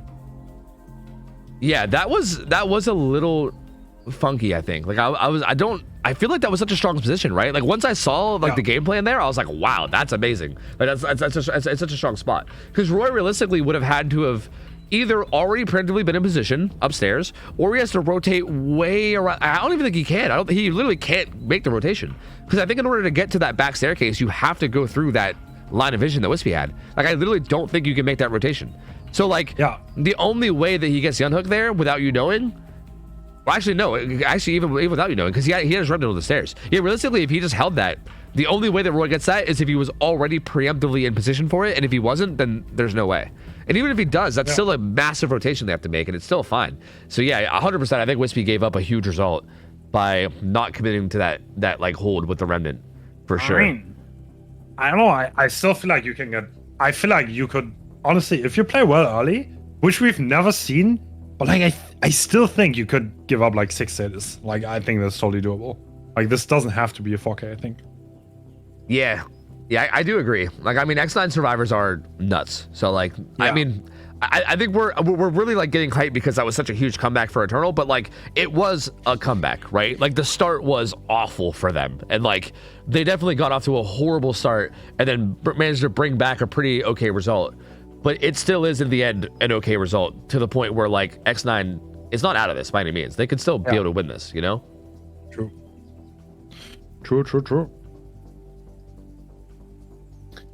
Absolutely playable. They just need to. I think the start decides a lot. If you don't give too many free tags while the pallets are up and you find them and you play the good loops, which there are a few on Hawkins, you just need to like run to the good loops, and then I think you can deny a lot and get into a good spot. Yeah, where like, the dredge cannot. But because every time we've seen this, it was like early down, dredge cam second on the staircase. And then he kind of like gets an early kill, and then he plays it from there, and the survivors don't get much going besides that game. But I think that soccer can easily be broken. Yeah, absolutely. Yeah, it does feel like that's how it's been so far, but we've only seen 3 games, I think. So it's not like there's been a huge sample size. Yeah, I agree that if they have a good early chase, and like you said, there is good pallets, right? Like, that pallet that's kind of in like the portal room or right outside of it can be really strong. And it ties into a double room. A lot of the double rooms in general can be pretty decent. Like, there are a lot of areas where there's like at least some relative safety where it could be hard to get downs. And let's see, Zaka, similar build, but no Noed. Well, not obviously, actually. I mean, Noed would still be viable here. Has Sloppy instead. Yeah, it is Sloppy, and fast survivor and chase already. Are they gonna run into the Remnant? No. Firecracker and then running away. Heading into the double room again. This is one of those like rooms where the pallets are actually pretty good. Like, This pallet right here that Whiskey's running to, I think is one of the only safe pallets on the whole map, honestly. Like, Yeah, that one true. is very strong. Oh, wow. Okay. No, he has to break this, right? Yep. Yep. The pallet has to be broken. They're not locking those lockers. Very interesting. Yeah, they're just trying to get some gen progress, looks like, right now. They were doubling one gen. I think he found the solo gen. So he didn't find the gen that was being doubled yet. Now does. Oh, a big thing that we didn't really like talk about before, though, is that Ruin got found really early last game, and if that doesn't happen again, that could be a difference maker. Oh, That's a guaranteed hit. Yeah, that pallet's extremely dangerous against Dredge. yeah, that's why his powers is way too strong. I do think... But we're not following up. Okay. I think Sav forcing the teleport there is smart, though, at least putting his power into cooldown for a second. But yeah, spreading damage is interesting. Oh. No, so good. Oh, my lord. Yeah. Inside mind game. So far, 2 injuries, but not a lot going. And I think we just saw the ruin. Yep. I don't know if Note has the sword too, though, because he's focused on the chase, but it's right there. Yeah. It feels like he might be focused on this because these are hard pallets to play. Good smash hit value, though. That is a high progress gen. Zaka's kind of in some trouble. These guys are juicing right now. This is kind of that start we're X9 talking playing about. absolutely phenomenal. He's gonna head Does he know? upstairs. Yeah. Yeah, they're back there. He's gonna interrupt going it. to find them. Yeah. Ooh, they weren't sure where it was coming from. They didn't actually have the vision, so they're gonna have to eat a hit for that. Ruin got broken, so Note did see it. Yeah, Ruin's gone. That is a good pallet, though, on the outside here. Yep. That's gonna be a forced kick as long as the Trevor is there. Yeah, you can tie this one into it too. Yeah. This becomes one it's like giant triple. loop. No, actually, the third one. Ooh. Not enough distance, I guess. This is decently zonable, but oh no, he gives him the map. He gives him the map too. Oh no. Huge mistake from Zaka. That was a free And down then of use Nancy's- power. Wow. That was such a huge misplay from Zaka. Very, very uncharacteristic from him, man. And that's brutal. 3 injuries now, but 2 gens popping already. Nightfall is active. He still could kind of get a little bit of a snowball here, right? There is multiple injuries, but they're playing his pallets so well that I don't know how you snowball on him when it's hard to even get your initial down, you know? He's invisible again. Yeah. Zaka, Wispy getting chased by his demons. literally getting chased by his demons, yes. Beelzebub getting the hook here. You love to see it. But actually, Nightfall's still up, and it looks like Jaw's still injured, so he's actually going to be at least somewhat threatened. They got the reset on the other survivor. True. I mean, yeah, we need something in this Nightfall, I think. The Anok is already coming through. Zaka looking for people. Cannot find anyone. And now, not even a camp. No value there. Oh, yeah, this pallet back here is pretty rough. This should be almost a guaranteed hit unless you just take the remnant. So good from No. Making a huge read and just sending it for the remnant. Bro, oh my god. You look at, you know he's feeling it. He's giving the waves. Yeah. Notice confidence. Oh yeah, he's feeling it. He is juicing, dude. They're gonna do this. They're so far ahead. They're so far ahead right now. Zaka, I mean, obviously, this is a snowbally killer, and if at any point like multiple injuries come in, like there is still 2 injuries, and at any point it still could snowball for Zaka's favor. But this is looking so good for X9 right now. Oh, Ja does not get that 50-50 win, unfortunately. But this is only hook number 2, and look at this. This gen's getting close to done. Yeah. That's exactly what I'm saying, though. Like, this could certainly happen.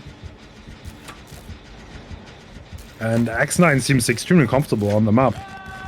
Yeah, they really do. They are playing these pallets very, very well. Like there's so many of these pallets where when they're pre-thrown, they kind of make like this giant loop that you can play, and they're doing that really, really well. Using the safe pallets when needed as well, and like there's double rooms. Yeah, really showcasing how to play the pallets on this map. Because again, this map is really odd. The pallets are played very unorthodox, right? It's not like other maps. Yeah, a lot of pre-drop pallets where you don't really just... Yeah, oftentimes you want to go into the room and not loop the obvious way. Because the hallways like Like if you have a pallet next to a room adjacent, oftentimes if you go into that room, it actually becomes a really good pallet. And we see a similar strategy being applied here.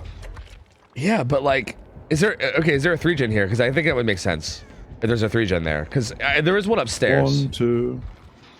It's the one That's upstairs. pretty close. Yeah. Oh. But this one is being worked on, yeah. Yeah, and that upstairs one's probably the first away, and I think X9 recognizes that, so they're trying to get some progress down on that while this is happening. Yeah. Ooh. So Jago's struggling. He's going to come pressure it for now. That lock though, it hurts. No balance. This will be a hit for sure.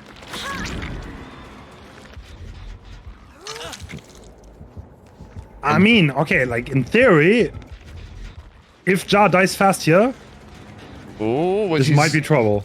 Yeah, he's in some danger. This pallet's not the safest. Wispy's there to take a hit. Oh, I think he was planning on dying under pallet. Oh, that was a little sloppy. He'll take this vault. Is Wispy just gonna even full on just die for him? It looks like it, yeah. Yeah. It's like, I mean, yeah, well, they still need to do this, right? Yeah. And Note is the only healthy survivor, and he's currently doing the gen way out at Portal Room. So, yeah, Sav had to leave this gen up here, and it's gonna get kicked. So yeah, they're gonna have to reset and then get back on that gen, but they're gonna have to reset safely, which is gonna be hard in Nightfall, right? Like the mobility plus the tracking of Killer Instinct here. Wait, did we find the reset? I don't think they were resetting, but he did find an injured survivor. Yeah, they weren't quite ready to reset yet, I think. And Sav is actually playing aggressively around this hook. Though. Is he? We can hear him slightly. Well, I mean, yeah. So 2 survivors injured in Deathhawk, and if one of them dies fast, then X9 might be in more trouble than it seems. Yeah, because they're still taking the Remnant and taking the down as Sav, but honestly, is Wispy still zoned though? Dangerous. And there's no unbreakable, there's no healing pucks. No, is here they're as well. all here. Oh, this is chaos. Oh yeah, this is actually getting really sloppy. Uh-oh. They really need to get resets. All right, to be honest, like that just changed a lot. So yeah, at this point, if Zaka can keep the pressure up and doesn't allow them to reset with Sloppy Butcher, then X9 is in big trouble.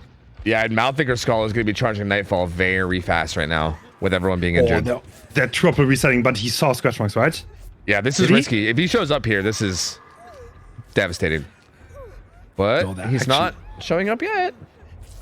No. And yeah, 2 resets done. Oh, they see him. There he is. He doesn't interrupt the reset. Oh, okay, this is pretty big for X9. This brings him back in a pretty big way. Sav's also on hook, and he's not really that close to dead, so they still have time, right? They could consider going for the save, but they might also just get in position for the gens. And that gen upstairs might even still have a little bit of progress. It did get hit by Pain Res, but it might have a little bit, so I don't think they're starting from nothing. This is still a tough spot, though. Yeah. Can you even trade this? You can't really, right? I don't think this you can, no. The 3rd Deathhawk? Yeah. Damn. Yeah, I think you really just need to get gen pressure here. But it's so hard, because even like these gens, right? Like the non-upstairs, like you want to split gen pressure. You don't want to just pressure one gen. Yeah. But these downstairs gens are close, man. Like they are so close. But it's hard look, to there's not even enough progress. You don't even get the gen done before this guy dies, right? Yeah, yeah. Hypothetically, right? So if Sav dies on this hook and Note gets hooked, that would already be it for Zaka. That would be enough. Yeah. Yeah, well, yeah, actually, you're right. Yeah, that would be. Well, that would be a tie, right? Yeah, I think that would secure tie. Because that would be... Well, wait, no. That would be 10. That would be 10. Oh, you're saying if Note full dies afterwards, want a double. They want a double save. Oh. Wow. So now everyone gets injured again. Nightfall is charged. This could backfire. I think they do have... I think this is the call they have to make, though. I don't think they have a choice. Because you're right. They can't let him die. Oh, they hit through the window! That is a massive hit. No, he doesn't get out of this area, right? Yep. No, we're kicking. Okay. Zaka's worried about the gen progress. Yeah, Zaka needs to find the reset here, right? That's all that matters. Or catch out Note before he gets out of here, too, would also be huge. True. It's a pain res. Oh, he finds it! Oh, that's a triple reset, right? Yep. It is. And they're trying to even figure out what direction he's coming from. Oh, they're like a herd of gazelles, bro. They're trying to get out of here. Uh-oh. Zaka's on the hunt. They're honestly doing pretty well at holding this position.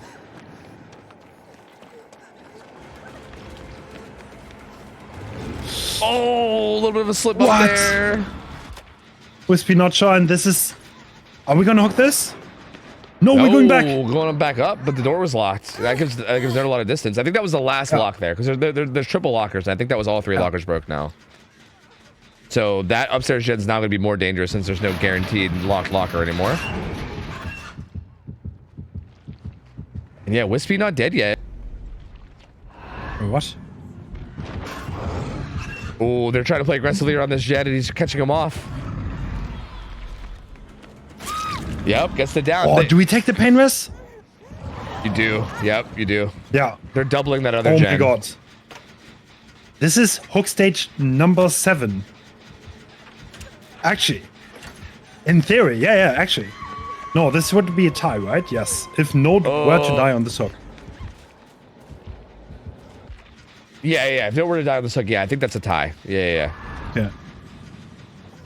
So, Zaka definitely bring it. Uh-oh. Problems team. Problems team. Problems team. Jaw's gonna get it, but Wispy dies. Do they get a gen? They're full sending gens now. They're just like, please give us a gen, please.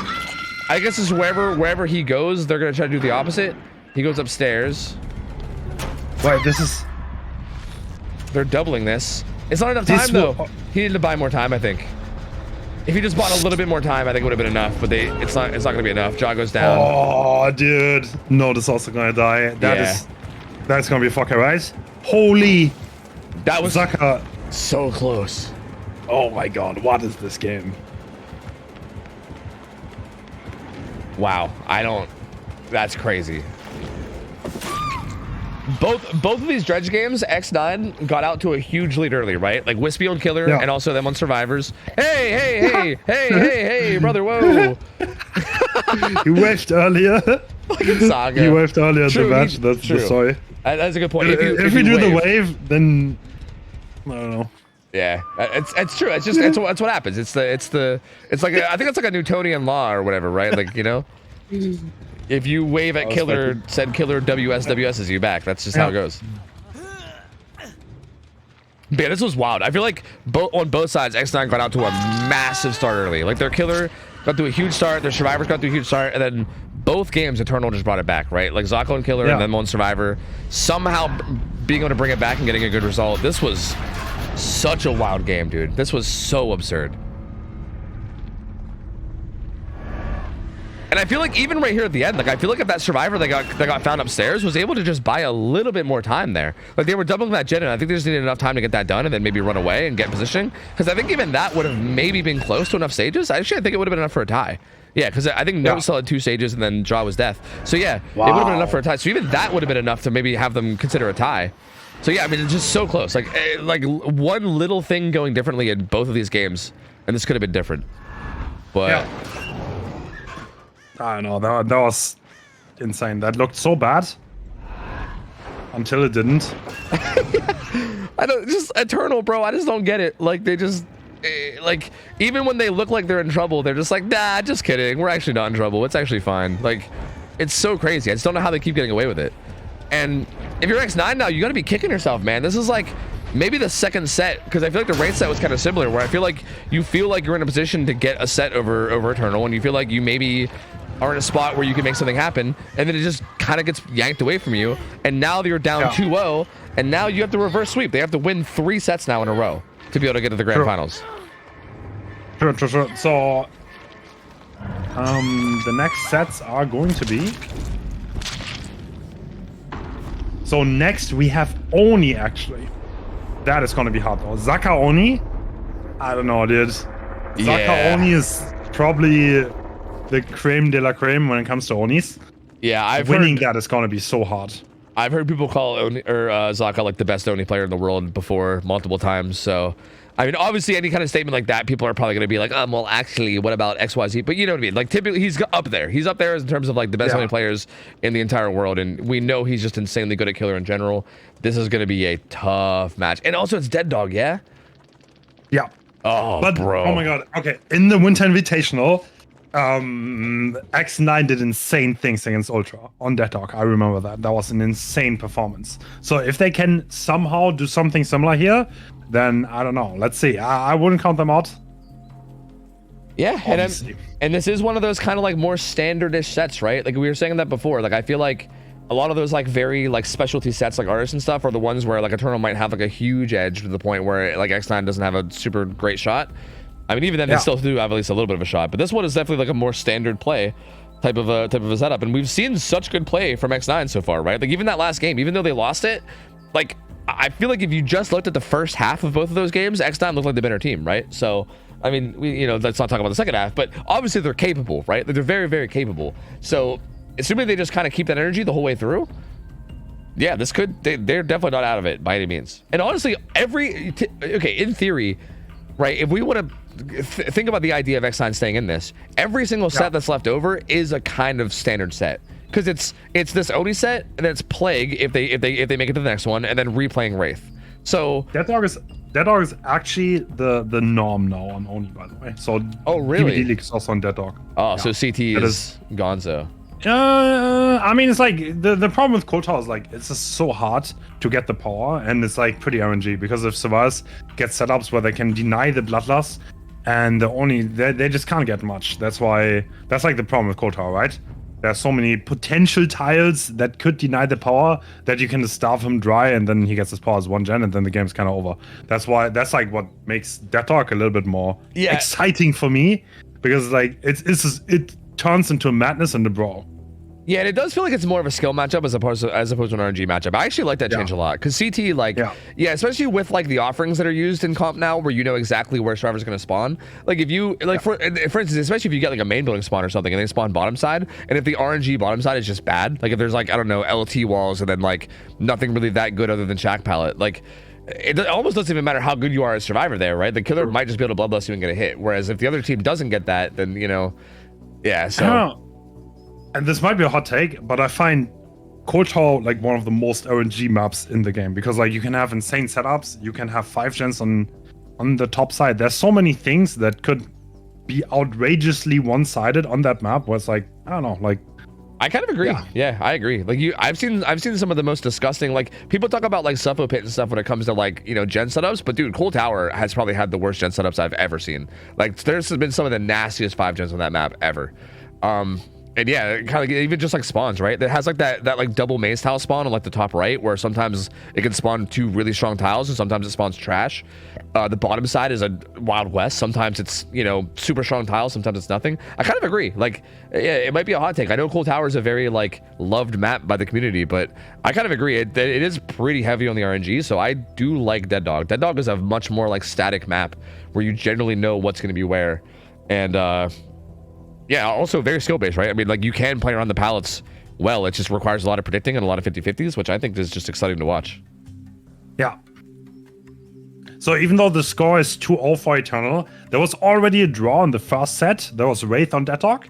And if it matters, we're going to replay that in the end. So after the 5 sets, if this score is 2-2, we're going to go back to Wraith, and that's going to be the deciding matchup. But it's like the score is a bit deceiving, because I think X9 did definitely put up a big fight so far. Yeah, this is like the artist set's really the only one that's looked like very decisive. And again, that is kind of a specialty set, so it is what it is. Every other set, it's been like neck and neck. Like X9 has looked so strong to the point where it's honestly, it's hard to say. Like I wouldn't like I think a reverse sweep against Eternal feels unlikely. But I feel like it wouldn't surprise me if they at least win like a set or two and at least keep this closer, because they're definitely capable. This is an extremely good team. Yeah. True. I mean, they won the Winter Invitational, so they must have something going for them. I mean, like Wispy definitely showed that. I mean, the first game Wraith, already 4K'ing Eternal. That's not very easy. Yeah. So yeah. just results in general have been very solid. Even on Artist, which is a set that like not very comfortable with, still ends up, you know, it wasn't the 3-4 stages that we saw from every other killer throughout this entire tournament, right? Like Eternal has been consistently getting like 3 to 4 stages against really good killer players, right? Like I don't know. So regardless, even Wispy's like not so good results are still above the average that we're seeing from everybody else. Like definitely getting good results and putting up good fights here. True. And we are going to be it's going to be Zaka Zoni, yeah, going up against these survivors too, which is going to be a bit interesting to see. I think X9 is going to hard juke and Eternal is going to die under pellets 24/7. That's my prediction. I don't know which playstyle is going to come out on top, but yeah, let's see. Yeah, I can see that. I can definitely see that. Like that does seem like the like go-to here is like X9 feels like they're more like, okay, let's rely on our like individual skill and just kind of play like the overall macro for gens, whereas yeah, like the dying under pallets for Eternal thing. But I think the dying under pallets for Eternal, especially with a killer like Oni, can be a bit risky, right? Because obviously like it's really strong in the sense that you like as Oni you don't want to waste your power looking for people, but at the same time if you find people in your power and you insta down them, that's like borderline game ending, right? So yeah, it'll be like a high risk high reward strategy if they go for it, and it might work out, it might not. And X9 might just juice up and it might not even matter anyway, so I guess we'll see. Yeah, true. I mean, they did insane in the Winter Invitational on the same map, Dead Dog only against Ultra, and they were in unwinnable position 3-1 where I think like they nearly got 4K 3'd, and then they literally did all the gens afterwards with insane jukes individually. Yeah, so yeah, that was also the game where they just never healed and just let him have power over and over again, right? But they just juked power like the whole. It was insane. That was stupid. Like I don't know how that happened, but like they let him have his power, but he never got the downs going. Yeah, it was so nasty. I mean, we've been seeing it. Like even in that Hawkins game, like Hawkins is a hard map to play. I mean, we saw Eternal struggle with it. And like their pathing, their ability to play tiles, it's just like these survivors like in Chase are gross, dude. They're so gross. And that might end up playing a role here, right? If Zaka struggles like even a little bit at the wrong moment, it might be enough to get them out to a big lead. All right, so X9 has a tiny bit of a problem. They brought the wrong offering. So that means they're gonna start on a deficit of half a hook stage. Always, you hate to see it, dude. Like especially the offerings, but yeah. Yeah. They screwed that one up. Yeah, it's pretty unfortunate because it's like such a, you know, it's such a little thing, but at the same time, it reveals the killer's build and. Yeah, but what is half a hook stage realistically? Anything can happen. Yeah. I mean, mostly half a hook stage just makes it so that ties aren't really possible, which, you know, it maybe gets rid of like the fresh hook tie con too. So that's mostly it. At the end of the day, if you outplay your opponents, the half a hook stage probably doesn't really end up mattering that much anyway. True. Still always sucks when those happens because the offerings it's like the same shit every time, right? Like this, like the dumbest thing to fuck up. Yeah, right. Like it's never different. It's always the same on every single map. So yeah, it is kind of a weird thing to mess up. Yeah. Is BL allowed here? I think it is. Okay, that's interesting. Because I know that like some killers that play on Dead Dog, it'll get banned on. But actually, it looks like it. I'm not sure. What? I'm creeping right now. It looks like it is allowed. Okay. I think it is allowed. Yeah, but there's no special balancing for each individual map. Yeah. I just went and creeped. It is allowed. Okay, so yeah, that helps a lot too, because I feel like having balance does make the it helps so much with Dead Dog, dude. Dead Dog is such a balanced landing map. Like Gallows gen, Bane building gen, so much easier. You can set up for insane pallet saves. And true. We are in Zaka. Okay, that's a pretty default build. We have Ruin Eruption again. Yeah, it's interesting. We saw that on Wraith earlier on this map as well. So kind of going for the same thing. He's breaking the main. Ruin's right there at main. I wonder if Wispy caught onto that, because that might be giving away where the Ruin is. Yeah, and that spawn's also a decently common spawn. I feel like that. I feel like that's a spot that people check. So that Ruin might not be long for this world. So we don't. Breaking out that wall too. Yeah, and Chase. Oh, doing a good job with that window, just holding it, keeping distance. The pre-throw of all pre-throws here. Yeah. What's he do with Still this has the distance? pallet in front. Oh, slips a little bit there. Oh, That is not a hit. But he greets it. What? yeah, he didn't get the stun either. Lawless is building. That is a hit. Yep, that's it. Smash it. Wait, he could have smashed it at that. Yeah, I think Interesting. I think he was worried about the killer going too far and body blocking it. Like, you know how that can happen sometimes. Like, if you just swing through it. I would assume, because, yeah, like, a smash it there would have been massive. But, yeah, he does end up getting hit. So fast hit coming in relatively early. Not that round, Deadlock, though. Now we're going to main. Yeah, main. Well, this gen is already done. Yeah, about to pop. Yeah, a lot of progress. They must have hopped on that immediately. Power's up though, and seems like he's comfortable with just going behind main if that's where he's gonna die, and he's just chilling back there. But he's not gonna get there's committed someone to. on this gen, but I think the Nancy left relatively early. Ooh, Well, she's still or here. not. Nope. What? Huh. We're just wait. What is happening? No, What is dude. what? Okay, I don't know what that is. Maybe nerfs coming into play. Yeah, that was odd. Sub, by the way. Saf. I don't think he's a long-term team member. Yeah, He's- yeah. From the roster, I guess. Yeah, taking Haunt's place. I'm not sure where Haunt is, but yeah, he's not in for these matches. And yeah, he takes it down there, and he still has power too. So this is a rough spot now. Like down in this corner with power still up. Although I don't know if there's a good gen set up there though, right? Like main building got done. I'm not sure what other gens are there, but there might not be a whole lot. I don't know if this is the right survivor to get off to be in the bush with. I will not Yeah, know. right. The bright ass blue shirt on Renato. I mean, if he somehow gets that unhook, then I guess they're fine, right? Yeah, maybe. Yeah. Just kind of peeking on it. Not a lot of gen progress coming in. I mean, Wispy, yeah, I mean, no, yeah, so Note's cranking this gen with balanced. Wispy's doing the one at the end of the street, but yeah, Jaw's not really committing to one. So only 2 survivors on gens. He has a 4-gen on the other side of the map. I find that really interesting that he's committing to this. Yeah, right? This feels weird. With Eruption, too? Like, I feel like you interrupt those gens, you hold that 4-gen, you get a... With Odie and power, too, means that you can get it... Like, it's not like they can safely get away, too. Like, if you catch someone in position, out of position over there... What? That's an insane read. Wow. He finds the stealther going behind the main building, and now someone needs to rotate, though. He can lock her up with head on, maybe? What is that pathing? Oh my lord. God. They do pop Gallows, but they're in danger. They might go down for this. Wispy's gonna be in trouble. Oh my lord, what is happening? Oh, he wants to kill on the Sav. Yeah. Oh, Oh, he missed the flick, though. looks a This is little costly. early. Oh, Sav tries to corner up, but does not work. He is gonna go down.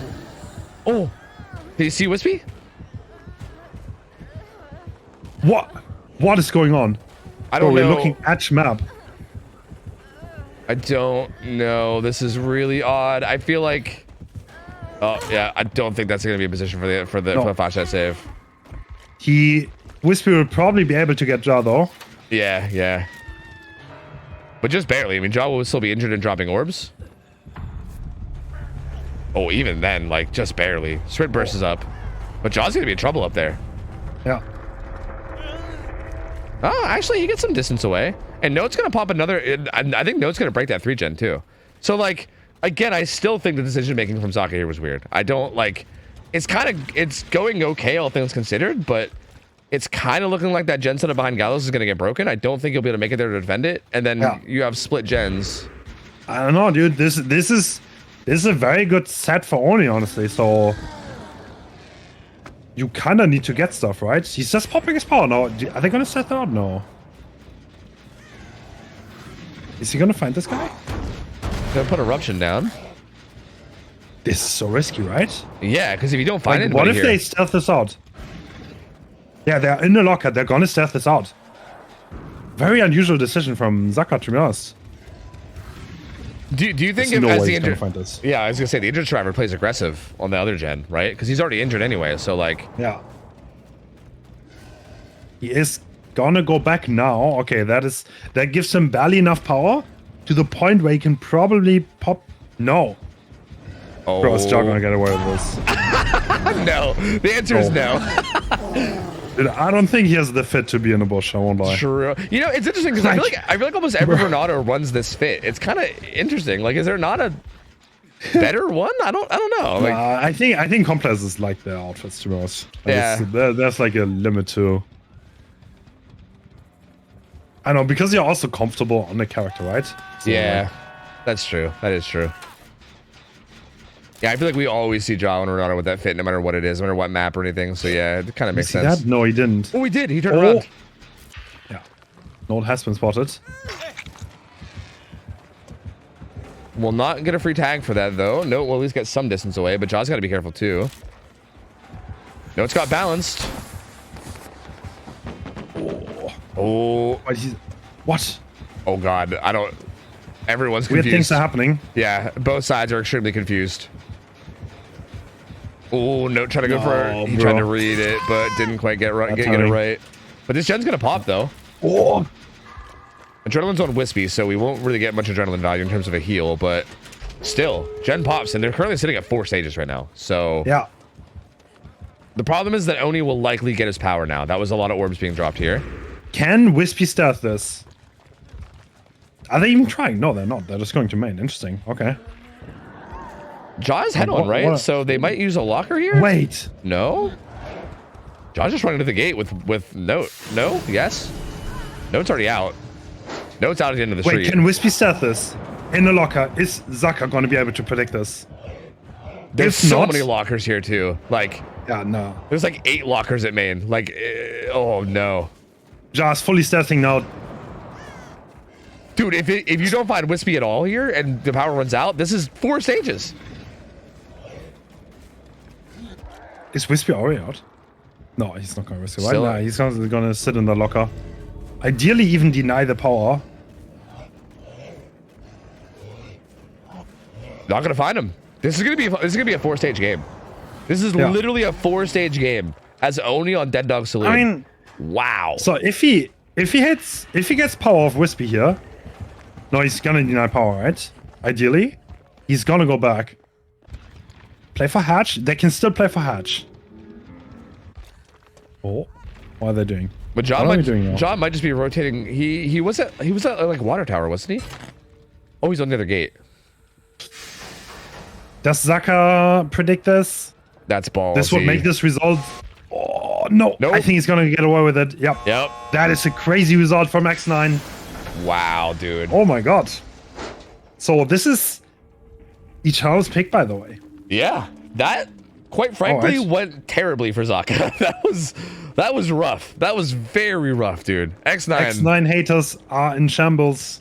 Yeah, that was phenomenally played. I mean, weirdly enough, it actually wasn't phenomenally played at first, right? Like, I feel like the start was looking a little rough. Like, I was like, uh-oh. Yeah.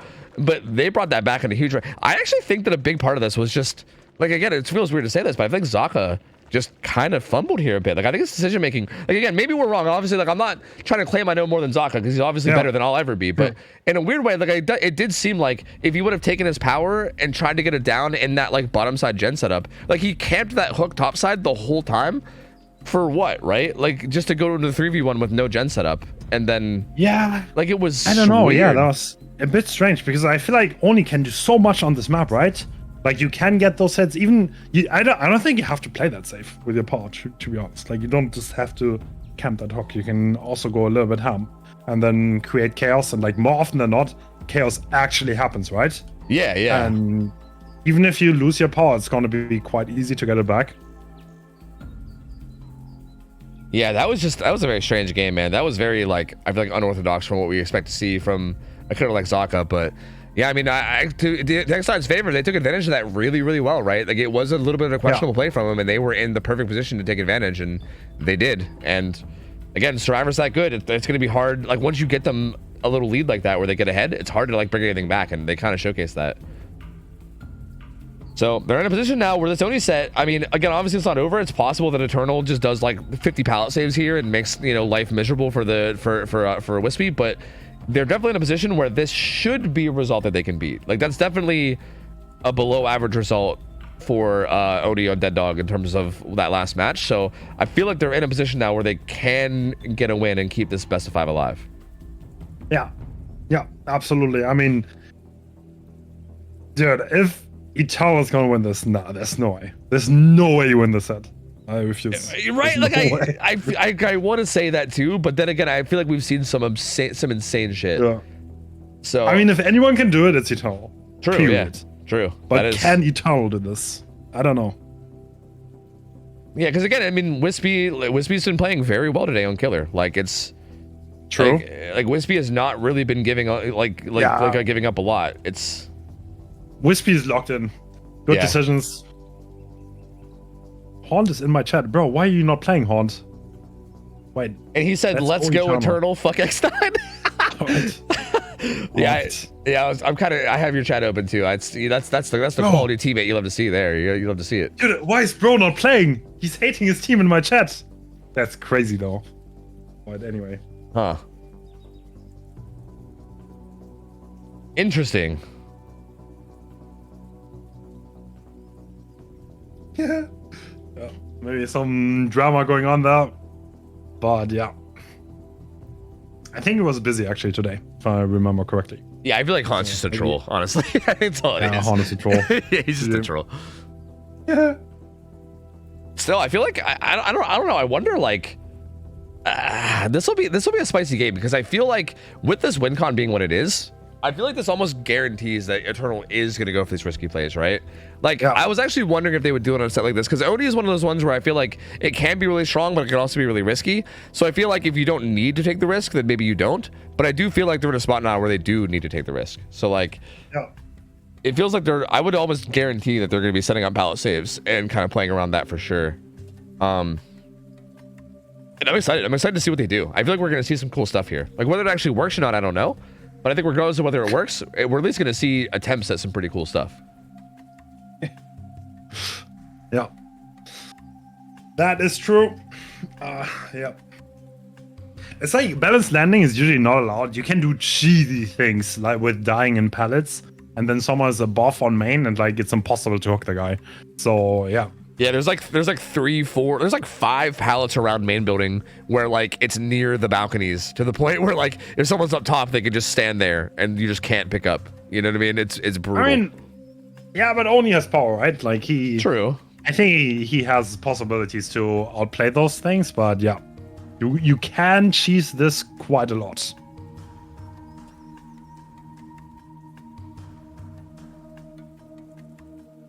And yeah, one more thing to consider: there's a penalty.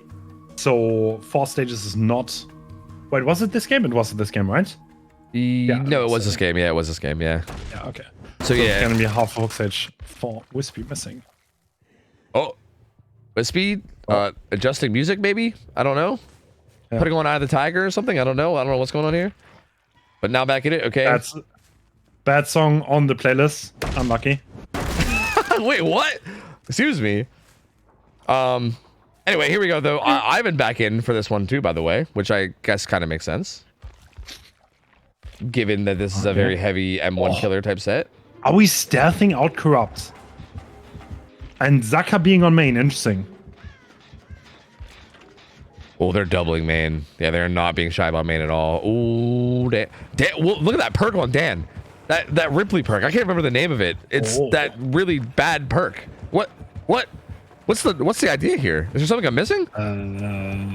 It makes You don't make sounds in lockers, right? Yeah, I'm pretty sure. for like a short amount of time or something. I think. Yeah, maybe that's what it is. I mean, it's Maybe good for a head-on, yeah. Yeah, I maybe mean, it's if you want a- head-on injured, and dropping shack pellets. True. That's interesting. I still feel like it seems unlikely to work just based on the blood trail ending. But hey, Right, I this mean, we'll is it, see. right? No, not quite actually. That is not a hit. And 1 gen pops on main. Ooh, Dan has a pretty okay structure over here to use. Oh, Interesting. Okay, he's connecting the loops. Greeting that one too. Wow. Oh, this is dangerous. Bloodlust is starting to kick in too. Oh my, he's just so good though. Oh. Wait, Oh my god. What? No. How? No, he's him right now. He's him right now. But Bloodlust is building though. Bro, how is he not Oh, hit? he wins another mind game. What is happening? It's Bloodlust 3. It's Bloodlust 3. There's no way Can you're Dan breaking be Bloodlust. stopped? Oh my god. Sprint burst though. Poor I mean, Roy. this is Bloodlust 3. Oh, No. goes for a swing there too. Roy, get away from this one. Bro, like, oh, he's so fast. I know, dude. Poor Roy. Yo, Dan's like, here you go. Have a Bloodlust 3 Oni. Have fun with that one. Oh my lord. But that first hit took a while. They have a gen done. They were splitting 3 other gens. A good bit of progress, and just now starting to get blood orbs. This is actually looking still possible, right? True, true. I mean, now there's a power though, so. Yeah, yeah. And there's a Claudette in the bush. Ooh. Bro, Eruption are we gonna find get the put down on Cloud this here? gen. Oh. Oh. Do you pop power on Dan now, though? Bro, he's not confident. Now he knows Dan has Wispy's number. No, he's gonna pop it. Oh, yeah, he's gonna do it. I mean, there's no exhaustion perk on him either, right? He just used head on, so. Ooh, doesn't quite get that flick. Breaks out the wall. Was. Oh my god. Doesn't go for the flick. Down comes No, through. that's a down. Striver's hovering nearby though, but I don't think they have anything to work with, unfortunately. So yeah, he will just be getting put on hook. Right dead center of the map too, right on top of a bunch of gens that have progress. That's not looking good. Yeah.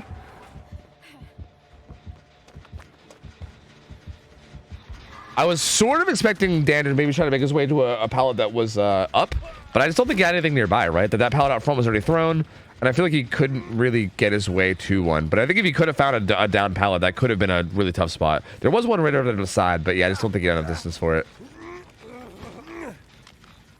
And now this is tough, right? Because now, like, look at these gen. Oh, dude, this gen setup. Yeah. Oh my god, look at that. Gallows I mean, and then the they entire are back bashing wall. gens. True, yeah. But it's like that gen is just started. It's going to be like, I don't know. You need something insane here. Yeah, yeah, you definitely do. Sprint burst on Roy. So he can play a little aggressively on this gen.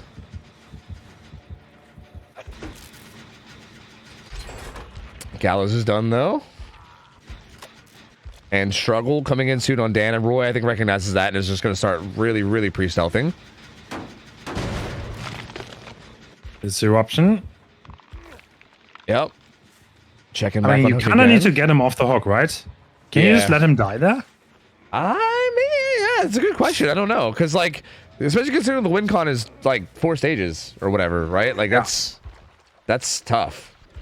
Actually, Wispy needs 5. 4 Yeah, from true. us. True. That's a good point. 5 stages, yeah. But even still, like you're giving 3 out of the 5 right there. But I guess if like in theory, if you let him die, To be honest, you're denying power at he least. does not have power. Yeah. Yeah, yeah. Oh, that might be worth. Whereas if you go for the trade, then you're giving him power, which, but also you're keeping the game a 4v1. It's like, which one do you value more? Like the ability to try to keep the game a 4v1 with pallet saves, or are they going to double and hook against an Oni? Kind of looks that way. Yep, that's what's going to happen. All right. So that's power, and Dan stays alive, but you don't need that much more. So Yeah, and I don't think you go for Dan anymore, right? Like I think you just go for whoever, because you just want to get. This will be under pallet, and Dan's nearby. Oh, but he gets spotted. Oh, no way! Wow, Oh. Dan. Oh my god, his pathing is phenomenal. Oh, but Wissy goes right over for the pickup. Oh, they missed the pallet save. Somebody was there. Someone They missed missed. it. It was Zaka, I think. Oh, Zaka didn't get the save. They needed that. They really needed that. I think this basically puts it away. That's another pain res. We're now sitting at 3 stages, like 2 more and it's over. And there's a bunch of injuries, blood everywhere. That's looking like borderline over from here. Yeah. No, this is probably. They have good gen progress, but yeah, I don't. Yeah, Sokka's going down too. No, this is the 4th. It's not complete. Whoa! Hey, What is that? hey, whoa, hey. What is going on here? A little bit of tension.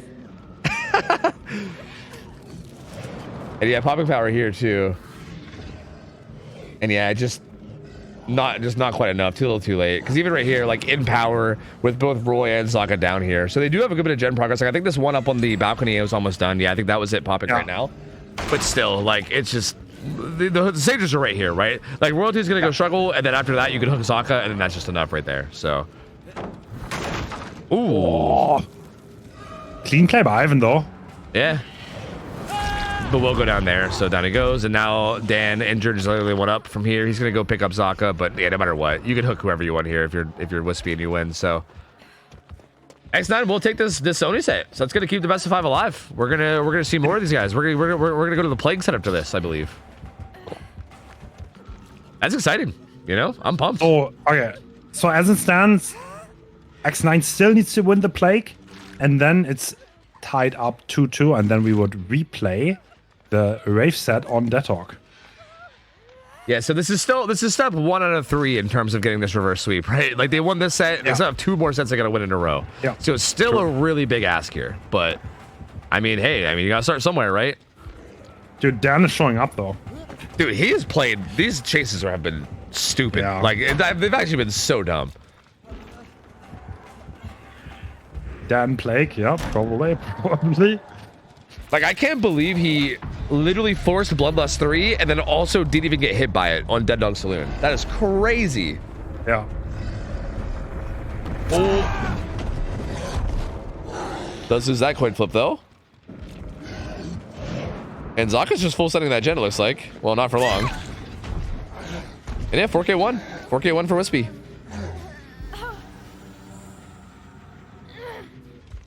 Interesting, man. Yeah, very interesting. And okay, so we're going into Plague, and Plague is probably on Suffo, unless maybe Suffo was week 1. So. Hold on, I'm gonna go. No, was Suffo week 1? I'm gonna go creep it. I don't think did we even see Plague at all? I don't know if we have at all this tournament. We had 1 Plague match, pretty sure. Oh yeah, it was on Torment Creek. Yeah, it is Suffo for this week. Okay. Yeah. So yeah, it's gonna be Suffo 1, Plague. I feel like this is one of those sets where I feel like it can also be kind of volatile, but I wouldn't surprise me if both these driver teams get big results in this in this Plague set. Like I don't know. True. It might be a bit of a struggle for the killers, but we'll see. There is also 2 really strong killer players in play, so you know anything's possible. Yeah, that is absolutely correct. I mean, it's like Plague is a big game sense kind of deal, so but it's like I don't know. This is like wide open. I don't know who's gonna win Plague. I'm pretty sure this was X9's pick, by the way. I think Plague was actually tiebreaker, right? Because this is actually set 5, I believe. Oh yeah, you're right. Yeah, because Wraith got tied, so tiebreaker, yeah. Yeah, so this was no one's pick or ban. This was just what was left over. Yeah. So this was like the totally neutral killer in terms of how these teams were feeling about it. Yeah. After both teams pick 2 killers, there are 3 killers left in the pool. Both teams ban one of them, and then the remaining one is the tiebreaker killer, and that is Plague. Yeah, it seems pretty fitting. I mean, Plague is one of those killers that I feel like is kind of like relatively standard play. I feel like it's like hard for one team to get like a huge edge in that Plague set, right? It just feels like it boils down to whichever team and killer just plays a better game, you know? Like not a lot of like trickery or weird stuff, just whoever plays better. So pretty good tiebreaker type of a set, I think.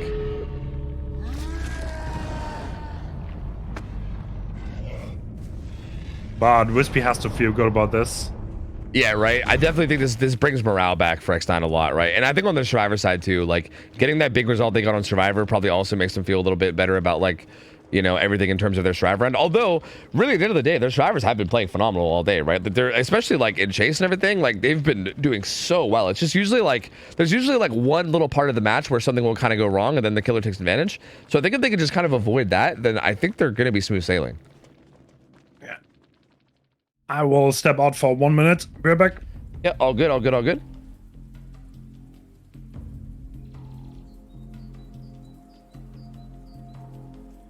Let me take a peek. It looks like we are oh yeah, it's gonna be Wispy on Plague. So we are going to be keeping X9 on Killer up against the Survivors of Eternal. So Suffoc Pit 1, Plague. This one's going to be really interesting. Obviously, there's like the gen setup question. Sometimes you get really, really nasty gen setups on like top side. Like it's not that uncommon to see things like 4 gens, sometimes even 5 gens on either side that can be kind of nasty to deal with. But these teams are going to be pretty experienced. They're going to know how to like kind of deal with that, right? I mean, as long as you can make sure that the hooks don't stay on the same side as the gen setups, and you can kind of like force the killer to rotate elsewhere or keep the game a 4v1. It could still be hard even with a gen setup. So both these teams are going to be experienced, and it's going to be tough. It looks like Nightlight is going to be filling back in on Survivor too, so we will be seeing him on the Survivor end, filling back in for Ivan.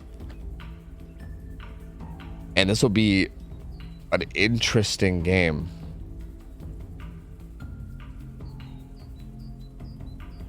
I don't really know the experience in terms of like Wispy on Plague here, right? Because I do think there is a little bit of like chances for Plague to do some interesting things in power, and I'm not 100% sure exactly what the experience is here from Wispy, because I would assume it's going to be, I think, Zaka. Well, actually, it might be Zaka on Plague, but it might be Nightlight. I think Nightlight has historically played Plague. I think I remember seeing that in the past. So this will be an interesting set, man. This will be interesting. I think a lot of this is going to boil down to the survivors, much more so than like really like any like kind of crazy mechanical skill from the killer. I think it's just going to boil down to the survivors making good calls, making good rotations, being in the right position at the right time. True. I think it's Zaka though on Plague, if I'm not mistaken. Yeah, you think? Pretty sure that's a Zaka killer. Yeah. Okay, yeah, that's fair. I know I've seen Nightlight play it in the past, but I think that was also like 3 years ago. So who knows anymore, you know? Yeah. Yeah, this will be a spicy one, man. I think as long as the survivors play this safe and good, this should be. I would assume that this is going to be like a which survivor team gets the better result type of situation. Like I feel like, for instance, if Wispy doesn't get like a huge result here, I don't necessarily think that's like game over. Like I feel like this feels like the kind of set where survivors can pop off. True. I mean, it can. Yeah. I mean, you kind of need to deny them one, right? That's what it boils down to. Don't go down early. Understand what the gen split is and outplay it properly. But both of those teams are so experienced. So, yeah, they're definitely going to do this. Man, pressure's got to be on, though, dude. Like, I feel like, this is tough. Like, you got to win this. And you also got to win the race set. So, man, I feel like if you're X9, you got to be feeling the pressure. And yeah, true. I feel like the momentum, though, is at least in their favor, at least a little bit. So that's probably nice. And we'll see. Again, something I always think about is like the fatigue thing. Like, I don't know how real that is or not. I don't know. But like, for instance, Wispy so far has played, like, this is like game number 9, I think. Like, I think we've done 4 sets and we're going into the 5th one. This is like the 9th game in a row, back to back, right, of playing Survivor and Killer. Sure. Like, you got to wonder if at a certain point you're like, God damn, like, give me a break for a second. Like, Jesus. I think they even played a tournament before this. I'm pretty sure they did. Oh, so, really? Yeah. Oh, my Lord, dude. Yeah, that's actually kind of wild then. Hope there's lots of energy drinks being drank over there, like fucking tons of coffee. Oh, bro. Wait, you're sponsored by Wispy's locked in. Wait, you're sponsored by Gamer Subs too, right? Right, that's the thing. Yeah, drinking some Gamer Subs over there to give them the energy. That's right. Use code HENS at checkout. Wait, what is it? What's the code? Yeah. Use the checkout. Yeah. For your Gamer Subs energy. Yeah, let me see it. That's right. That's how Wispy's staying alive in this. Let's go. Yeah, true. Obviously. Send some Gamer Subs their way. That's how it works. That's actually the prize for this. Is you just get a big ass tub of Gamers. What, you thought you're getting dollars? No. You thought it was $4,000? It's $4,000 worth of Gamer Subs, actually. Yeah, here you go. Actually, it's not US dollars. It's Gamer Subs dollars. The old Gamer Subs bucks. There you go. Easy peasy. Yep.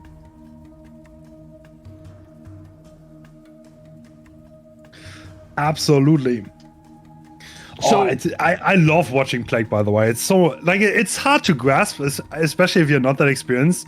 But there's so much tactic going into Plague, and especially on Suffoc Pit. So I Yeah. am excited. 100%. And I'm curious to see what we see for builds. I know that for a long time, I think we saw, or at least what I saw a lot was Devotee's Amulet and Apple, right? Like yellow apple and then purple amulet that gives you more time.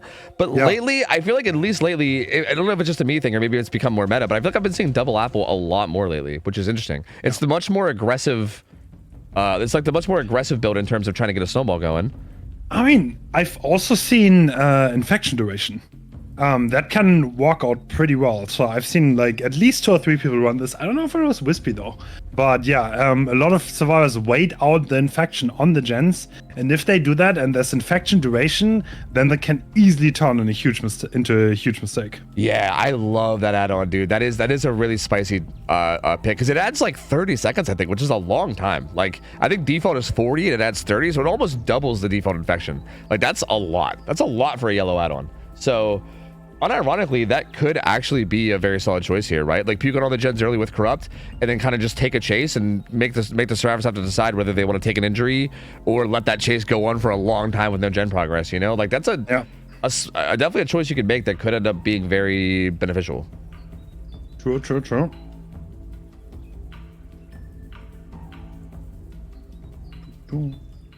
And here we go.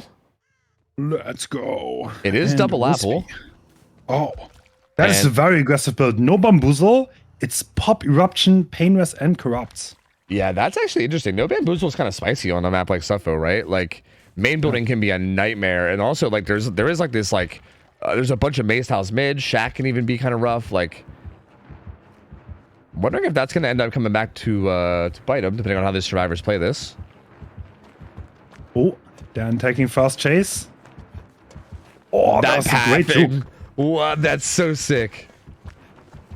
Wispy ends up not committing anyway, so ends up being kind of okay. Roy. Oh. All right. Oh, we saw it right there. I saw there it. Was so there was a banned park. There was Decisive Strike, which is currently bugged and removes the plague power. That's why it's not allowed in the set. Usually it is, but it is a bug and it is unfortunate, but it's banned. We changed the balancing because of the bug, and maybe the players didn't realize, but we pinged them. That sucks because that means half a hook stage missing for Eternal. Yeah, that's really unfortunate. Again, that's a really unfortunate one too because Dan told me about that bug, so they must have known about that. That's unfortunate. Yeah, maybe Roy didn't catch it. Well, I guess it's hard to say. I don't know how the builds get made, but yeah, maybe they just forgot about it in the heat of the moment. I don't know. That's pretty unfortunate though. Yeah. Yeah, there was a banned park, so half a hook stage missing. The survivors can only change that one park. Wispy can change anything about his build though. Yeah, which makes me wonder if something will get changed, right? I don't know. Like, that was a very heavy triple regression build from Wispy with the double apple. Like, that felt like a build where it's like, okay, you want to get it down pretty quickly, put them in whichever side has a good gen setup, and then hold that gen setup. You know what I mean? Yeah. I'm a little surprised. I feel like a choice like Agi, unless that's banned, but I don't think it would be here. I feel like Agi seems like it would be a very good choice here. Yeah, a lot of people go for Agi, I think, in this setting, because hook placement matters so much in this. Yeah, you kind of want to hook on the side you want to hook at, and if someone dies in the middle and you have agitation, you can pretty much choose where to put him. So yeah, a very popular choice. I wonder if Wispy's going to change builds. I think Agi is definitely something you could put there, yeah. Yeah, agreed. And like Eruption, obviously Eruption's so good for like area holding, but it does, again, like I've seen the Eruption turn into like the anti-3-gen mechanic kicking in a lot. Like, that's happened quite a bit. I mean, I think the apples might maybe help just to play more aggressively and maybe end the game before it gets there. But yeah, I mean, I don't think it'd be crazy to like take off Eruption and put on Agi. I think that would be an interesting mix-up. And especially if they're not expecting it, right? And then you yeet someone halfway across the map after a down, like that could be, that could be nice.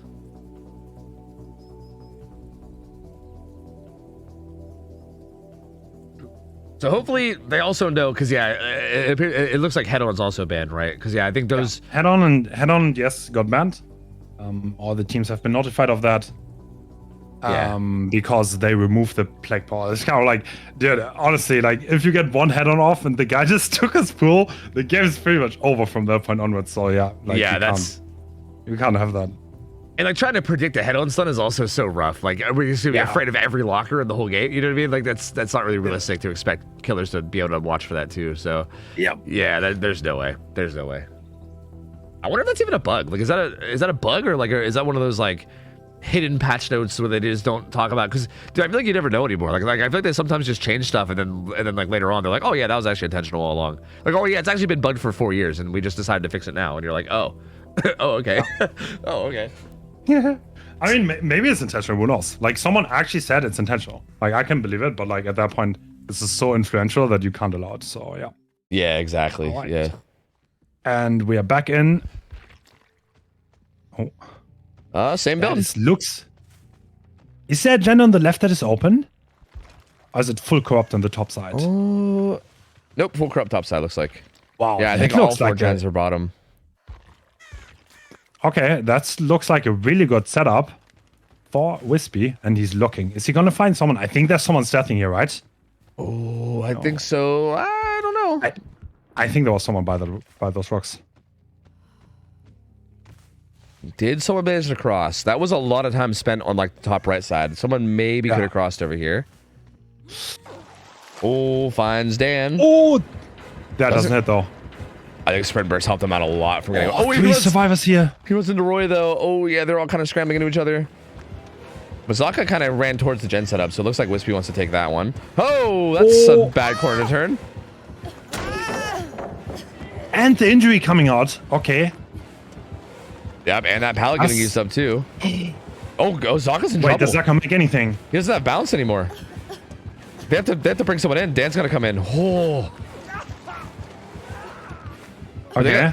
But the Dan's gotta be careful now too, because this pallet over here is not the strongest.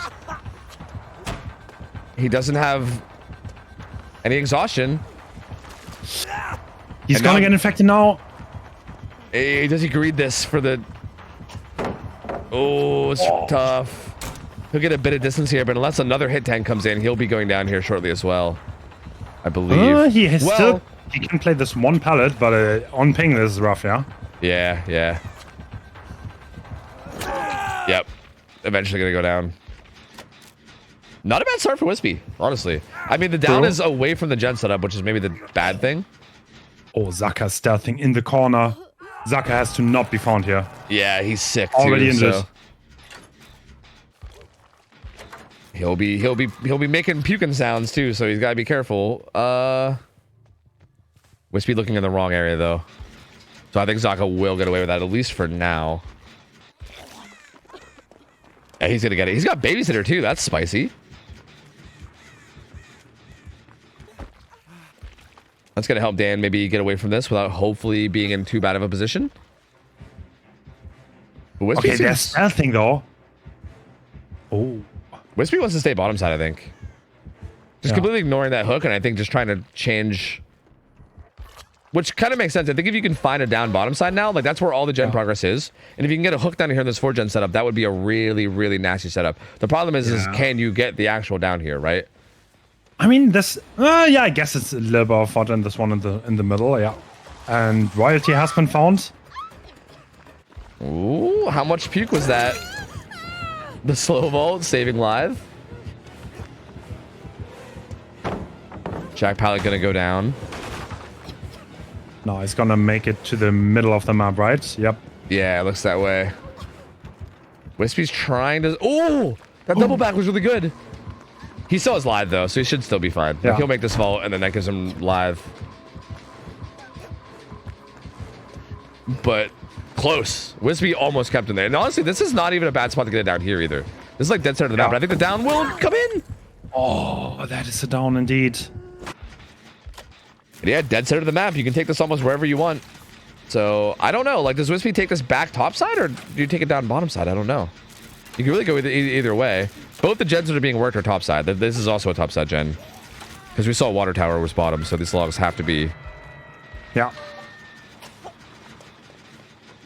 And yeah... This is looking pretty decent for Wispy, to be honest. Yeah, it actually really is. This is a pretty solid start. And now only one healthy survivor. Hook is kind of in this gen setup. This is the last healthy survivor. He has been spotted and is in chase now. And there's the puke. Yep. So you won't be healthy for long. Oh, and also Roy gets found as well.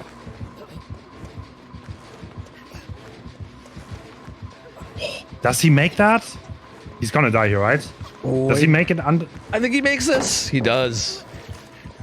And his pallet's really strong. It's going to be hard to catch him here unless he fucks up a lot. Oh, that. Nope. Playing it well. Oh, never mind. Oh, he gets it. I was about to say, Roy is such a demon. Yeah, that pallet, it can be hard to play with ping. So, yeah, I mean, there's only so much you can do, especially once Bloodlust kicks in.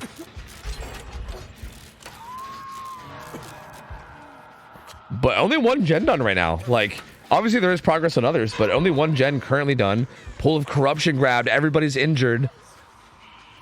This gen right here is a bunch of progress and it's about to get kicked by Pop. Wispy's in such a strong, such a strong spot right here. Dan just cleansed here, and Wispy saw it. Ooh. The pool comes in, but he still has power, like a lot of power. Like a lot. Like Roy's in trouble. Oh my god. Oh, the speed boost into the live boost. And that distance at main is going to be really good, especially without Bamboozle. Oh, well, actually, He's pallet. Oh, he's Dead. around. He's around.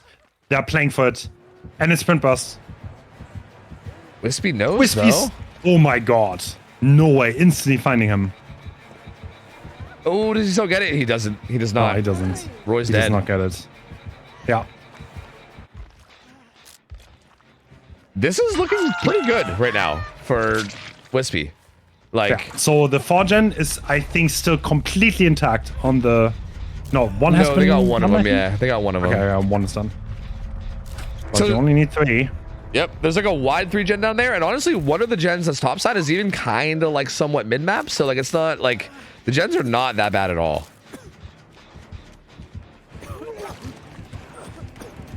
And Dan getting sick now too, so everyone's gonna be injured essentially at this point. Good pallet play from Nightlight though. He's doing so well at this filler.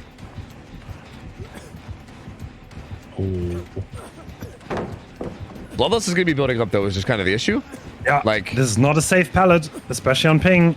Yeah. And Wispy winning the mind game. Oh, bro, he's doing so well. He's winning so many 50-50s.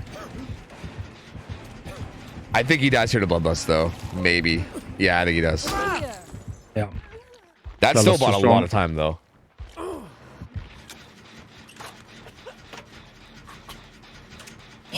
Yeah, at this point, I don't know. Like, getting all the gens done seems almost impossible. Wispy's playing really, really well. Even this one is getting pain rest. Yeah, Painter's comes Wispy through. Still, doesn't Wispy still have a pool, actually? I think so, yeah. I mean, Dan I think Wispy has 2 pools, actually. Because Dan cleansed top, and, Dan cleansed top side, and also Wispy has double apples, so... Actually, 3? Oh, pools? 3. 3 wow, pools, okay. yeah. Honestly, maybe you don't even allow one more gen. Like, the gens are not that far. Yeah, yeah. I'm kind of surprised that we're not seeing the pools being grabbed here. Like, with how many are there, like, like, maybe you grab that one that's way back bottom side, like, deep, and then you... Okay, well, now one's being grabbed, yeah? Okay, Zaka's literally arguing so the last gen gets done. They realize they're never, ever going to get more than this. And that's Yeah. why Zaka's going into the... Wait, no. Oh, yeah, wait, Dan was thinking about the save. Wait a minute. Uh-oh. Oh, wow. Okay. And We are Wispy... not playing for fucking one. Ooh, Wispy was protecting it, too, so he actually doesn't get it. And now Zaka's just stuck in basement, too. Oh, God. Okay, now he's going down basement. Is Dan grabbing this unlock? Yeah, I don't... Yes, he is. Wait, but this kind of opens it up to maybe be a 4K too. Maybe. Yeah. Risky play. Yeah, Could because do the gen and just call it a day, but I guess they want more here. yeah, there is still a bit of power left. So Wispy could come out here, maybe put like a pop down on this gen, and then maybe try to pop off with power. And they're both heading really deep to the other side of the map right now. Or at least Dan is. Yeah. This is I'm surprised that they didn't just full send that. Oh. They might regret this so much. Yeah, This might be huge regrets. because this is a really bad spot. Like with Zaka in basement, like what do you do here? So like now Wispy has control of this generator too. Dan could have allowed them to get 4K, do that gen, and just suicide it and call it a day. But they decided not to do this, and they might regret that choice. I mean, they saved this one, to be honest. Okay, maybe. Wispy seems to know that they were both down here, though. I'm not sure what exactly Wispy saw, but they seem to be very confident. Because, yeah, just holding cross. And even now, chasing Dan into the setup. Because now you're kind of in the same spot, right? Where like, Nightlight maybe just commits to that. And you don't even bother trying to save. But that gen's, this feels less likely than the last one to work, right? True. But this setup's really good. I mean, Jungle Gym Palette here. Can he save this? Oh. Does he have enough distance? No, he's not going to. Yeah, I don't think. So they are definitely... No, he's going back to the middle of the map. Interesting. Yeah, I think he's just trying to... Like, he's playing like 1v1 strats at this point, just trying to buy enough time, I think, for that gen. But I don't think he's going to get it. He's going to go down. And if Wispy reads this correctly, it goes up to the top side gen. Yeah. No, Wispy's going to see it, right? Wispy's thinking about the other gen, I think, first. But I mean, I assume after that gen, you have to go to this one, right? And yeah. Oh, and he's not going to get it. He's not going to get it. Yeah. 4K2. Wow. That is a huge result for Wispy. I do not expect X9 to do worse than that. That's rough. But then again, I wouldn't expect Eternal to do worse than that either. So I don't know. Hard to say. But this feels exceptionally good of a result for Wispy. Wow. Stun comes through, but again, at this point, what are you playing for, right? Smash it, get you some distance towards Dan, but it's not going to be enough. I think nothing actually gets you out of this scenario now. Yep, just zoning him. I don't think anything can. And there are no resources left, so Nightlight is probably just gonna die here. And yeah, well, I guess Eternal has to. Yeah, okay, so. Oh my god, this is looking mighty strong right now. Dude, I mean, we might be going to set 5, the fucking tiebreaker. Like, I don't... Set 6, actually, yeah. Yeah, set 6, I guess, technically, yeah. Like, we might be going back to the Wraith replay. Like, I mean, obviously it's not over yet, but we'll see. Well, while we have some time, the scoring on the top is per game, not per team. This is probably not what you're used to, but yeah. To make you able to see the result on one look. Yeah, I personally like. I've seen a bunch of people commenting, and some people like say that they don't like it. I think those people honestly are just used to what they're used to, and they just don't like change. You know what I mean? I thought this was the ultimate simplification. Then I saw a stream, everyone was confused. I was like, "Is this good?" I'm not sure. I think the problem. I think I understand the problem, but we didn't manage to fix it in time. But yeah. Yeah, because I think a good way to think about it is like that's the result of the survivors of game 1, right? I think that's the thing. Like if you look at the hooks as like not the hooks that the killer got, but the hooks that the survivors took, essentially, right? Like they finished 3 gens, but they took like right now they have 10 and it's about to be 12. So I think if you look at it that way, it's a lot more simple. Like I think this system in terms of an overlay is way more simple and easy, but I also think people need to adjust because I think a lot of people are used to what people have been using already.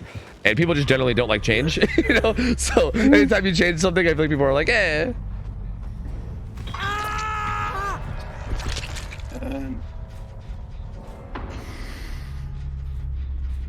Damn. Dude, I don't know. Eternal needs to not tilt here, I think. I don't know if you can actually do this. Like, this is going to be so hard though, right? Almost impossible for sure. Is there any hope for this to be like to be to be a win for Eternal, to actually like win this and go to grand finals? It has to be a 4K3, which feels like what? Like I don't know. Take pool and go ham. Yeah. See what comes out. Honestly, like, maybe like, yeah. This is like almost impossible. Yeah, X9's been playing really well on the driver's side too, so I feel like that's going to make it even harder, right? Because you need them to really slip up badly and get some like quick hits and downs, which I don't feel like is super likely here. I'm going to take a quick step away and just run to the bathroom, so I'll just be back in like a minute. True. So, quick recap. Zaka needs to 4K3 to take this set. Otherwise, we are tied up. We are 2-2, and at that point, we would run back X9's initial pick, which is Wraith Dead Dog. That's what the first set that they played. It was a tie, and to tiebreaker that, we would need to, play it again. So these teams have played for a long time at this point. Maybe a little bit fatigue. What is the music? I can't tell you. There's no specific track. These are multiple. So that's actually a reverse sweep, yes. So Eternal took 2 sets, and X9 is bringing it back. I mean, it's like, that's like half. Okay, that's a track. These are music tracks, right? But there's like white noise in there. There's like rain sound in there. There are birds in there. That's not part of the initial music. So you would probably not expect this. Hans Zimmer cooked up a song. Trust. Actually, it might be Dan. Who knows?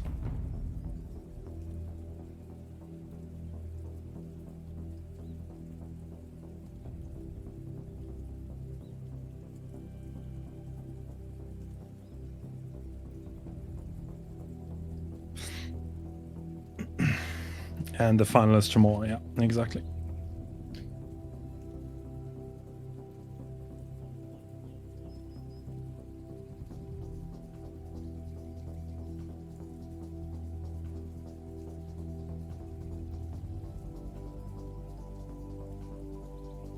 All right, So, and I'm back. Welcome back. Hello, hello.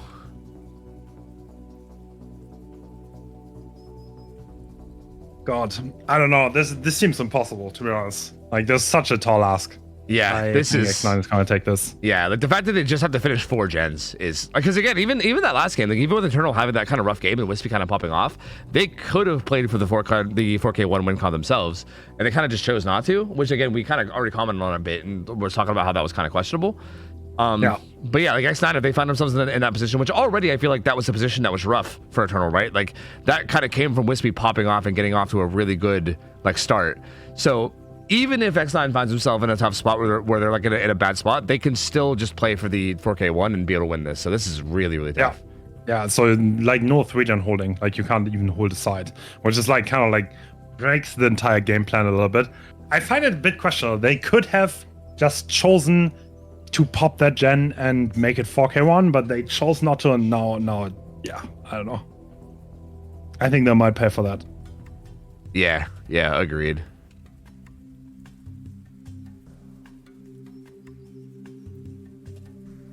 This will be interesting, man, because I feel like assuming X9 does win this, like they're in position to, that will take us into the Wraith tiebreaker, and I feel like the momentum here has shifted so much, like so much. Like I feel like the first 2 sets, it felt like I was worried about X9 tilting because I feel like they like dropped a couple sets that looked like they could have won, and I was like, uh-oh.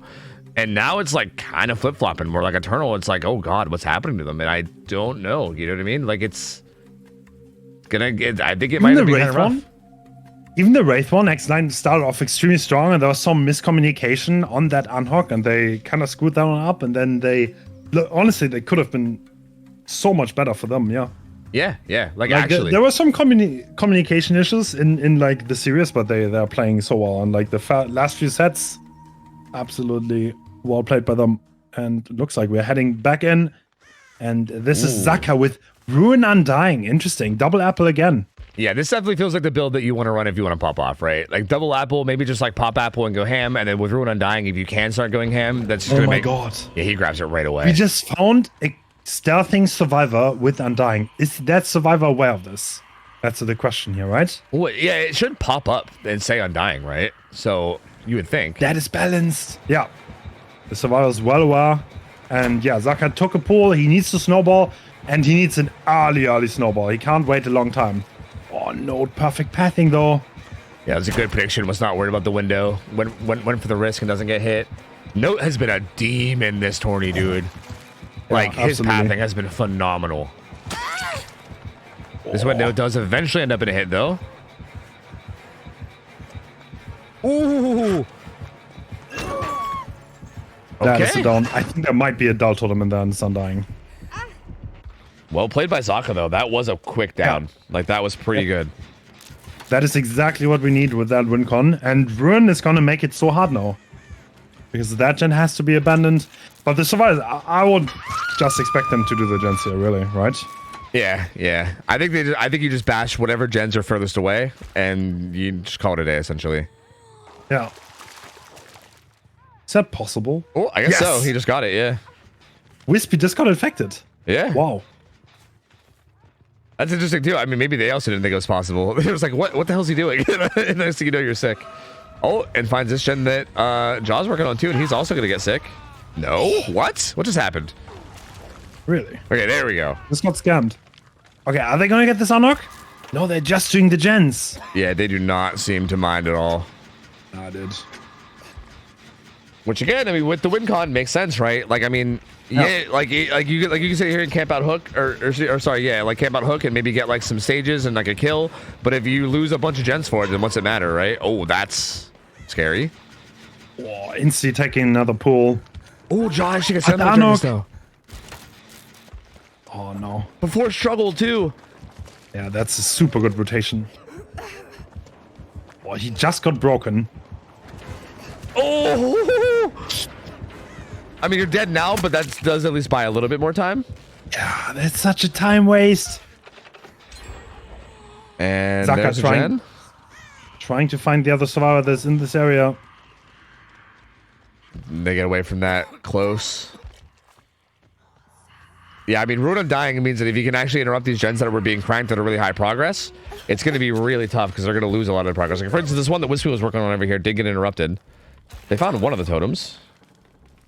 Are they debating it? Are they like Penamento maybe? Like, is that what's happening here?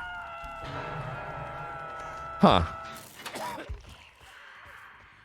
I wonder why they're not breaking that. I mean, they should know about Undying, right? I think they should have seen that at some point. Yeah, they're probably scared of Penti, to be honest. Like, that's the worst thing that can happen to you, honestly. Yeah, but assuming you saw Undying, you saw Corrupt, you saw Pain Rise, you should know every perk. I think. Actually, assuming you saw Undying, yeah.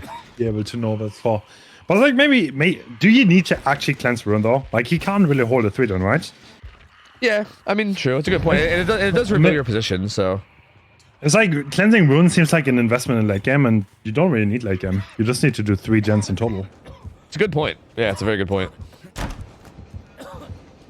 And Jaw takes his chase. They got the unhook on Wispy before struggle as well. So like, ooh, not able to get away from that one though. Yeah. X9 rotating quite cleanly here. Yeah, the gens are just again they're just cranking them. Pain Res comes through here, but this is also so far from the hook that unless Zaka beelines right down there, that gen's gonna pop. But if he does beeline, then the hook comes in for free. So it's just again, this is where you're split so heavily, right? It's so hard to pressure everybody at once when there's all 4 survivors alive.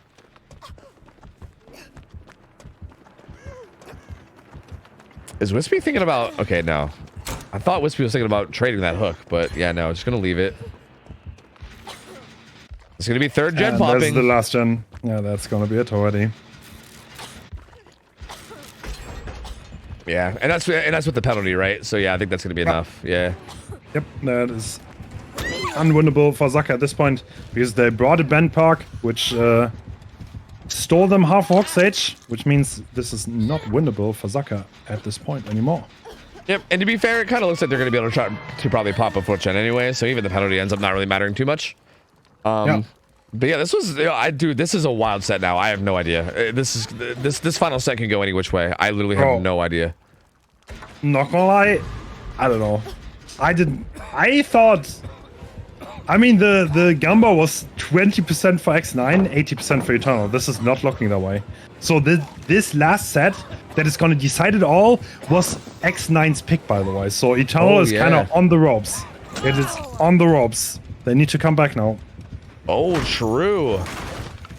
Dude, wow. Yeah, this is spicy too. Eternal has to be like probably the favorite for a lot of people, right? Like, I mean, obviously X9 is no joke, and they're up there too. But this is like these teams are both teams that nobody would be surprised if they took the whole tournament. But Eternal obviously has a big reputation in the community. I feel like even people that don't know much about comp know about Team Eternal, right? Like they're like the team. I feel like that people know, and they have to be a bit of a favorite in most people's minds. So this is huge, right? With their backs to the wall now, and they're going to be really having to perform, especially with these games too that might have been a bit like tilting and momentum shifting, right? Like they're gonna have to make sure they get it together and play their best, because I feel like the last couple games for them on Survivor have been a little rough. True. I mean, I mean, they're so experienced though. If anyone keeps their composure, it's gonna be them. Yeah, yeah, true. It's like eternal. I feel like that's also the strength. If you put them on the ropes, they more than often perform. Like they used to, at least. I mean, they have taken a bit of a break, but I would not expect that to change much. I feel like that's the gen's done. I feel like we kind of saw that at least in like in like a smaller scale in that Dredge game, right? Like they I think someone died at like 4 gens left, and we were like, oh my god, this is gonna be like a 4K2 or something. Like it looked like it was gonna be this crazy big result, but then like as a 3v1, they like buckled down, played super tight. They didn't like let it affect them, and they just ended up getting a good result. And I feel like that's like in a smaller scale, kind of what you're talking about, where I feel like. Yeah, like when they're under pressure, it feels like they are able to perform really, really well. Is Jogging going to get hatch here? They're not. I don't think they're in position to leave quite yet. He has Shack Pallet though, but I think he might just get zoned from it. Ooh. Oh no, but yeah, no, he'll get it. He'll get it. Maybe. Oh, it was kind of late. That was actually hella late. Never mind. Actually. Hatch only spawns after the survivors literally like fully despawned off the trial. So even after you turn the line, like until you're out of that animation and the survivor just leaves the trial and disappears, it doesn't spawn. So yeah, there's a tiny bit of a delay. Yeah, they did the like run animation for a little while, right? Yeah. Yeah.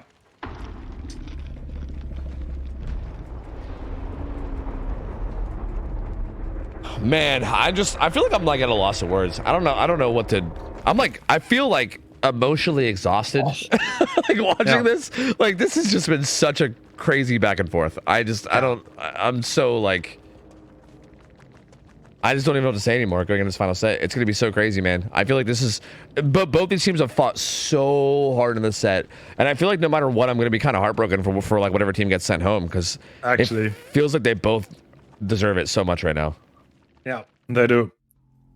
So it is going back. We are on Wraith Dead Dog. Oh my god. I love that set, by the way. But yeah, this is what X9 picked. Their #1 pick. This was the first set that they picked. And they're like, okay, we're really confident on this. And now we're going into the replay. Yeah, that's huge, man. And we did see Wispy putting out a big result just to even start out this whole best of 5, right? Like immediately putting out a big result.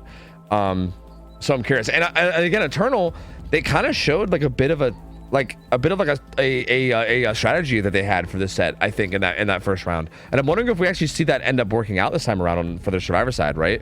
Like it seems like they had a plan with Dan's build and how he was like going to play it, and they might stick to that, or they might try to go for like a more standard play. Like I feel like X9, we almost guarantee is going to do just like a real standard, try to have good chases, bash gens, just like outplay on like the most standard way in terms of winning the game. And we might see that little bit of a different play style from Eternal, and I'm curious to see. I mean, first things first, we are going to have X9 survivors, right? I think it's going to be...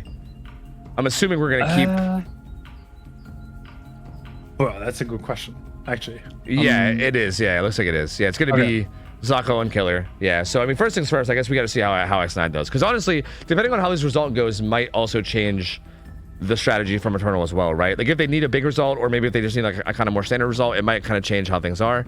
So I think we should maybe just, you know, before we dive too much into that, let's just see how X9 can do first.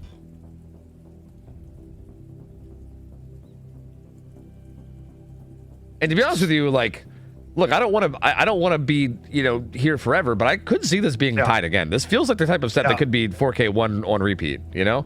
It is not impossible, no. That is definitely terrible. I mean, 4K1 is really common in this, right? Like, I hope they don't fuck up the builds, though. Please don't take a penalty. For the love of God. Right, I know. Nobody take a penalty anymore. Like, it's always heartbreaking. Nobody wants penalties.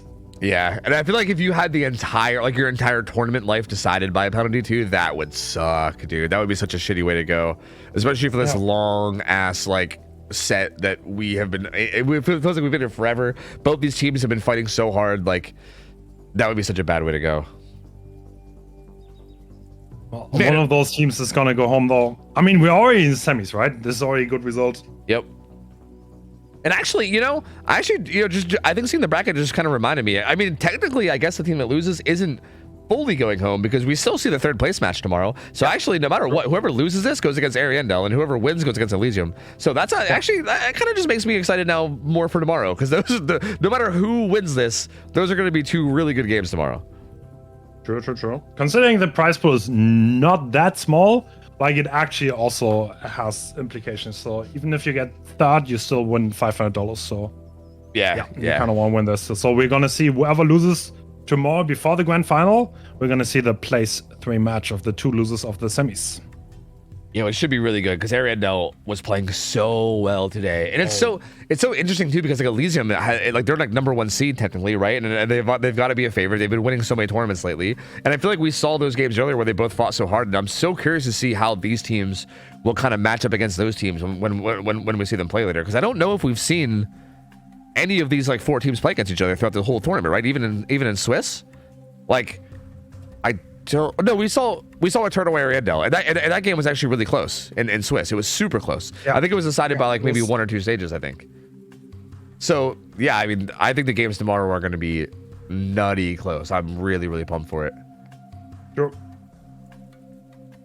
So the prize pool is 4K in total, and the developers also added 500K EV shots to that. They endorsed this tournament, and the winners are gonna get a good amount of EV shots for themselves. So that is also cool.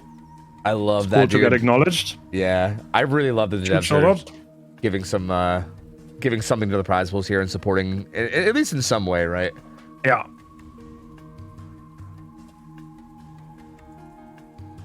That is absolutely true.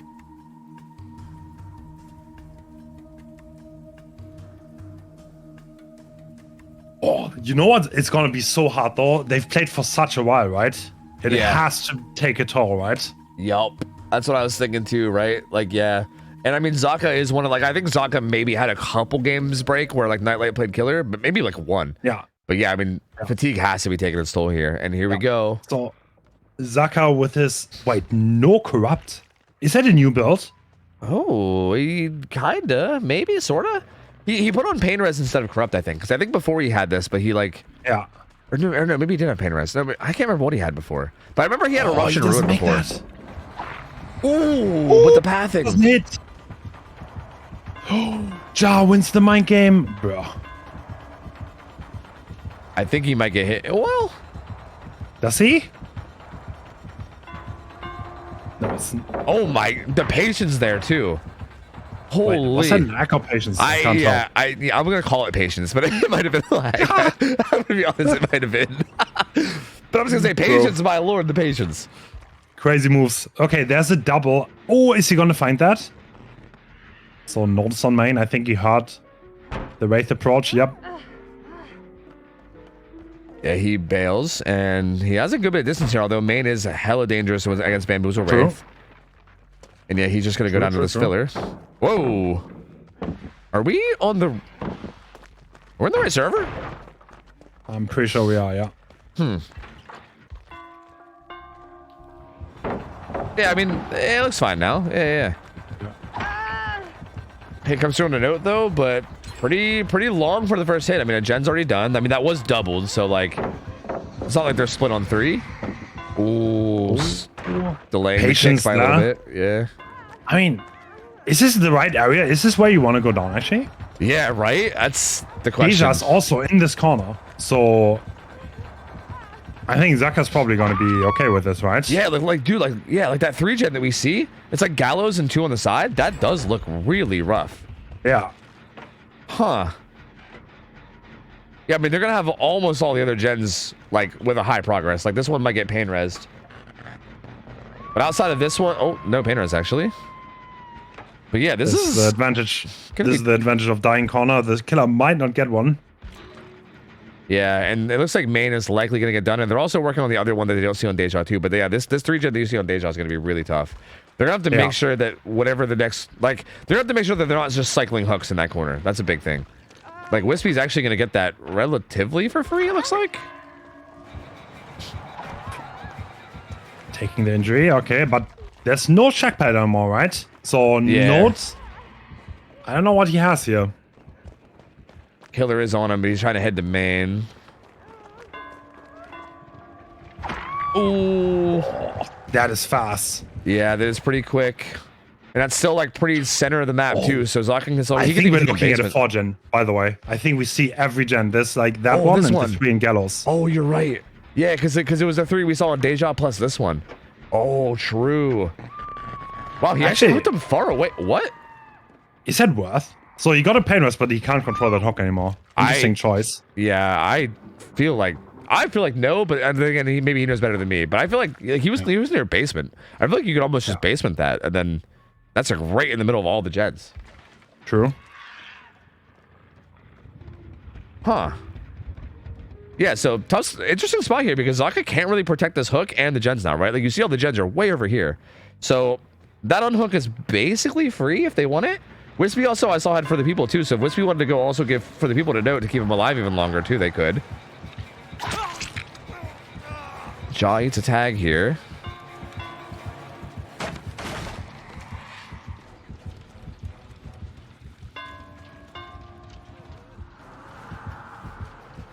Great holding from Jaw, but I think he's gonna be in trouble now. Yeah, it does go down. Zaka wins the mind game. But they're getting the heal up, so there's no one getting tunnel outed. I don't know. That's kind of interesting. Yeah, right? And this might get pain res, so it's not necessarily gonna pop, but like it's got a lot of progress, right? Yeah.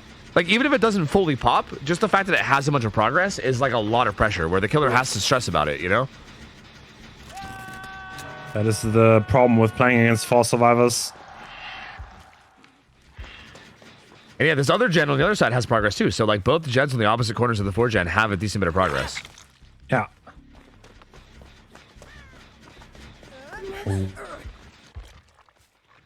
I think this is the more important one to pressure if you're Zaka, because I think this is the more dangerous 3 gen setup. Like I think if you lose this gen off to the side of Gallows, the other, like the remaining 3 gen's a little bit weaker than if you would lose the other one, you know? So in a weird way, I feel like if you have to give up a gen, I almost feel like it should probably be this one out in the street. But honestly, like, Why did he not see him? I heard the Wraith on notes POV. That is another hit. yeah, Lots of injuries for Zaka. Lots of tags, and they do have to be careful, right? Because note being death hook, like if he's ever out of position, that could end up getting punished really, really heavily. So they definitely got to make sure he positions well. Ooh. I mean, he gets found, but he's in main, so like I would say that's like kind of probably decent enough positioning. I guess we'll see though. He is getting chased. Is he just gonna run back here to die? Ooh, that's not great. That is rough now. I think he really wanted to try to get smashed. I think he was trying to force smash hit value somehow, maybe.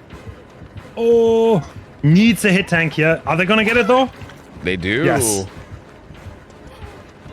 No, needs to stay alive a little bit. No, are they? Is he just gonna leave? Okay. He's worried about the Jeds. Yeah. But I don't think they're actually not that progressed. Jaw has this one at about like 60 or 70, and the other one was like not really. they left the gen. That was high progress. Dude, Zakas is winning the mind games. He's getting hit after hit. Yeah. It's and they're resetting it, but I don't know if they're resetting it like. And resources are getting used too, right? Like pilots are getting used. So like they're resetting them, but I don't know if it's enough. And with Ruin up too, like the gens have been regressing. So. Ooh, this is a tough spot for Jaw. Gets away from it though. Wins the mind game.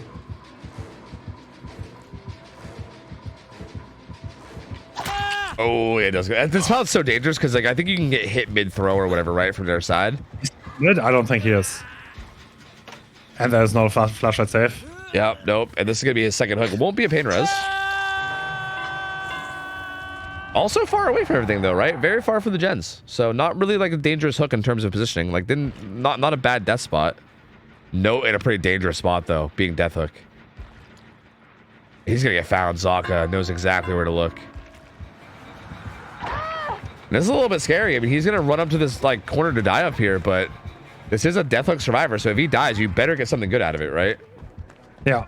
They are on that gen across the way, but will it be enough? I don't know. Oh, that does it.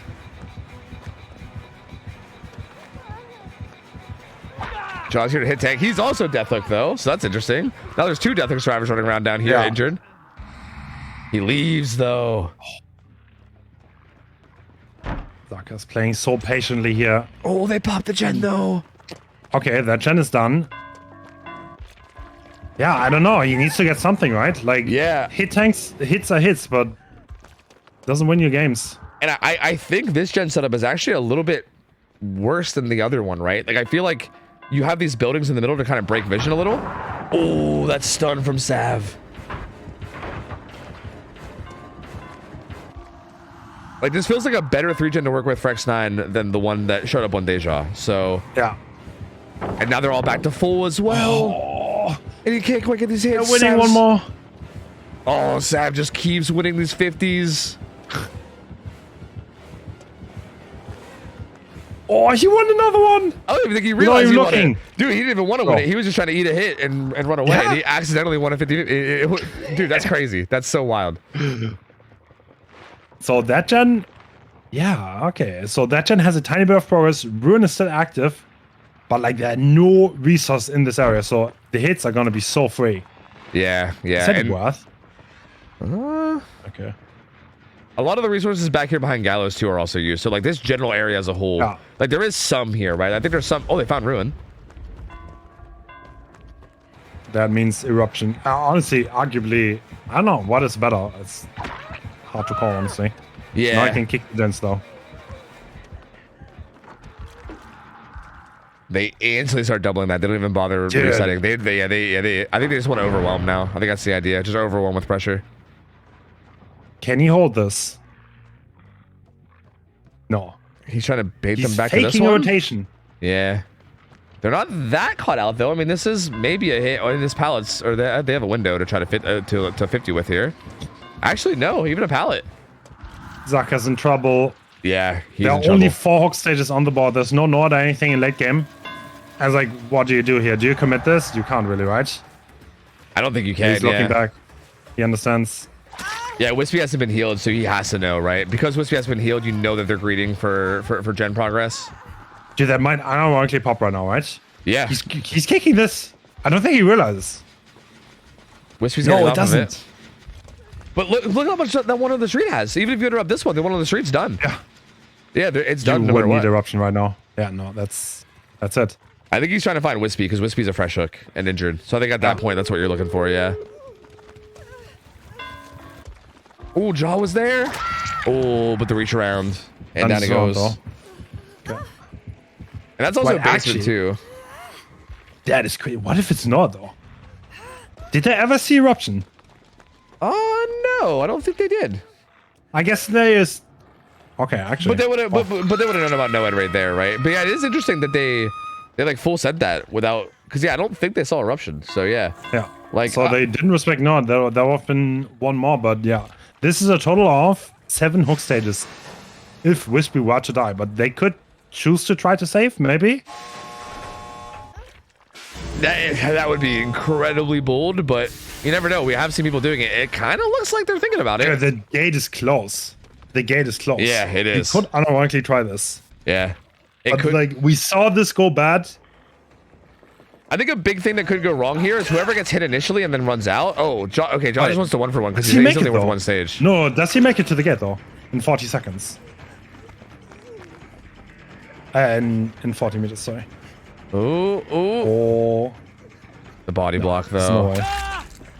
Oh, he's getting more. Uh-oh. No way. Uh-oh. The greed. The greed. The greed. They're trying to get the double pick. Do they get it in time? I think, yeah. They I think do. they can just body block the doorways, right? Well, actually didn't. I thought they just blocked the doorways. Yeah, he's Okay, just wait. gonna take it. Yeah, Oh, he's- so the result doesn't change. They get the double. Yeah, they at least tried. I mean, that's All fair right. enough. But still, this feels like a really good result, though. Like 7 stages, Yeah. 3 fresh. Eternal was Eternal, so like, It's eternal, right? Like yeah, I don't know, dude. This is wide open. I don't know who's gonna take this. I have no clue. yeah, No clue. Same. But I mean, if we just look at previous performances, I guess you could say that hey, Wispy did get a 4K one before, so it's obviously possible again. But I do think okay.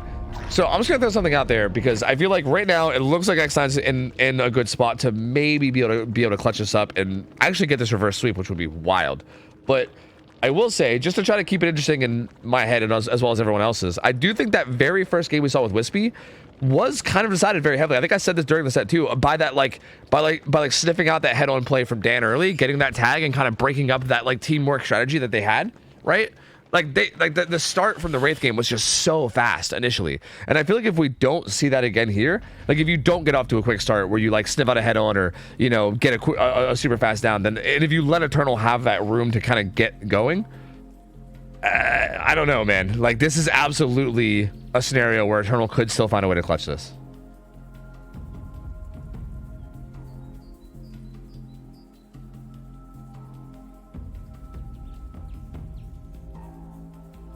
And it looks like Nightlight will be sitting out this one as well. It's going to be Ivan back in. I think it kind of seems that they bring him in for most of the M1 killers, which kind of makes sense because you know he do be a bit of a 1v1 juicer.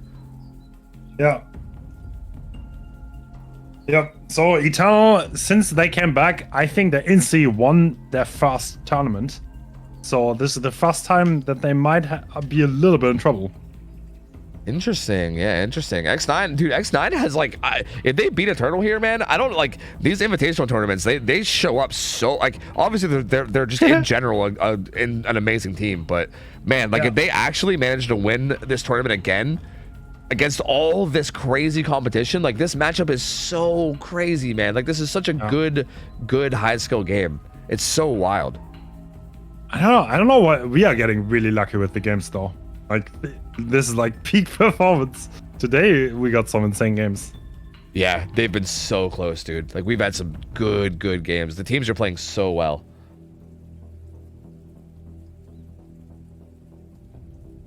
Man, again, I don't. It sucks because I don't want to see either of the teams not make it to finals. Like, true.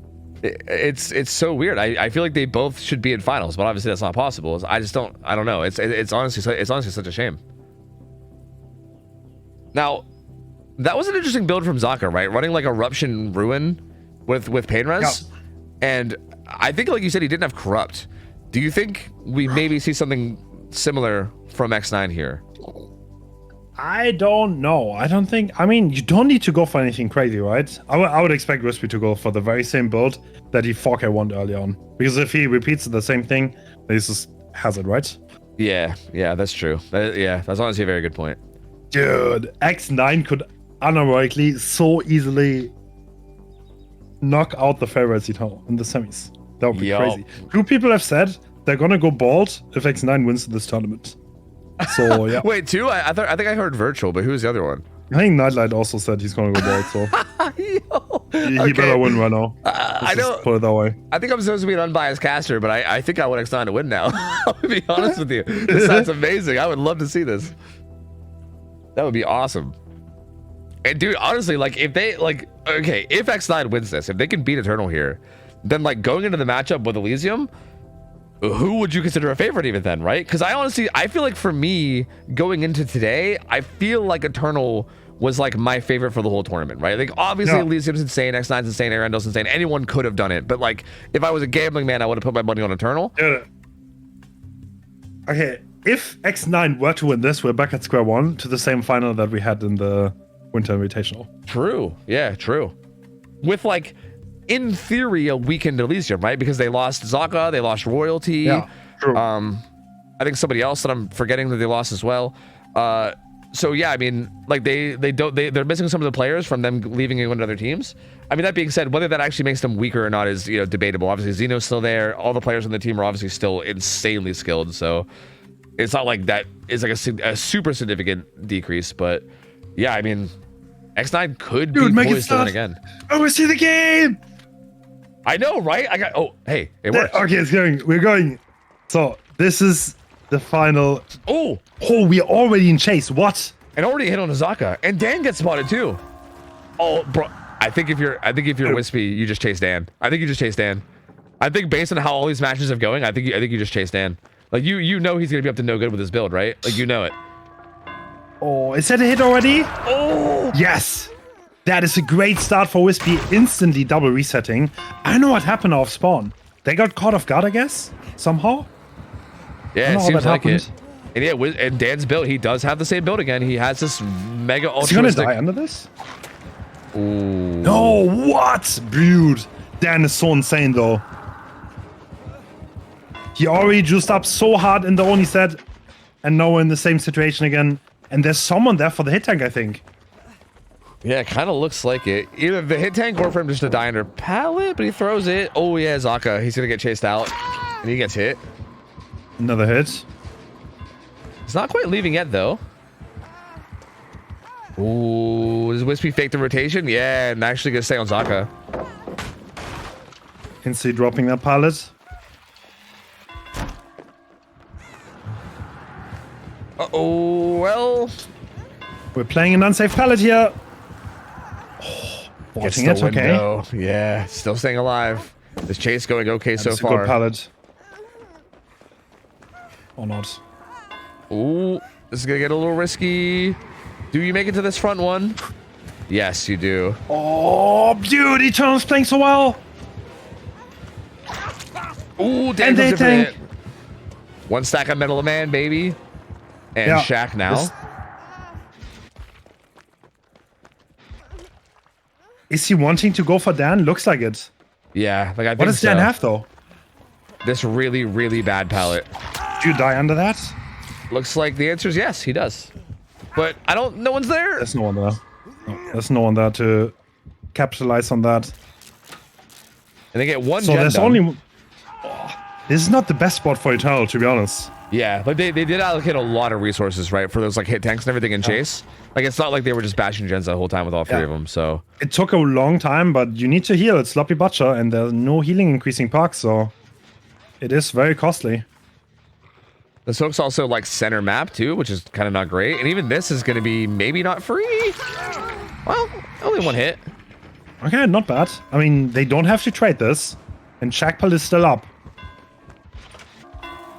Ooh, Dan vaulting that. Okay. and heading towards Oh, the he's main. going back to main. Greedy pathing. It gets banned, but he just goes around the front and uses front pallet now. But and yeah, he claims it. It's just this pallet's not the safest, so I think it's just gonna leave. Yeah. Yeah. But again, the pathing here is phenomenal. Is this pallet not used? I think they did use it earlier. I'm pretty sure Dan used it earlier. Oh, hit tank coming in again. Yeah, Roy takes another hit. This is what you're talking about with Eternal, where they make you beat them as a 4v1 Wow. instead of a 1v1. Like they will not let it be a 1v1. Everyone is into it at this point. This is Resi. He's gonna make this. Yeah. Yeah. Because he's resilient, he makes that. Oh my god, Dan is showing up so big. He is going ham Is he gonna right win now. it for them? Wins that 50-52. And Zaka's here to take a hit. He's full health now as well. He's gonna go back to main again. Oh my god. This Wow. team. No, you can't tell out anymore, right? He's still going for him. Roy's back to full. Do they send in Roy now? What is it? Yo, what's Denying as long happening? as possible. Ivan's back to full. Resi? No, he doesn't. It's gonna be down, right? Yeah, this should be a down now, yeah. Ooh, he almost made it. Nearly got that again. We had 2 gens left. This is the second hook stage. This is And good. I don't know how the gen split is looking like at all. Yeah, me neither. I feel like it's been so long since we've seen. There's actually, Oh, I there's think a there's, 3-gen. yeah, there's a 3-gen of Gallows, yeah. Yeah. They see it on Deja and they're currently working it. But still, I it's mean, so in the middle. like even here, like if you go defend that gen, then you allow the unhook, and then the fucking Yeah. hit tank circus starts right back up, Yeah. you know? He's going for the attack, but this means he doesn't even get it. Smasher coming in, and no, the blind. Is he gonna get the unhook? Yes, they're getting the unhook. Okay, and now it's just a matter of how long he can keep Dan alive still. He's still a shot pallet too. I think he's gonna sit here and wait for endurance or just get the stun. Buying maximum time with that. And yeah, you already see Roy's already here. Well, this is gonna be hard with the lunge. Oh, nope, I got it. They get it though. Dan needs more though. Yeah, he does. He has this window still, but it'll get bamboozled. Does he have anything left? This pallet, not the best. Oh, he gets stuck, but he goes out under it. No one's there, but is Wispy gonna get paranoid of people being there? No, picks up right away. No, they're picking, but 2 of the gens are high progress at this point. Can Wispy interrupt both of them? Yeah, you're definitely interrupting one. I don't know if you get both. Wait, is there not even? I don't think there is, no. There's no, this... Did they just both fail a skill check? They did. No. That's like 20%. That's like a pain res going on that gen. Dude, they just popped their own gen. Oh my god, Ivan. Oh my lord, dude. Just so bold, dude. Just does not care. Just literally does not care. No. They just literally popped their own gen. That's crazy. That is so unfortunate. But yeah, both of those gens are 70. Or is Ivan gonna get attacked for free? Oh, he gotta get stuck for a sec too. Uh-oh. So the other 2 are resetting. He needs to... Yeah, okay. Oh. Yeah, this is gonna allow Can they Wispy do to this? somewhat stabilize like this gen setup though. And there's even one more after that 3 gen as well somewhere that we didn't quite see. Oh, that was scary. He's cutting it so close. He is, yeah. Tries to avoid the lunge, what does eventually just go down behind main. Again, this is probably an ideal death spot though, right? Kind of impossible to defend a hook down here while also defending the gens. But the problem is that this pain res, you know? How do you break this though? You're only 3 survivors left. There's the Gallows 3 gen. Can you break this? I don't know, man. I don't know. If anybody can, it's probably Eternal, but I guess we'll see. Yeah. Again, I think the issue too is that there's still another gen. So if they break this 3 gen, but they take a bunch of damage for it, then like it might not even matter. Like the win con's what, 8 stages or 7 stages for fresh? So like unironically, you need to... Oh yeah, no, you're gonna use the pallets though. No, you're gonna use the pallets in the back. yeah, These are resources that do not respawn, and you're gonna probably be here for a long time. Yep. So every one of these is very, very important. But at the same time, it does kind of feel like you need to avoid damage. You need to... Yeah, absolutely. So you need to give your team time to reset, and another miss. And I think Zaka kind of understands the situation that he needs to get more out of these pallets, and that's what he's doing. That was such good good now they're value. all reset. That's like the best value you could ever hope out of that pallet. That was so good from Zaka. Oh. Wispy staying on him though. Still a pallet here. He's trying to vault it to prevent the break. Wispy is like hyper committing this. I'm surprised. No, leaving now. Okay. Yeah, this gen is not that progress anymore. Ooh. Oh, that's it. That's gonna cut the speed boost a bit too. Yeah, but look, he doesn't have anything anymore. Everything is... Does he make that pallet? I don't think he even does. It's all use. No. He's dying. Just gonna slug him though. Okay. Okay. Zaka's a bush. That's a little better than the Renato in the bush earlier. That's a bit more hidden. Okay, royalty is not on the gens anymore. Look at this gen though. Progress. It's like This is so bad. Oh no. Can you break this? And again, they still have another gen out there in the wild too that he's done. So you need to break this and still have enough time to finish that other gen too. Oh man. I think you can just comfortably pick now, right? Since you know somebody's here. I think so Side's gonna be able to do like this. you also have to realize the win con is creeping up, right? Yeah. 7 hooks at this point. We are getting the 4th. Yep, it's getting very, and also this is Ivan's death hook too. So like, he gets unhooked here, and then if he goes down at all from here, it's just done. You can't. There's no way you win this in a 2v1. Eternal needs a miracle right now. Yeah. This is looking more and more like X9 going to finals as time goes on. That is crazy. Absolutely crazy. And he's gonna find this reset, I think. Yeah, he's gonna find the reset, and they have to take a hit for Ivan. They cannot let him die. Yeah, but look, no. Yeah, what do you do now? Oh, this is so hard. Yeah. He's not even... Oh, he's going for this.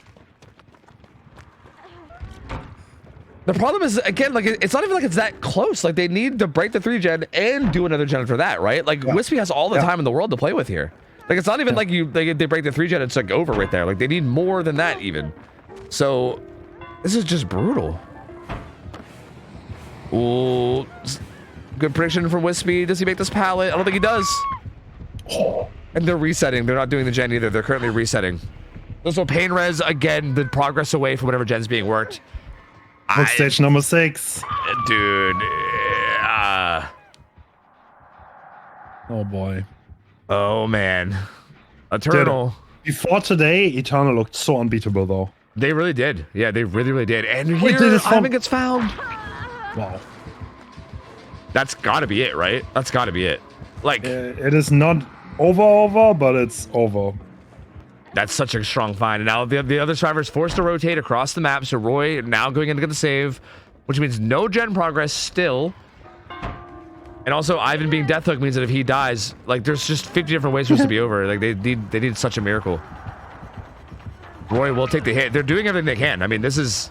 Yeah, but resetting takes so long. And like, there's no way to do gens and reset to tank hits. And Roy's also the last fresh hook, so if he gets hooked, it's actually over too, because that's the 4th fresh. So like, yeah.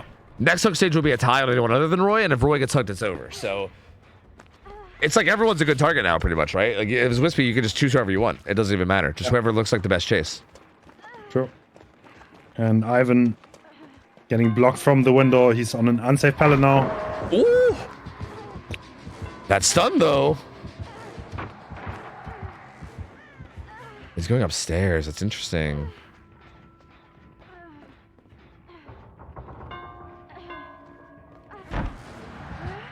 Ivan, so good.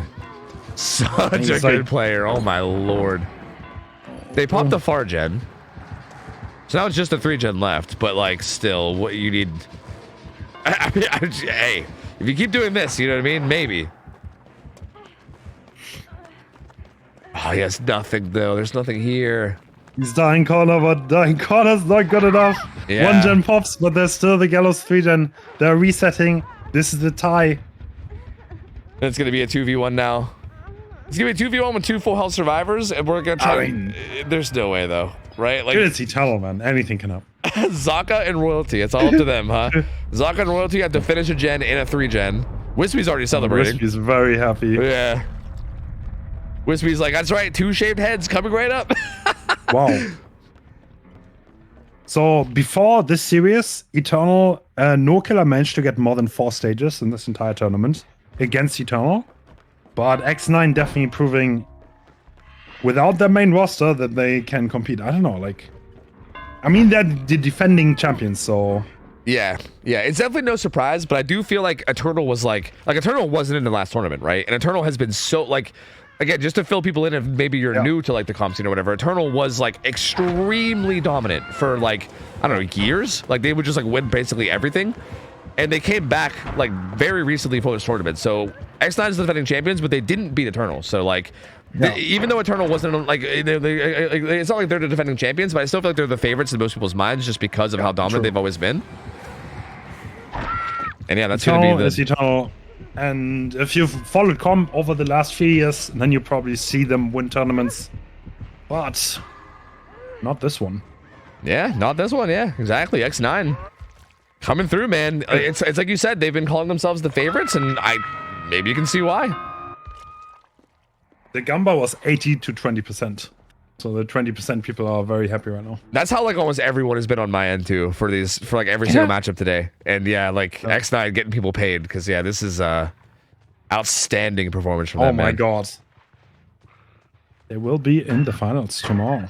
Yeah, so we're gonna see a repeat. So this is interesting. The finals are the exact same as the spring as the Winter Invitational. The same 2 teams. Yeah. That's kind of crazy, yeah. Yeah, that is really wild. Back. Especially with all the competition, right? Like we had Trauma come back, we had Eternal, Arienda looks even stronger than they have ever before. Like there was so much more competition this time around, and still the same 2 teams going through. Damn. It's again like no matter what is going to be heartbreaking because again you didn't want to see either one of these teams drop, but it is kind of heartbreaking, right? Like I feel like Eternal played so outstandingly well. Again, kind of like you said before today, they literally looked like they couldn't even be touched. Like every game was a blowout before today. Like it wasn't even close. It's crazy, right? Like seeing how well they played, and then just having and also the fact that it was a reverse sweep, right? They went up 2-0 and they literally lost 3 in a row. Like, it's such a crazy way to get knocked out. Maybe Wispy is right all along and they're still number 1. Yeah, I mean, honestly. I mean, they didn't even have Haunt, by the way. So that's also one thing to consider. Yeah, they didn't even have their starting roster. Yeah, they didn't have their core survivor roster. Yeah, and I'll be honest, it honestly did seem to kind of show in places, right? I think there was little instances where it kind of felt like they were a little off their usual selves. But I obviously it's still good enough to be able to win this. So, yeah, I mean... They won 3 in a row, right? Yeah. I think they did. Yep, they did. Yeah. 3 games in a row won by X9 to reverse sweep Eternal. That is so wild, dude. That is so wild. X9 looking so good though, man. You can't I don't dude, now like okay, just before we end tonight, going into the finals, who like if you had to put money down, if someone forced you to pick one that you would pick to win, who would you pick? Honestly, X9 is looking mighty right now. I still would say Elysium are the favorites, but I don't think it's that much. I don't know, man. I don't know. So Elysium also lost Zaka, right? So yeah, and Roy, right? Because I know Roy played for them a lot on Survivor too. True. Like, True. Yeah, it's bro. I don't know, dude. I don't know. Like, it is hard because obviously Elysium is still insane, and it's hard to say that they're not the favorite. But then also X9 just looks so good. Yeah.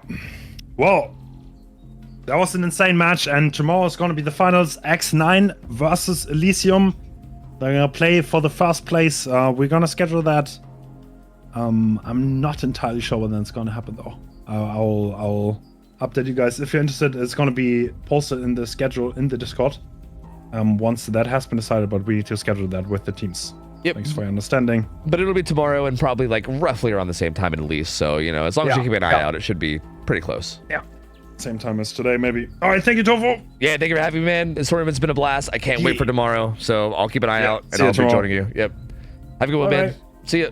Yeah. All right. That's it for the day. I literally feel like I'm not even trolling. I feel like literally exhausted. I'm like emotionally drained. I feel like I just like I don't know. Like, I feel like I just need to like go take deep breaths for half an hour or something. That was such an intense matchup. That was literally like the craziest, most intense matchup like I might have ever seen. That was fucking wild. That was absolutely absurd. I gotta find somebody to raid. Oh yeah, you guys were talking about some third voice thing, right? Let me. Everything's still completely intact on the. No, one has been. They got one of them. Yeah, they got one of them. Okay, one is done. Where? But you only need 3.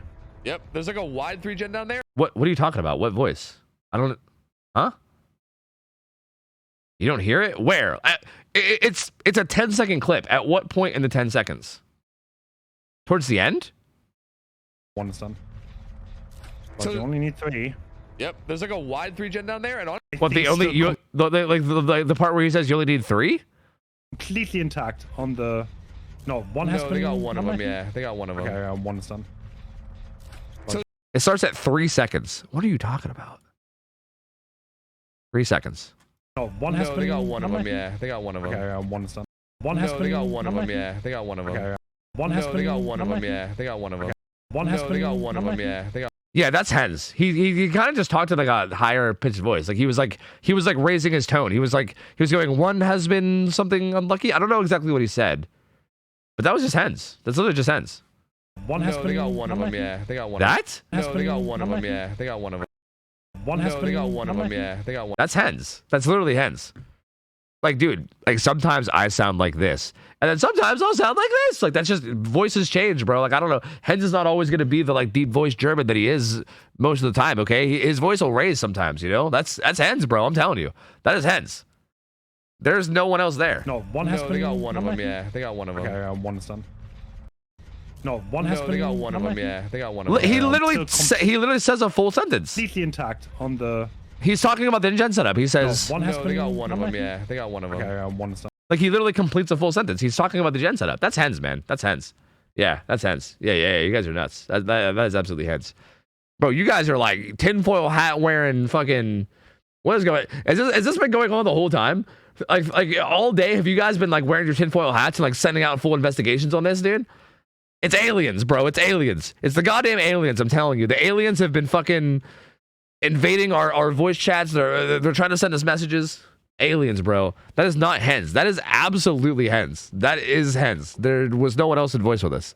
That was hens, man. His voice just went kind of higher. It happens. Like sometimes your voice just goes a little bit higher, especially if you're asking a question or whatever, right? It was just the way he talked. Look, you guys can think it's not heads all you want.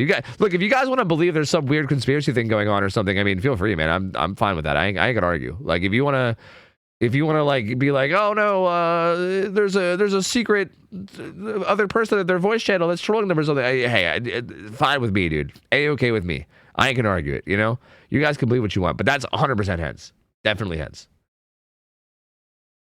If they contacted you two dudes before me, they can go to hell. Imagine, dude. Imagine they get in contact with me before you, dude. I don't even give a shit about any of this, dude. I'd just be like, yeah, whatever, aliens. I don't care. Who gives a shit? We're all gonna die in 100 years anyway. Who cares? Fuck you, aliens. And I just tell them to leave. Anyway, who the hell do I raid? It's so oh, dude, it's so early and like there's so many people on. I don't know who to raid. I don't know who to raid, man. There is going to be a third place winner. Okay, guys, by the way, the tournament continues tomorrow. So if you guys didn't catch what's going on, the tournament continues tomorrow. That was the semifinals today. So we know what teams are going to the finals and we know what team is going for third place. So tomorrow, the third place match is going to be first. It's going to be a best of 3 between the two teams that lost. And the actual finals is going to be after that, which is going to be a best of 7 between the two teams that won. So best of 3 and a best of 7 tomorrow. We're going to figure out third place, and we're also going to figure out who wins. So all that will be happening tomorrow. We don't know the exact time because they basically have to schedule the teams, right? Like they have to schedule the teams and kind of figure out like, you know, what time works for everybody and so on and so forth. So I can't like guarantee that it's going to be like at any, you know, at any like specific given time, but it will be tomorrow. And sorry, I clicked on a stream and you guys heard it for a second. But yeah, it'll be tomorrow, probably around the same time, roughly. I don't know exactly when, but roughly around the same time. So, you know, definitely make sure you pop back in and check it out. This tournament has been fucking insane. I'm so pumped for tomorrow, dude. The games tomorrow are going to be so good, man. He talks right after that and it sounds completely different. Yeah, that happens, man. I don't understand what you guys are confused about. Like, literally, people can raise their voice. Like, that's the thing. Like, you ever hear when people, like, ask everything like it's a question? Where, like, they'll end every sentence like it's a question? You know what I mean? Like, sometimes people make fun of people for doing that, where, like, everything ends like a question. Like, if you do that, that's what it is. Like, he just had a moment where his voice kind of went higher, and then he just... Like, I can do the same thing. Watch, ready? Hey, guys, who's online right now? Oh, okay. I think it's Macola Priori. I'm gonna rate him. See, there you go. Same thing happened. That's same voice, same person. It just you can change tones, bro. It just happens. It just happens. I don't know why you guys are so convinced there's someone else in there. It's such a random thing. It's so confused. I'm literally so confused why you guys are full siding this so much. It's so nuts. That's just wild. Sorry. I think that's not a mean. I meant nuts as in like, look, you guys aren't crazy, okay? Well, maybe Swish is. I don't know. I'm allowed to give Swish shit because he's my friend, so I can give him shit. But the rest of you guys aren't nuts, okay? Swish, maybe. Who knows? I don't know. You know, maybe. You know, maybe. But I don't know. I think you guys are out of your minds. I don't know what's going on. I feel like there's no way there was another voice. That shit was just hens. I don't know. You guys, I don't know. Either way, I'm gonna raid Lopes. You guys can go chill with Lopes. He's playing Stardew Valley. He's a super funny dude. He's, in my opinion, one of the best streamers on all of Twitch. He's not playing DBD, so like if you guys are wanting to watch DBD, I'm sure you have a bunch of different channels that you guys can go to. So yeah, like feel free, go nuts. I'm sure you guys have other people that you already have lined up or whatever. But so if you want to watch DBD, I apologize, but I would recommend giving Lopes a try. Lopes is, in my opinion, one of the best streamers on the entire platform. He's fucking hilarious. He's very, very entertaining. I mean, either that, you'll either think he's like one of the funniest streamers you've ever seen, or maybe you won't vibe with his humor, and maybe you'll think he's cringe. I don't know. It's one or the other. But regardless, you're either going to think he's the best streamer ever, or you're going to not vibe with it. But either way, you should give it a chance. Because if you do vibe with his humor, you guys will love him. I promise. He's such a good streamer. Go hang out with him. Go vibe with him. Go enjoy it. He's doing Stardew, so I don't really know. Like, Stardew's a pretty slow game, but knowing Lopes, he's probably finding some kind of dumb way to make it enjoyable, because he's just a fucking wacky dude. So I'm sure it'll be fun. Anyway, thank you guys for hanging out. I love you guys. I'll be back tomorrow with the third place in the finals. And thank you guys for hanging out with me as always. I love you guys. Hope you guys have an awesome rest of your Saturday night. I'm out of here. See ya. I'll take care. See ya. See you later. See ya.